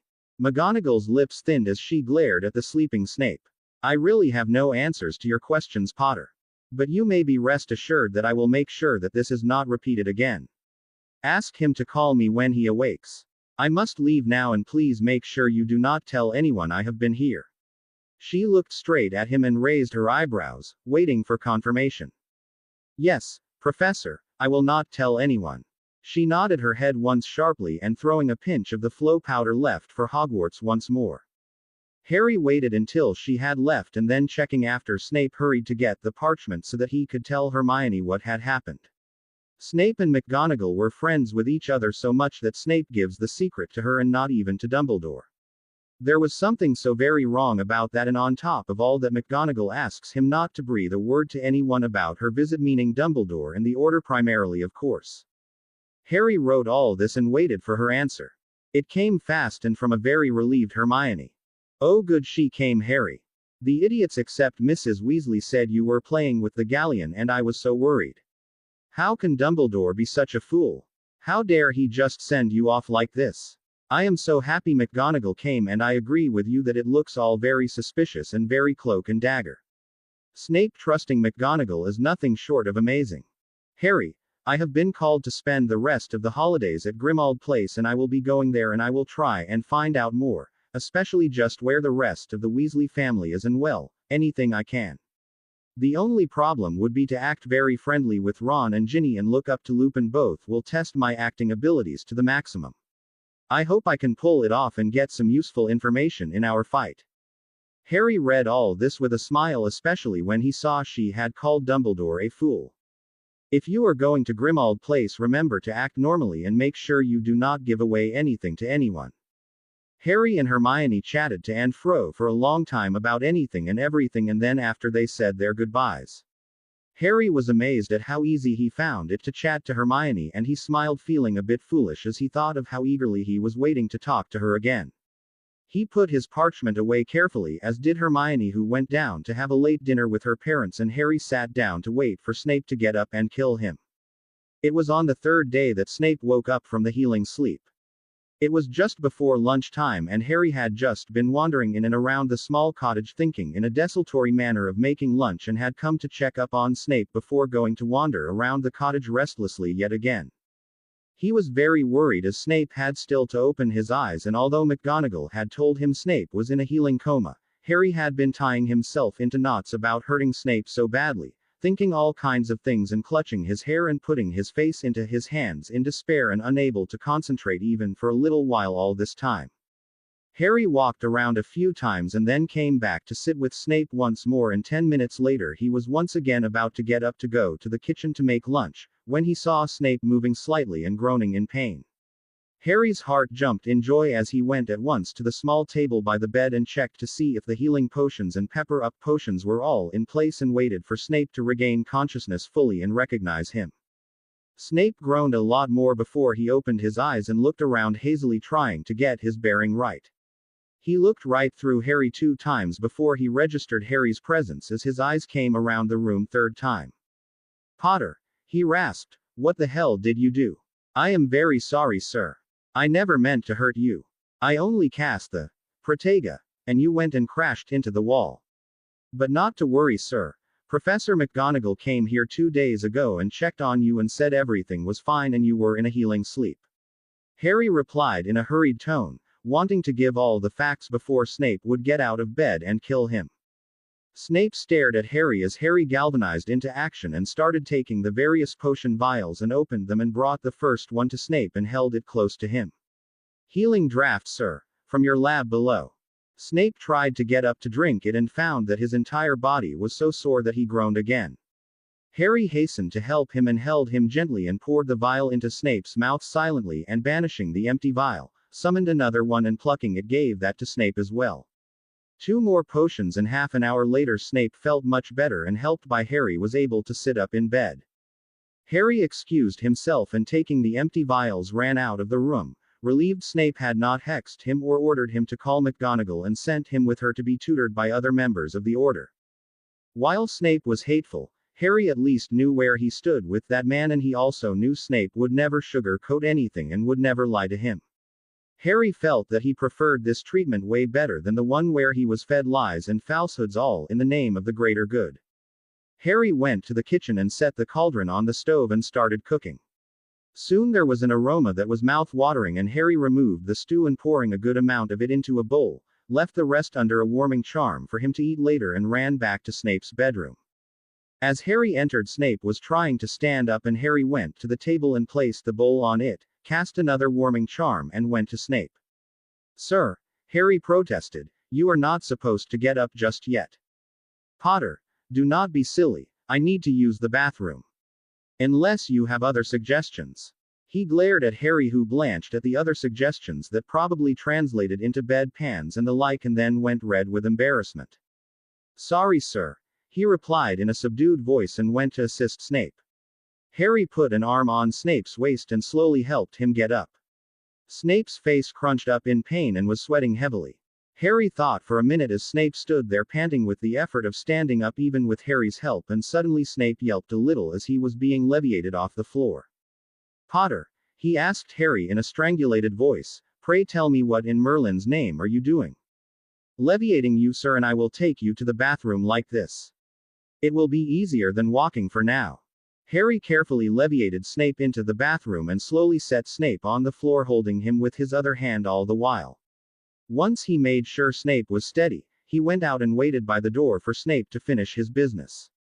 Snape called out to Harry after a while, and when Harry went in, Snape was looking slightly blue with the effort he had made and was sweating heavily. Harry wasted no time, and leviating Snape, he returned to the bedroom and put him down gently on the bed. Harry then wiped the sweat from Snape's face and body and slowly shifted him into a sitting position. "Potter, get me some water." Harry conjured a glass of water and put the stew bowl on the table, and so did not see the frown Snape sported on his face for a second as he saw Harry effortlessly conjure a glass of water that was very easily seventh-year stuff. Harry held the water to Snape's mouth as Snape's hands trembled so much that he was spilling the water all over him. After Snape drank the water, Harry took the bowl of stew and started feeding Snape gently, feeling very guilty that Snape was in such bad shape that he could not even hold a glass of water properly. Harry knew that Snape would be fine in another day, but the damage his power, when not controlled, could unleash still scared him even after 3 days. He knew when Dumbledore came to know of this, it would only reinforce his opinion of killing Harry. Snape had a strange look on his face as Harry fed him patiently. He was still mildly shaking with the impact of being blown away, and the raw power he had witnessed truly scared him. More than the spell, it was the sheer magic of Harry that had created so much damage in him. Harry's unconscious desire to prevent Snape from probing further had led to the uncoiling of his magic that was still affecting him. He had been out cold for 2 whole days, and he was sure he would need at least another day in bed before he could move around. What kind of raw power was that? Snape sighed as his buzzing head was unable to understand anything at all. Snape tried his best to think deeply as he swallowed mechanically what Harry fed him, thinking of the memory that had made Harry react in such a manner. He began to analyze and found his head aching badly, and he gave it up as a bad job in disgust and relaxed fully as Harry finished feeding him and grimaced at the thought of having a bloody Potter feed him and take him to the bathroom of all places. This was what would manifest as his greatest fear from now on when he came face to face with the Dementors. Snape thought even as another part of his brain that was pure mush, he told himself sternly, felt nice. Damn it, he did not do nice. That would haunt him forever as well, he felt as he scowled at that stupid part of him that felt so good to be taken care of when he was just not able to help himself. All this time, whenever Snape had been under the Cruciatus or under any curse Voldemort would throw, he would use his portkey after he had dragged himself outside the wards and fall in a special bed that was charmed to receive him, and Poppy would treat him and he would begin his duties as soon as possible. For the first time in so many years, Snape had someone who took this kind of care and even fed him. Snape was torn in two as he wanted to sneer at himself for being so pathetic that he was glad to have even Potter attend on him, while the other was telling him that maybe what Minerva and Molly had said the other day had a point, and Potter was like this only with him as he had started the "Potter is stupid like his father and dog father" fight in his very first potions class. Snape shook his head to clear it and obediently swallowed a sleeping potion that Potter, who had been looking at him with increasing concern, said would help, and went to sleep, promising himself that he would think rationally when he woke up later.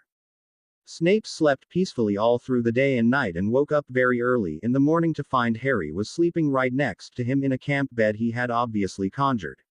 So Harry had been sleeping here for the last 3 days.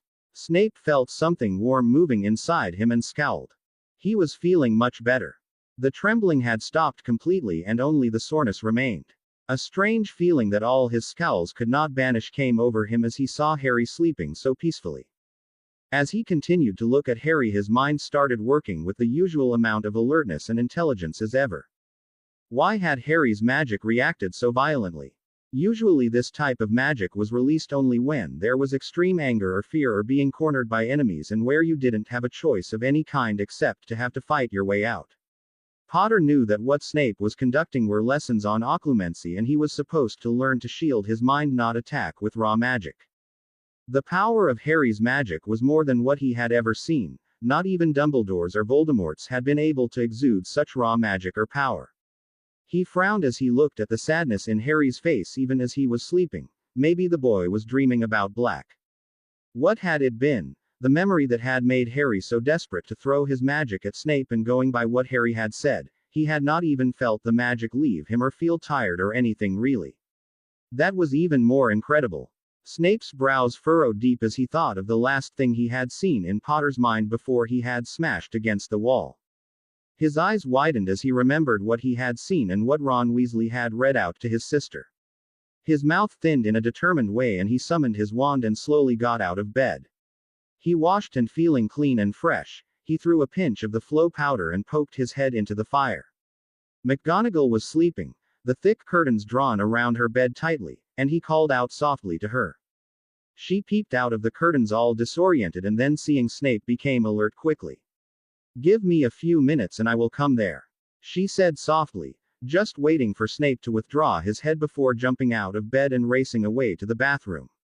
In 15 minutes, she was in Snape's bedroom and he placed a finger on her lips and took her to the drawing room. Severus, how have you been? Harry told me you had awakened yesterday but went back to sleep, and you did sound all right, only tired. What in the name of Merlin happened between you and Harry? Harry was so scared and said a shield charm of all things hurt you. She asked him the moment they stepped into the drawing room, concern in her voice. I am fine, Minerva. How much time do you have? As much time as you need for me to stay, she replied promptly. Snape made both of them tea, and with biscuits they went to the sofas and sat down. Snape cast a few privacy spells and turned to McGonagall. I was thrown with a surge of magic against the wall that was definitely not caused by a shield charm. Oh, Potter cast the Protega all right, but what hurt me was his raw magic, Minerva. I have not seen such power in my life in anybody. Not Albus, and certainly not the Dark Lord. McGonagall gaped at him. What are you trying to say, Severus? I am unable to comprehend. There was so much power in him, Minerva. To add to that, I saw him conjure a glass of water from thin air. Not summon it from the kitchen but conjure it. Since he is not Granger or a Ravenclaw, and until now he has not been anything other than mediocre, I was astounded at that, to say the least. Another thing that shocks me is the fact that Potter did not even get tired or exhausted after releasing this type of magic. That shocks me greatly as well. McGonagall was perplexed. Severus, Harry knew that all you were doing was teaching him occlumency, as he never said a word to me about you trying to be all unfair to him. As Snape looked indignant and opened his mouth to tell her off. Wait, what I am so poorly trying to explain is the fact that Harry knew you were not doing anything other than occlumency, so why should he feel so threatened? After all, you have seen all of his memories except the Department of Mysteries and Sirius falling into the Veil, and that is not reason enough for his magic to surge like this. Snape was silent for some time as if he was deciding something in his mind, and then he quietly turned to McGonagall and said very softly, even though they were surrounded by privacy spells and no one could hear them. I did see something, Minerva. I saw Fawkes flash in with a letter to Ron Weasley and his sister, and maybe Granger, I do not know. I saw Weasley read about an order meeting at 10:30 and then I knew no more. McGonagall's eyes had widened impossibly as she stared at Snape, her mouth hanging open as she tried to take in what he had just said. Weasley and his sister were getting letters to attend the order meeting. What was happening here? I do not really think Granger was in this, as Potter has been very friendly to her, but if you will think back you will realize that he and Granger did not seem to be missing the other member of their trio. I can believe it if Potter gets letters from Albus but Weasley and sister. All of this sounds impossible and improbable, Minerva, and I am at a loss to understand. Snape finished and he sat back and slowly sipped his tea, looking at his colleague and giving her the time to take all this in. Both of them sat there trying to make sense of just why Albus should be writing letters to Ron Weasley. I am sure Molly did not know Severus. McGonagall said at last as Snape nodded his head in agreement. Before Snape could say anything more there was a noise behind him and he turned to see Harry walking out looking very anxious, and seeing him and McGonagall, his expression relaxed and Snape once again felt a surge of emotion in his chest that he irritably pushed down, all the while looking at Harry steadily. "Hello, Professor," he said, looking at McGonagall and then turning to Snape. "Sir, how are you?" "Sorry." He blushed. "I overslept." "Are you feeling all right?" "Yes, Potter." "Now kindly refresh yourself and come back here." Harry did not say another word. He went to his trunk and took out fresh clothes and went into the bathroom and came out in 10 minutes to find McGonagall and Snape still talking to each other in low tones.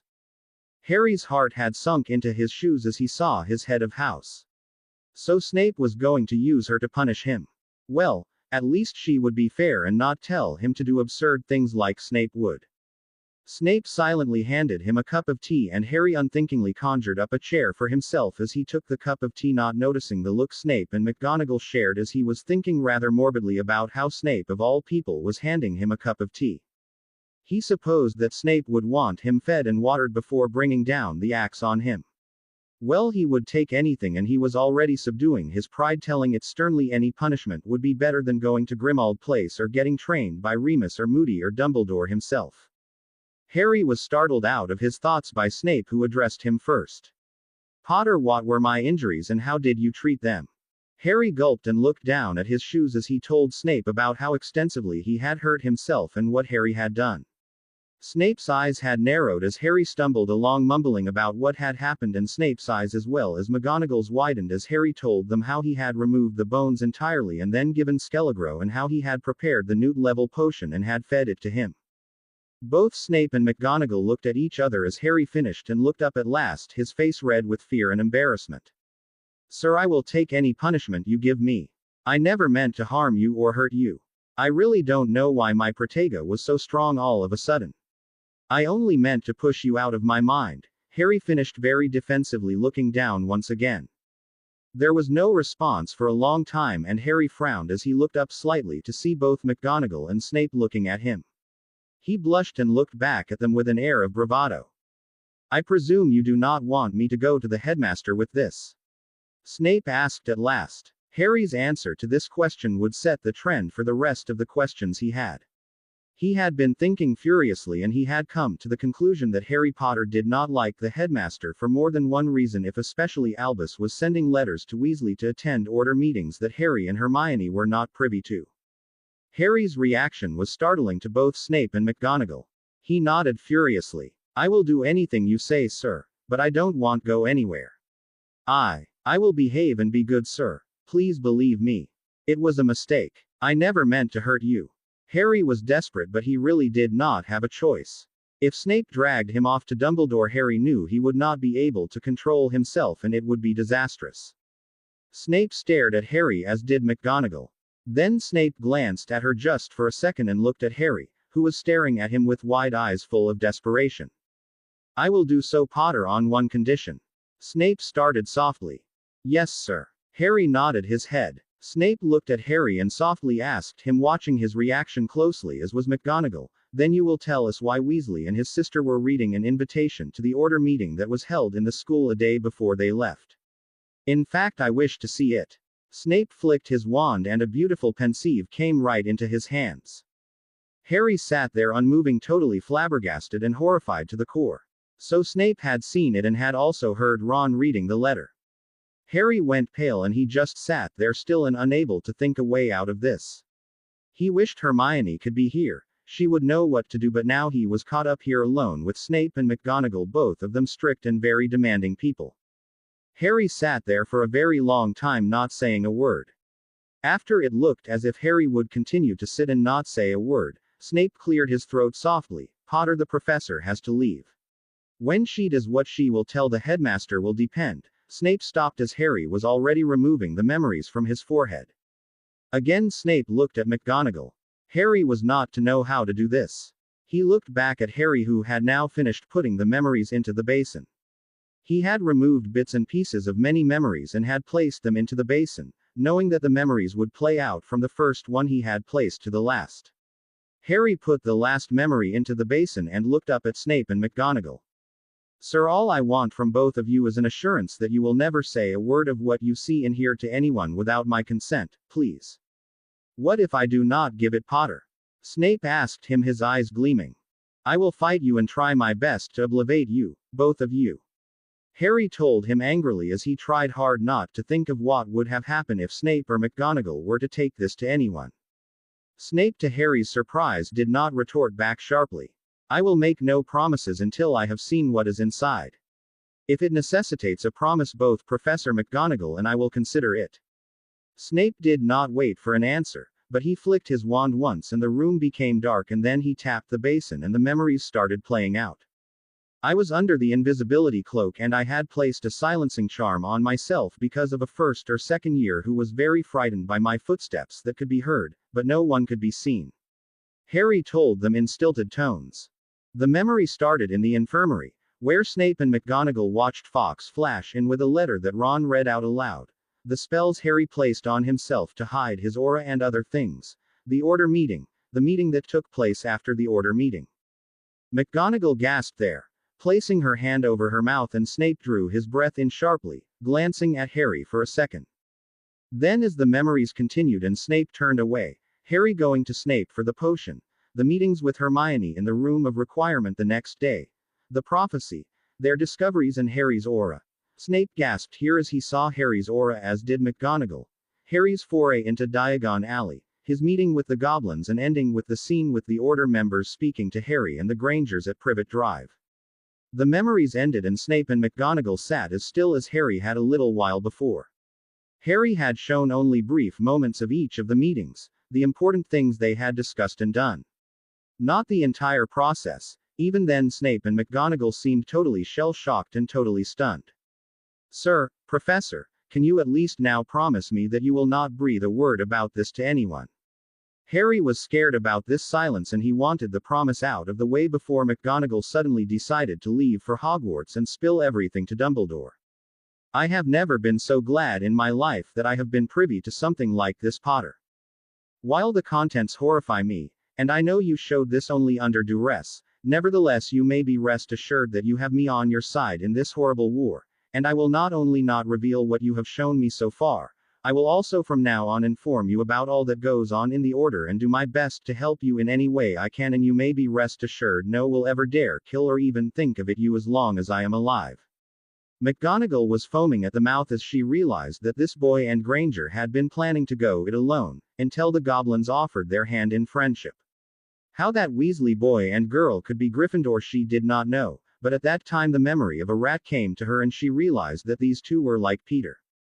She felt tears come into her eyes as she thought of all that Harry had sacrificed and all that he had endured until now, and even when the odds were against him, even when Dumbledore was planning to kill him and take over his assets, he was still willing to work to defeat Voldemort. That more than anything touched her and moved her from the bottom of her heart. Why did not go away, Harry? You could, in fact I say you must. This ungrateful wizarding world does not deserve your sacrifice. You have given too much already. McGonagall angrily wiped the tears from her eyes as she looked at the boy she had wanted to raise as hers in the first place. Harry shrugged as he glanced at Snape, who was still silent and staring at Harry with an inscrutable expression on his face. If I do, then the reason my parents died and the way I managed to Sirius who died for me would be in vain. McGonagall got up and went to where Harry was sitting and bent down and hugged him gently and awkwardly, but pouring all the comfort she could. Sirius falling into the veil is not your fault, Harry. It is ours. We never did anything that would have made you think and be a little more cautious, never gave you the information that should have been told to you so many years back. Sirius argued so much at every order meeting that you should be told about the prophecy and the mind link, but Albus shut him and all of us, saying he wanted you to enjoy your school time without all of this hanging over your head. Never regret you went to fight for Sirius. That is what families do. Love each other and fight for each other. Had Sirius known that you were in danger, do you really think he would have cared two hoots about his status as a wanted criminal or Albus's advice about not going out? He would have hexed his way to hell and back and got to you. He did just that when he came to the Department of Mysteries to save you. That is what you did as well. But he died. Harry's voice came softly, trembling in its grief as he finally said the words that made Sirius a part of the past. Yes, he did. That was sad and very unfortunate, but he died for you as you were prepared to and would have died for him. But do you know one thing, Harry? He would have lived for you as well. That is what I want you to do. Live for him, and your parents who gave their lives as did Sirius who gave his life in the hope and knowledge that you will have yours. Defeat not only you know who, but Dumbledore, Moody and the others who think that you should be done away with just because you had the gall and the nerve to do at 15 months what they cannot dream in their 10 lifetimes to come. She held on to Harry, who was sitting quietly, letting her words of much-needed comfort wash over him as he drowned in memories that were very few in his opinion, of Sirius. At that time a Patronus came from Albus who had called for a meeting at Grimmauld Place. She stood up and smiled at Harry slightly. Well, wish me luck. I am off to my new career in spying. I will tell you what happened there, Harry. Start the real work with Severus, as this holiday here in so much isolation is ideal for learning about all your gifts. Snape flicked his wand at her as she was about to flow, dissenting for Lupin. Was all he said, and then she smiled at Harry and left. There was an uncomfortable silence after she left, and Snape got up and swiftly started preparing lunch, giving Harry the time to calm down after McGonagall's emotional speech. They had missed breakfast and both of them had got up very early. Soon Snape laid the table and silently gestured to Harry to eat, and not waiting for Harry, Snape sat down without much ado and started eating. Harry, too, sat down opposite him and wondered how he could ask Snape to tell him personally that he would not reveal anything to Dumbledore and Voldemort, as McGonagall seemed to categorically speak for both of them. He decided to ask Snape as soon as lunch was over. Snape and Harry ate their lunch in total silence, and afterward Harry stood up and cleared everything away. The food was delicious and Harry had been surprised at how good a cook Snape was. Harry had eaten his lunch fully and turned to the drawing room where Snape was sitting down. He looked up as Harry came and did not say a word as Harry hesitated a little and then sat down opposite him. Potter, why did you leave £1,000,000 for the family that hated you, abused you and never took care of you? He asked Harry softly. Harry shrugged. They did take care of me and not let me out into the streets to fend for myself. I have so much now and, Harry shrugged once again.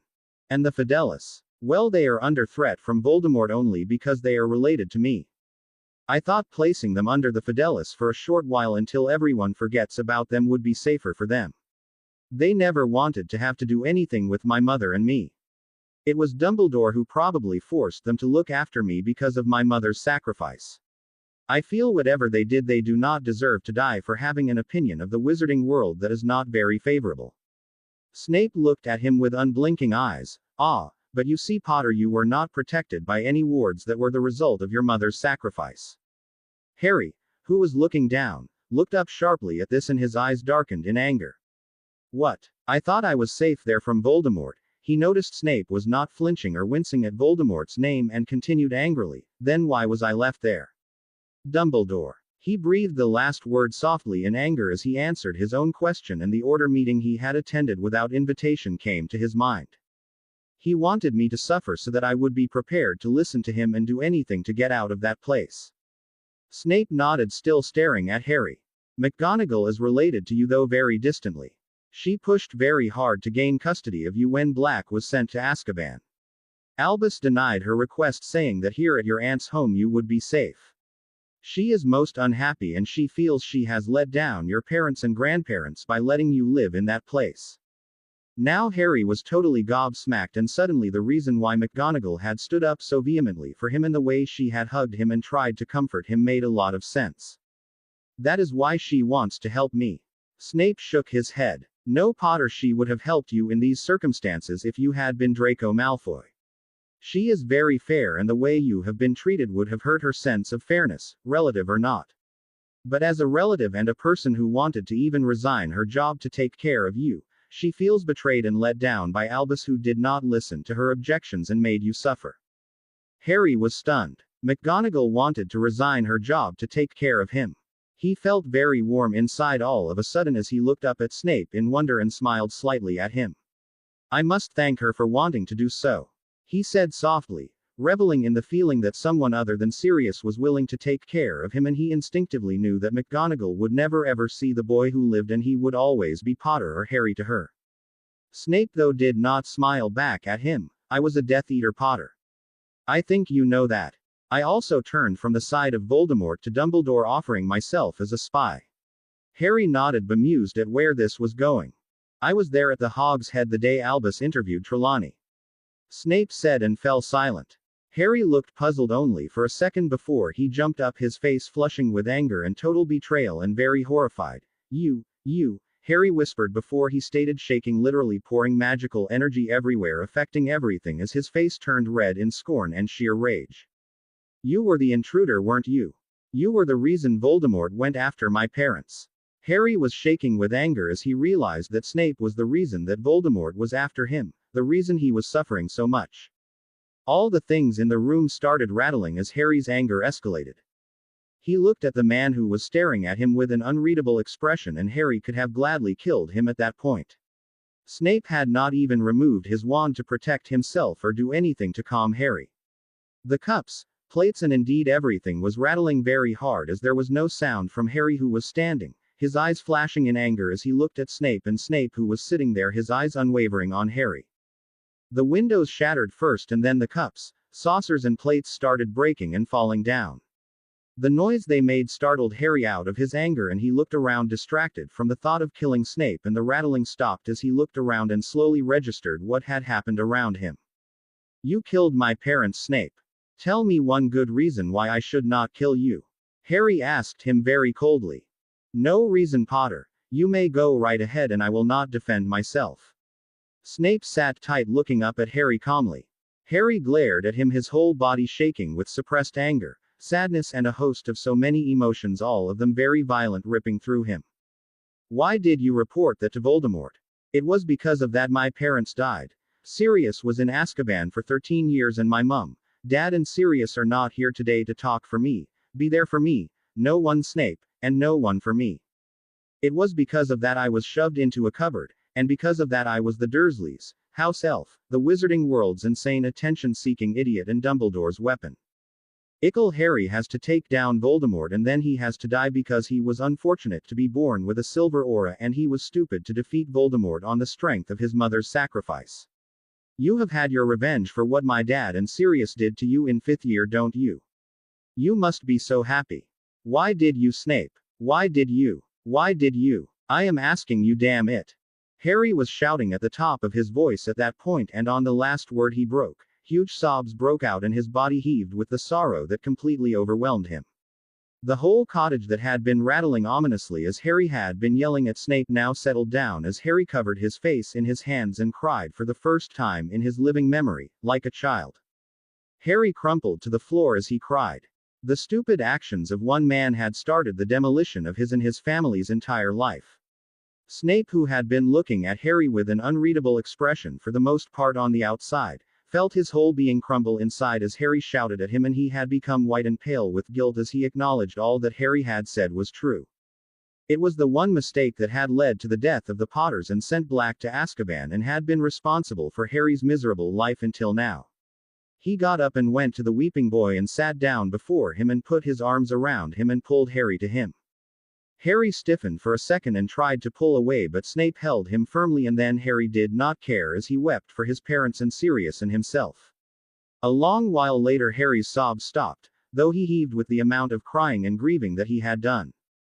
All this while Snape had just held him silently, slowly stroking his back and squeezing his shoulders. Harry and Snape sat there for the rest of the day just like that, as each was holding on to the other for what they did not know, but shockingly and surprisingly very comfortable with it, and both of them did not make any move to get out of holding each other. It was around dinner time that Snape broke the silence after Harry's shouting. "You are right, Potter. It was that one act among so many other despicable acts that I have done in the service of the Dark Lord that spoiled your entire life." He began softly, holding Harry firmly. Harry was so tired with his crying he was just lying with his head on Snape's shoulder, and when Snape began to speak, Harry just stiffened a little, but stayed where he was, very silent, not saying a word in acknowledgement or anger. "I joined the Death Eaters to get my own back against the world that I felt in my supreme ignorance and ego-filled stature had been pretty unkind to me. My mother had died in the holidays of 5th year, and I went home to find that my home had been locked and shut down. My father had not seen it fit to even tell me she had died just 2 weeks before school closed for the summer, and she was already buried by the time I had got home. The street house was in her name, and she had willed it to me, and my father had left to go and live with another woman whom he had been with for a long time. I abhorred him, and he hated me as I was magical. He beat my mother and tortured her almost every day, and she did not have the luxury of escape like I did once I was 11 years old. What was shocking to me at the time was that she made no effort to leave my father even when he would sometimes bring women home. She put up with everything patiently and almost never ventured out and never spoke an unkind word to me. She tried to protect me as much as she could from my father's abuse, and when I got home and found her dead and my father alive and kicking, I was so furious I would have killed him if not for the fact I knew my mother never wanted him harmed. She took a promise from me when I was in my 3rd year. My father had beaten her so much one day that I was furious and had planned to kill him with a potion, as I could not use my wand, and pleaded with me and asked me to never harm him as she loved him, and if he did not love her that was all right with her. Today I can see that she was very weak mentally and she did not have the will to fight against my father, but then I felt disgusted and I vowed that no one would have control over me like that. What a fool I was, and how wrong. I was not happy, but I could not go against her. She was a witch and a powerful one. She had been to Hogwarts and was in Slytherin, and her family was as pure blood as the Malfoys. Blacks are yours, Potter. Your father's side, I mean. She could have cast the Harmony charm. She could have even cast the Imperius and made my father a human being instead of a sick animal, but she never did, and she always endured his violence. That year, the year my mother died, I joined the Death Eaters along with Lucius Malfoy and the other Slytherins, including Regulus Black, who was my best friend and the only one who had a fair idea about my home as he came from a similar background. Only both his parents were equally bad. Sirius Black had Potter and he was already an outcast because he was sorted into Gryffindor, but Regulus had no one.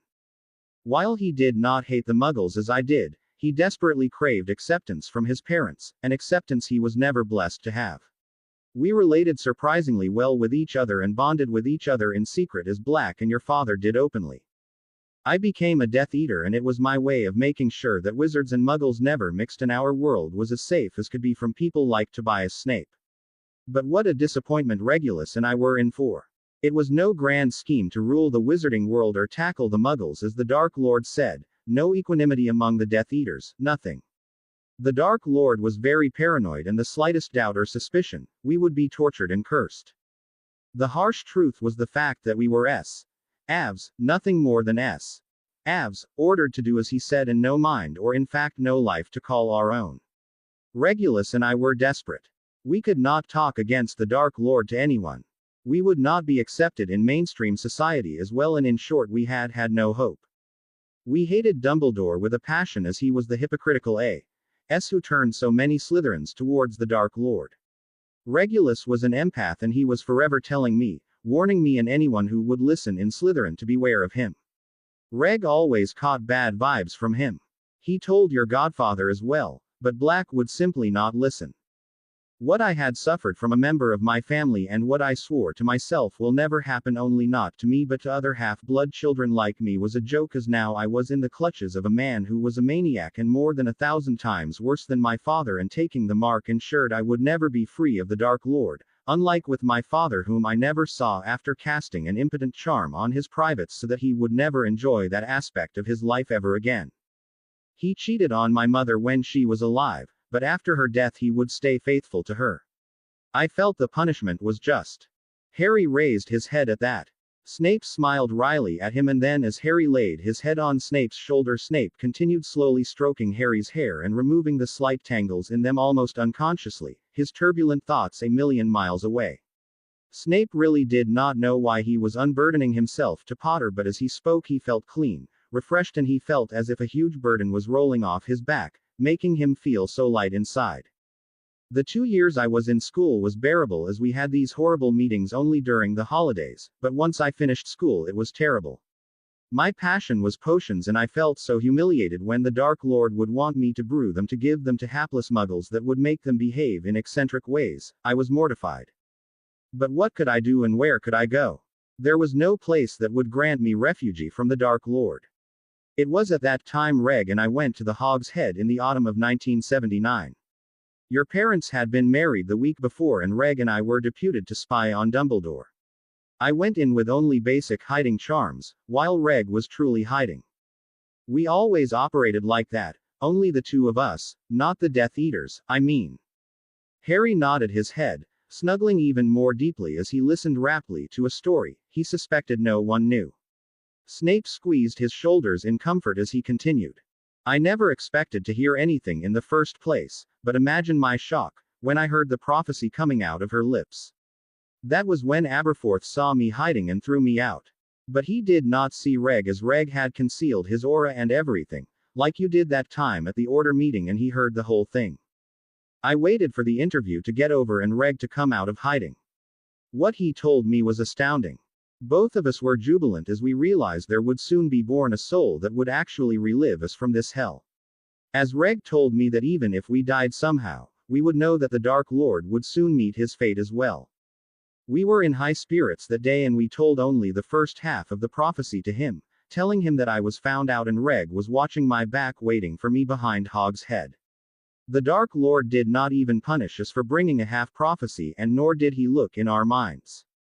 Occlumency was the first thing I had learnt along with Reg once we realized we were not loyal or true Death Eaters, and we were confident we could withstand his mental assault.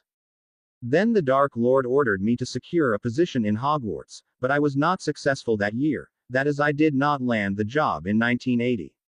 The Dark Lord was most displeased and told me that I should somehow get into Hogwarts, and that was when Reg suggested that I should appear disillusioned with what I was and go there offering my services as a spy. The Dark Lord agreed at once, and I was to try in the autumn of 1980 to become a professor somehow by the summer of 1981. I was happy with that, as Reg and I were working in secret on bringing down the Dark Lord and making the way as easy as we could for the Prophecy Child. We carefully watched all the Light and the Dark families and saw potential candidates in your parents and the Longbottoms, whom we came to know were scheduled to deliver in the month of July. Both have thought it would be the Longbottoms, as your mother, though a powerful witch, was not a pureblood. In the meanwhile, Reg and I were working on the secret project.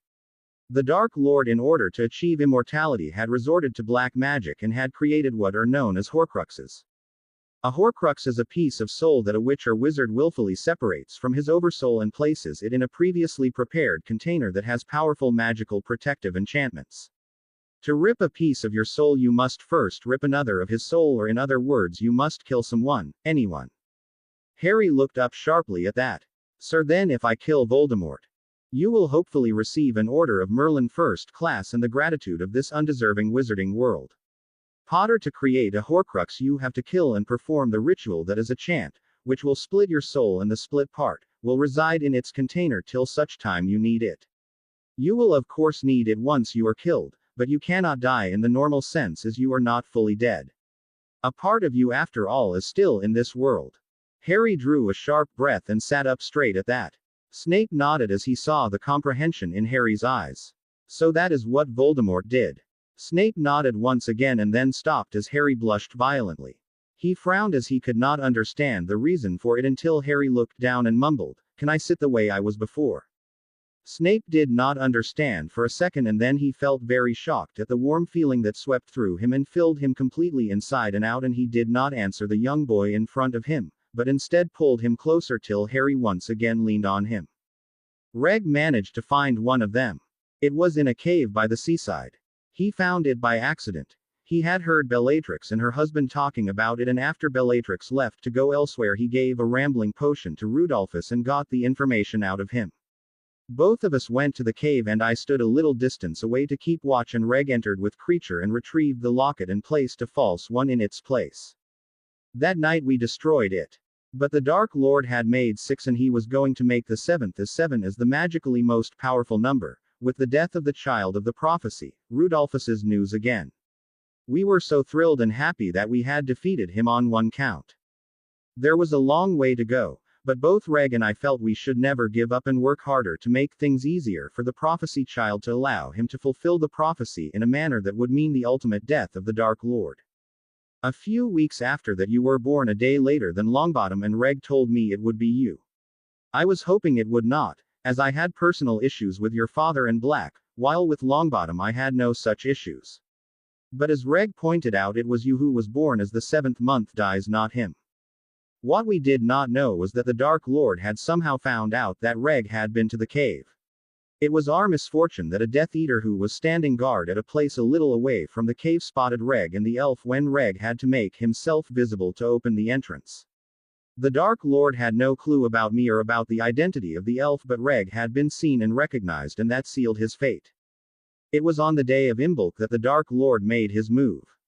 He announced that Potter was the child of the prophecy, and he had gained a very close friend of the Potters as his man, and once all his plans were in place he would move against Harry Potter. Both Reg and I decided to warn your parents through Black. But he was not destined to warn Black or indeed anyone, as the only person who looked at me without repugnance and loathing and bonded with me as my brother was tortured and killed. The Dark Lord. Snape's voice trembled and he shivered as he remembered the horrifying events of so long ago that still stood in his mind as if it had happened yesterday. Harry shifted a little and now placed his arms around Snape's shoulders and held him tight, pouring feelings of calm in his touch. Snape trembled a little more as he tried to find his voice and tell Harry about Reg's torture. The Dark Lord, whispered Snape once more. The Dark Lord told everyone that Reg had been meddling in his business and traitors should be punished. He asked Reg about the Horcrux and Reg told him he had destroyed it and sealed his death at that moment in the worst way possible. The stupid boy took everything on himself to save me and admitted his guilt, pretending he was working with his brother in secrecy. Snape swallowed and paused for a while and then continued softly, the Dark Lord mind raped him first, but could not find anything. He was furious as a result and he started by breaking Reg's bones one by one, enervating Reg every time he fainted. When it looked that Reg would die of pain, he stopped breaking his bones, not that many were left, and started placing small but deep cuts that were cast along with another spell that was for inducing pain. Reg died when the Dark Lord cut his privates with that spell. I stood there wanting to rush and fall on him, save him or die with him, but I could not let him die in vain, could not let his death mean so little. So I watched him with a smile on my face along with the others and clapped my hand and raised my wand as the traitor died, all the while weeping inside for my first and only friend, brother and family that I had ever known, who cared for this greasy git as his very own. 2 lonely tears came down his cheeks as he spoke softly to a horrified Harry who was trembling with the shock of what he was hearing. That was the day, Potter, that I turned to Dumbledore. I went to him with the information of a spy in his inner circle and simply told him the Dark Lord's orgies were not to my taste. I promised on my magic and gave him a wizard's oath that I will help Harry James Potter to the best of my ability and even die if needed for his sake, so that he may fulfill the prophecy. Only then Dumbledore believed me and helped me and offered me a position of the head of Slytherin and the job of potions professor. Harry looked at shock at the man he had hated with every fiber of his being only a few hours ago. Harry did not think.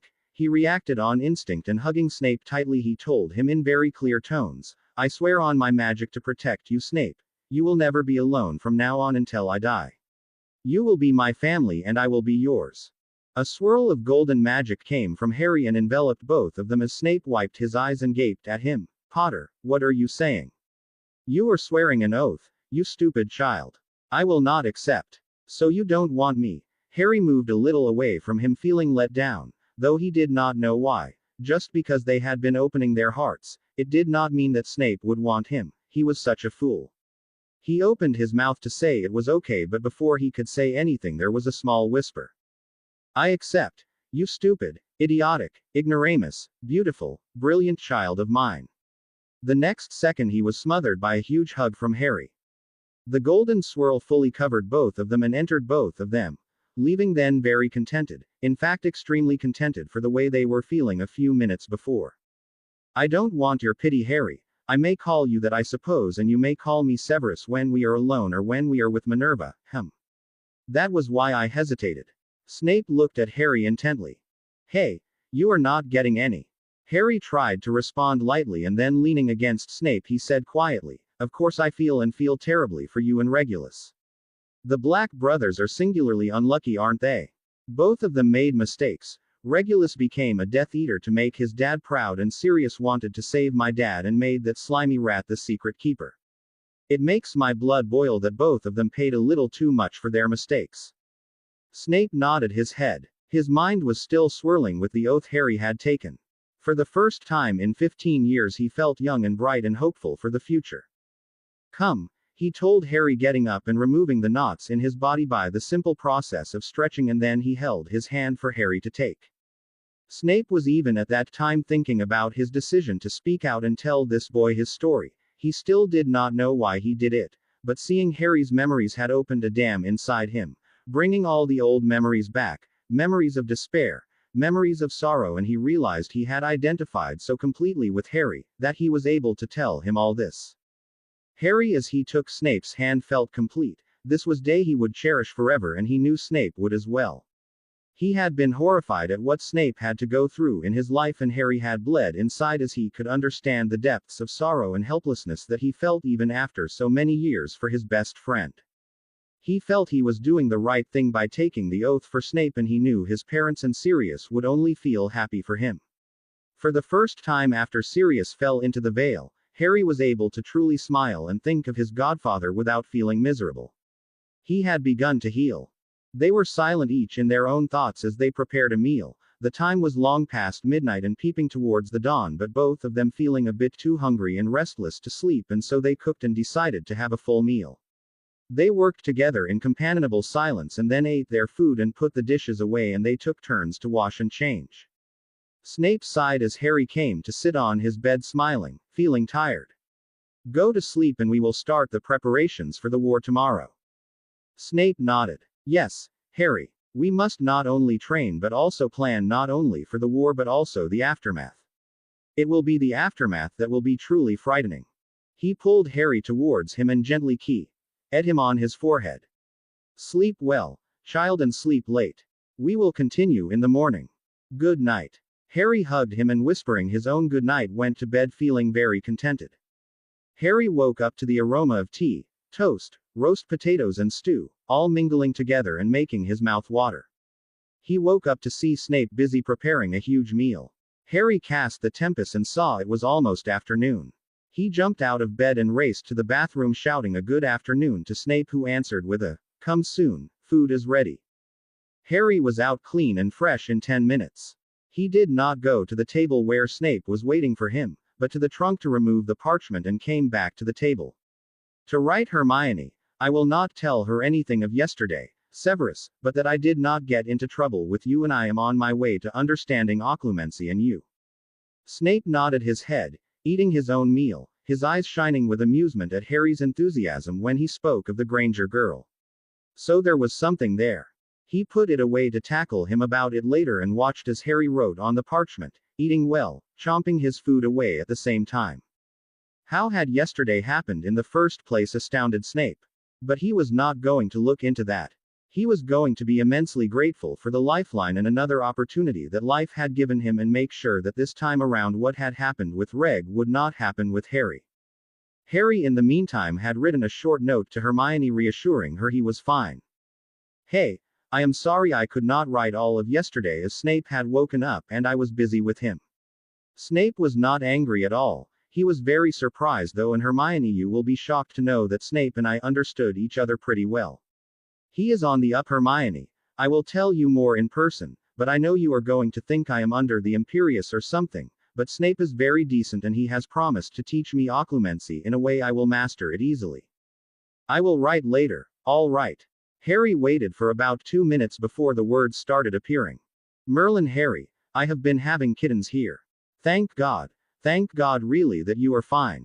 I have been imagining all kinds of things, the worst scenario being that Snape had found out and dragged you off to Dumbledore, and the best was that you had made Snape unconscious once again, giving perhaps 3 more days. Now I am relieved and I can start studying again. Don't do this again. If not anything from today onwards, I want you to write. I am okay. When you go to bed, if you don't have time to write during the day, I will read that and will know you are fine. Okay. Harry read all this aloud to Snape, whose suspicions were more or less confirmed. She really has you where she wants you, doesn't she, Potter? He asked Harry, smirking at him, amusement shining in his black eyes that were full of warmth. Harry blushed as he understood the implications of what Snape was telling him and scowled at him. You couldn't be more wrong, Snape. He tried to drawl, but it came out very awkward and Harry sounded silly even to his own ears, as he blushed more. Snape could not control himself as Harry huffed, and he laughed aloud, making Harry scowl at his warped sense of humor, and he hastily scribbled a "Fine, we'll do that, got to go" on the parchment and got up as stately as he could and went to keep it safely. It is not very funny. You know, she was attracted to Ron in that way, not me. Harry told him sternly, wondering why he felt so bad about it. She was his best friend, that was all, wasn't she? Then why did he feel so bad about her thinking of Ron in that way? Snape was still smiling as they washed the dishes together in a companionable silence. Snape thought as he washed and dried the dishes along with Harry that he was smiling in a way he never had after Reg, and he realized how much he had missed this kind of conversation in the last so many years. He looked at Harry, who seemed to be deep in thought, most likely about Hermione Granger, and called him down to earth to start off on everything. While you were sleeping, Snape told him as they went to the sofa and sat down. Well, Snape sat down on the sofa and Harry threw himself on the ground, resting his back on the sofa opposite to where Snape was sitting. I took the liberty of calling Minerva to come here and discuss the next step in your training and also talk about the Order, the Death Eaters, and the wizarding world in general. Harry nodded. Yeah, he said, and then curiously, what were you planning to teach me? Snape smiled. All the things I wanted to teach you before now, Harry, only now I will do it in depth, and before Minerva comes there are 2 things I wish to do. One is to see your books, especially by this Canagon, as I do not recognize the name and nor does Minerva. The second thing, which we will do first, that is now, is to finish your occlumency lessons. Harry pouted. Please, Severus, I swear I will start with the stupid occlumency from tomorrow. Please, please give me an off today. Harry begged him, looking hopefully at Snape. Silly, I haven't finished. What I was going to say before I was interrupted was that if you will not mind, I will create a mind link with you and build your walls. Then all you have to do is to strengthen them continuously by meditation, which I will teach you. With constant practice, the shields will become a part of you and will start operating subconsciously, sensing your need at any given moment. Harry blinked at that. Then he smiled. What are we waiting for? He grinned at Snape, who rolled his eyes. Well, now we don't have to wait till tomorrow for the stupid occlumency, Saint. They started. Snape instructed Harry to look straight into his eyes. Now, Harry, he said softly, wanting to impress on the boy how important this was. Harry, you must promise me that you will make a sincere effort at occluding your mind. While what Dumbledore said was in very bad taste, the meaning of what he tried to imply still holds good. The Dark Lord will stoop down to any level, and I wish for you to make sure that what happened before will never happen ever again. Harry nodded seriously. Yes, I will, Severus. You just tell me what to do and how, and I will practice whenever I can, day or night. Good. Snape smiled, satisfied at Harry's answer, and he whispered, Legilimens. Snape was very easily in Harry's mind, and Harry was there as well. May I start with the memories? Come to me and let me hold you. Some of them may be painful after all. He ordered Harry, who immediately went to his side, and Snape had his arm around Harry's shoulder. Now, how would you want your memories separated? Good, bad, and ugly would be one way. Home, school, and other would be another. Order, Death Eaters, and other would be still another way. What about Order, Death Eaters, Hogwarts, Dursleys, and others? Snape smiled sadly at Harry. Apart from others, the rest was purely bad memories. He nodded his head, not saying anything, and got to work. He asked Harry to contribute to the artwork, and they began. Harry turned his mind into huge caverns like his vaults at Gringotts, and Snape started sifting through his mind. They went through the relatively less painful ones of his time with the Dursleys, and Snape wondered at the endurance the boy had. With all this baggage he should have already been a Dark Lord. Instead here he was struggling to put his pain away, getting up on his feet and still working to defeat Voldemort and trying his best to be happy with what he had, which was very little. A surge of protectiveness swept Snape away for a minute as he tightened his arms at Harry, who was looking rather sadly at his younger self as he was being yelled at by his aunt and trying to dodge her pan at the same time. They worked together for almost 3 hours, before Snape noticed Harry trying hard not look upset by what he was seeing, which was his aunt brushing off the large bruise he had from Dudley hunting on his elbow that was bleeding rather badly. His aunt was accusing him of being whiny and told him very brusquely to clean the wound with water from the bathroom as the blood was making a mess on the floor. "You come back straight here and clean the mess you have made on this floor, boy." Harry's eyes looked shocked and full of hurt as he replied softly, "Yes, Aunt Petunia." They had come up to his 7th year and it was taking all of Snape's restraint not to yell at the Dursleys. He decided he had a visit to make and he would take Minerva along with him. Yes, he was sure he could do something to make the punishment fit the crime. Harry was so small and the things they had made them do, well, Snape was itching for his wand. He hugged Harry, who smiled at him, self-loathing evident in his voice. "I am being such a wimp, aren't I?"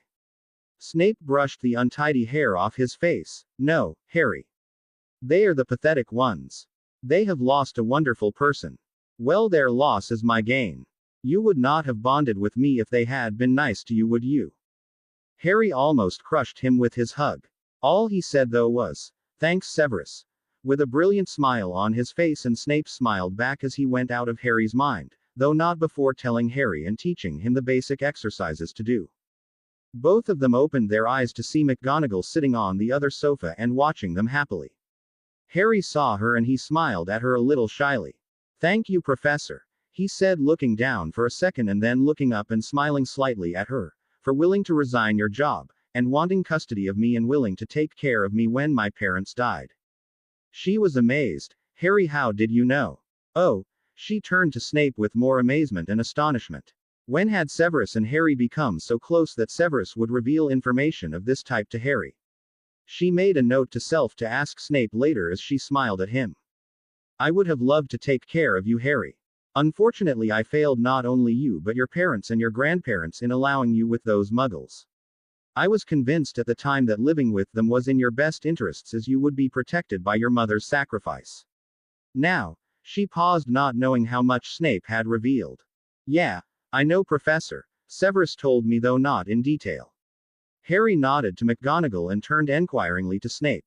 McGonagall's jaw hit the floor and Snape was actually laughing at her shock.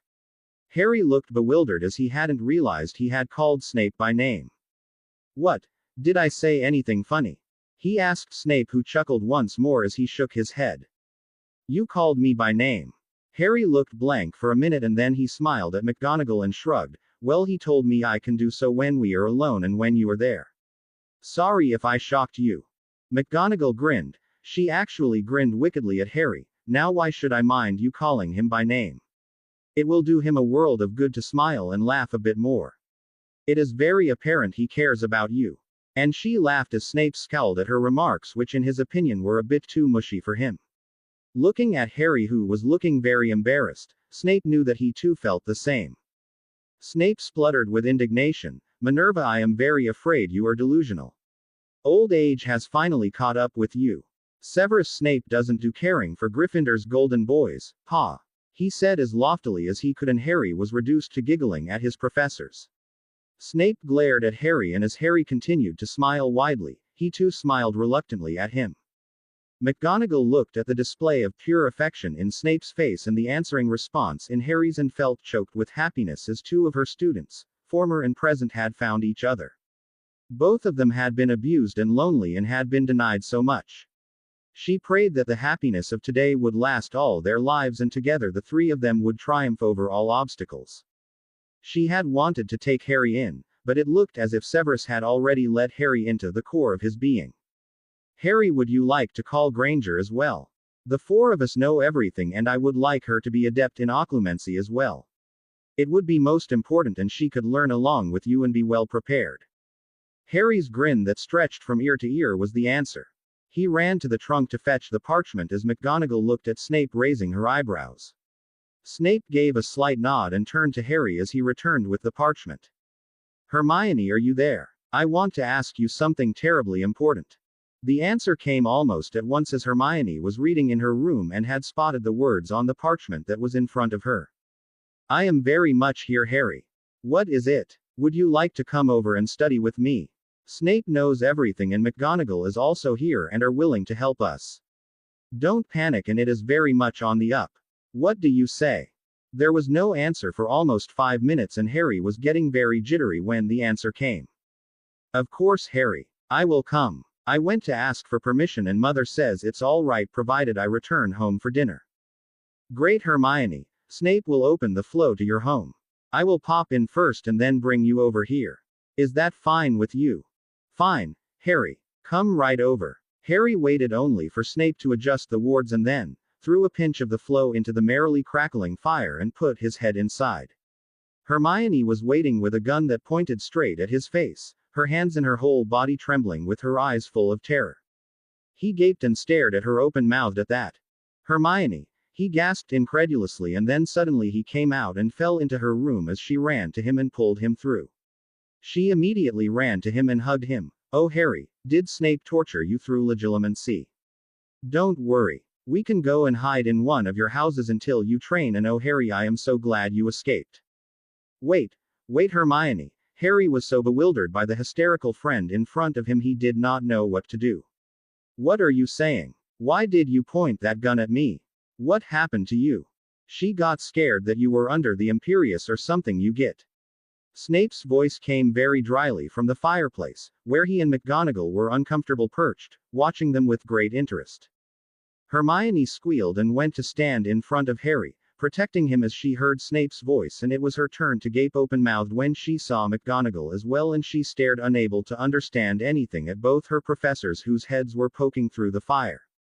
It was a bit too much for her, as she had thought that Harry had been brainwashed or put under the Imperius by Snape and was prepared to shoot her way out and rescue him.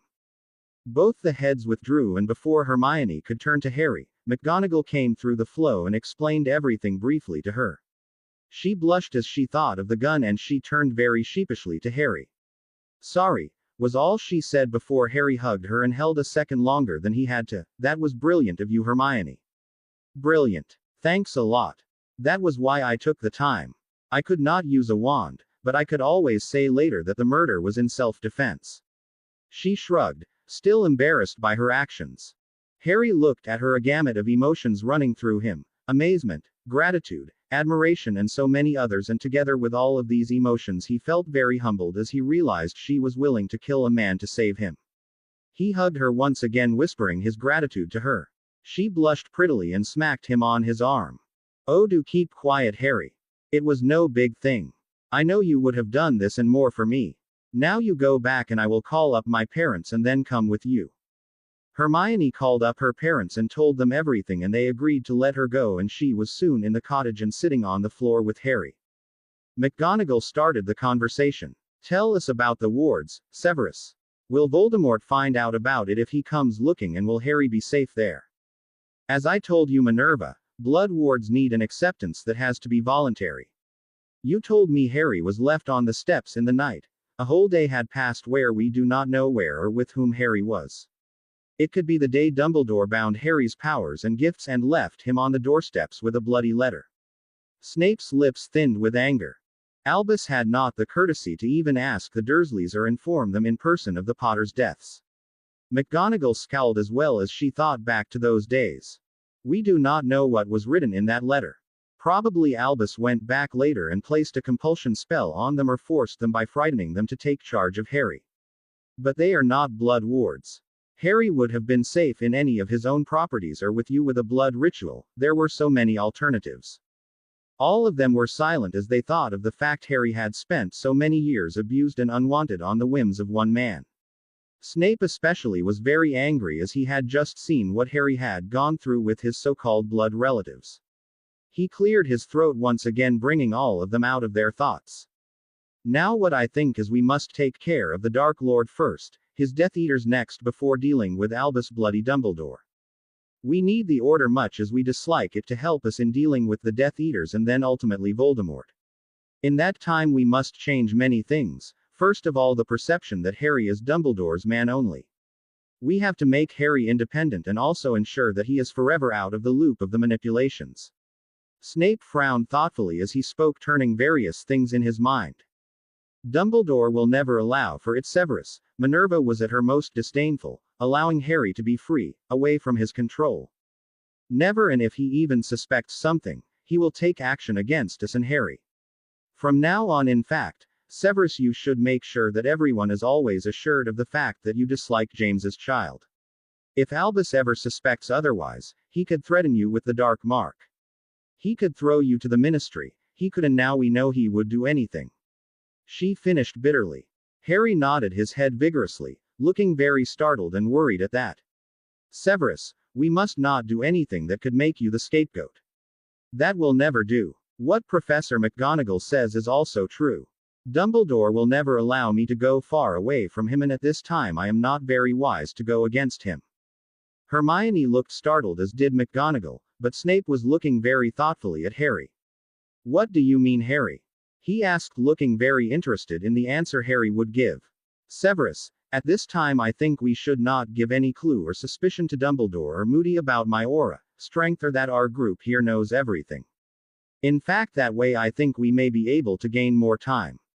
He said he will not allow the final clash with Voldemort to occur till I reach 17 and take formal control of my vaults and his, well, I mean him, Sirius. He stopped there a bit choked up and then valiantly continued. So he will try and break me as much as possible to get my magic all worked up, and at the next time I meet with Voldemort once I am 17, he would probably come along with me and release my magic at the last moment and then watch with a sad smile as both of us went down. Only the Dark Lord won't go down, as he has created Horcruxes, and unless we destroy them he will keep coming back. Snape finished as McGonagall gasped in horror. Severus, what are you saying?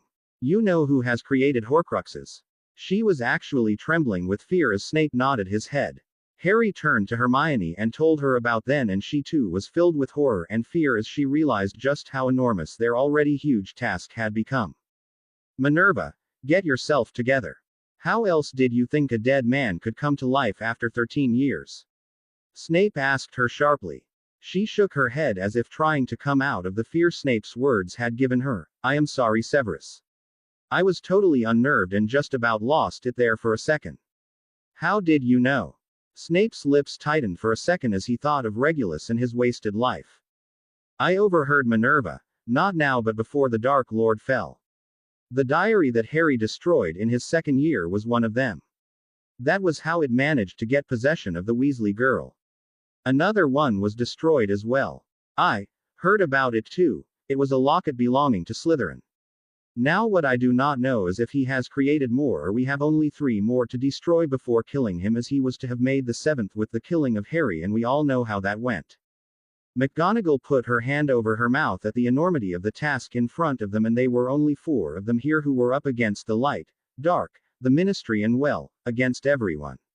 She looked at Severus, her eyes conveying the concern about the task that lay upon this boy who was destined to fight all of these people with only 2 witches and 1 wizard to help him. Snape nodded his head as he understood what she was so worried about. But this was not the time to panic. At least they had been given some vital information and the time to train Harry and plan their moves. Also, they knew about the Horcruxes. That was a plus. He turned to Harry. You are absolutely right, Harry. In fact, we should do all the things I said before, but in secret and bide our time and deal with the Dark Lord first. Let me finish, Minerva. As McGonagall was about to interrupt again, Harry must learn, and learn fast, not only about offensive and defensive magic but also wizarding politics, and work his way up the ladder so that he not only knows how to recognize manipulation but also to deal with it swiftly and efficiently. McGonagall nodded thoughtfully. What Snape was saying made a lot of sense. The debacle at the Department of Mysteries, where the Dark Lord failed to kill Harry and Albus, has made him very frustrated. He has sent all of us away. Those in the public eye, like me, Rookwood, McNair, Avery and Malfoy. That was how I have got almost 2 months to spend here. Well, we must not waste a minute more and do as much as we can before the Dark Lord starts calling and I am not able to be here continuously. All of them nodded at that and Hermione went back to her home with McGonagall to talk her parents into taking a holiday in France, where Hermione had been before and she could manage any questions that may arise about her trip. The Grangers had been planning to go on a holiday when Hermione left for Grimmauld Place and so not much persuasion was needed to make them go a bit early. Hermione would live with McGonagall in the night and come every day to the cottage with her and learn along with Harry from Snape and McGonagall. McGonagall herself finished her duties in school in about 2 days and casually went off for a well-deserved holiday. She had created a special room that was off her bedroom for Hermione and had completely sealed that room. That meant there was only the wall if anyone would by chance happen to enter her bedroom. Though the chance of anyone doing that was highly unlikely, she was not taking any risks. There was a flow in Hermione's room that connected her to the cottage and that was the only way in and out of that room. Not even McGonagall could enter Hermione's room from her bedroom once she had sealed the door with a wall. That way she ensured no one would know of her presence even if they flood to her house and happened to enter her bedroom at any point. Satisfied with all the arrangements made so far and after Hermione came bag and baggage to her room, she would find going to the cottage in the morning and staying there through the day and going back to her room late at night. Snape and Harry had been busy working out schedules and had already started their studies. They continued with the occlumency lessons and Snape felt wanting to meet the Dursleys and show them the real reason of why a Muggle had to fear a wizard. He also kept trying to persuade Harry to stop giving the money to them, but Harry was adamant about it. Occlumency was practiced for about 3 hours a day and the rest of the time Harry started studying about his gifts and harnessing his magic. Snape, Hermione and even McGonagall had drooled over the bookcase of Artemis Canagon and Snape had straight away asked Harry to start with 4 subjects at once. The dark arts, blood magic, runes and parcel magic were the subjects Snape asked him to start off on. He added aura sight to it as well, though Harry would get to practice only on 3 persons at the present. What Harry and Hermione did in the evening practical class with a wand, Snape asked Harry to try it at once wandlessly. He did not stress Harry to get the wandless spells right away as he knew that would be difficult if not impossible at present, but he asked Harry to try so that he would get the hang of it. As Harry was practicing first and second year spells with McGonagall wandlessly, he would soon get these spells as well. Now it was merely to understand the incantations and the flicks and also try the various spells mentally and without flicking his hand. The unlocking of his magic and gifts made Harry memorize and understand everything much faster than usual. His capacity for retention was also so much better than before and soon he would be able to come on par with Hermione. They started their day early in the morning and fell into their beds late at night, completely exhausted, but learning so much and the closeness that all of them shared and the purpose for which they were putting in so much effort made everything worth their while. McGonagall still attended meetings in Grimmauld Place and came back with all sorts of news. Harry had received the information that Remus was like this because of the wolf grieving for Sirius and the man in him could not reconcile with the wolf and was desperately trying to convince the wolf, very impassively, but felt just a little bit better inside, as he realized that Remus had spoken like that because of an uncontrollable creature that was in him. Snape though had snorted and had muttered something uncomplimentary about werewolves and their stupidity. Harry could understand that Remus was not in control of the wolf inside him and be able to forgive him, but the wound that had been created by his words had cut a bit too deep and it would take Harry a very long time, if never to look at him as he did before. To be continue. I hope you enjoyed this story. Also remember to subscribe and like this video. See you in the next video.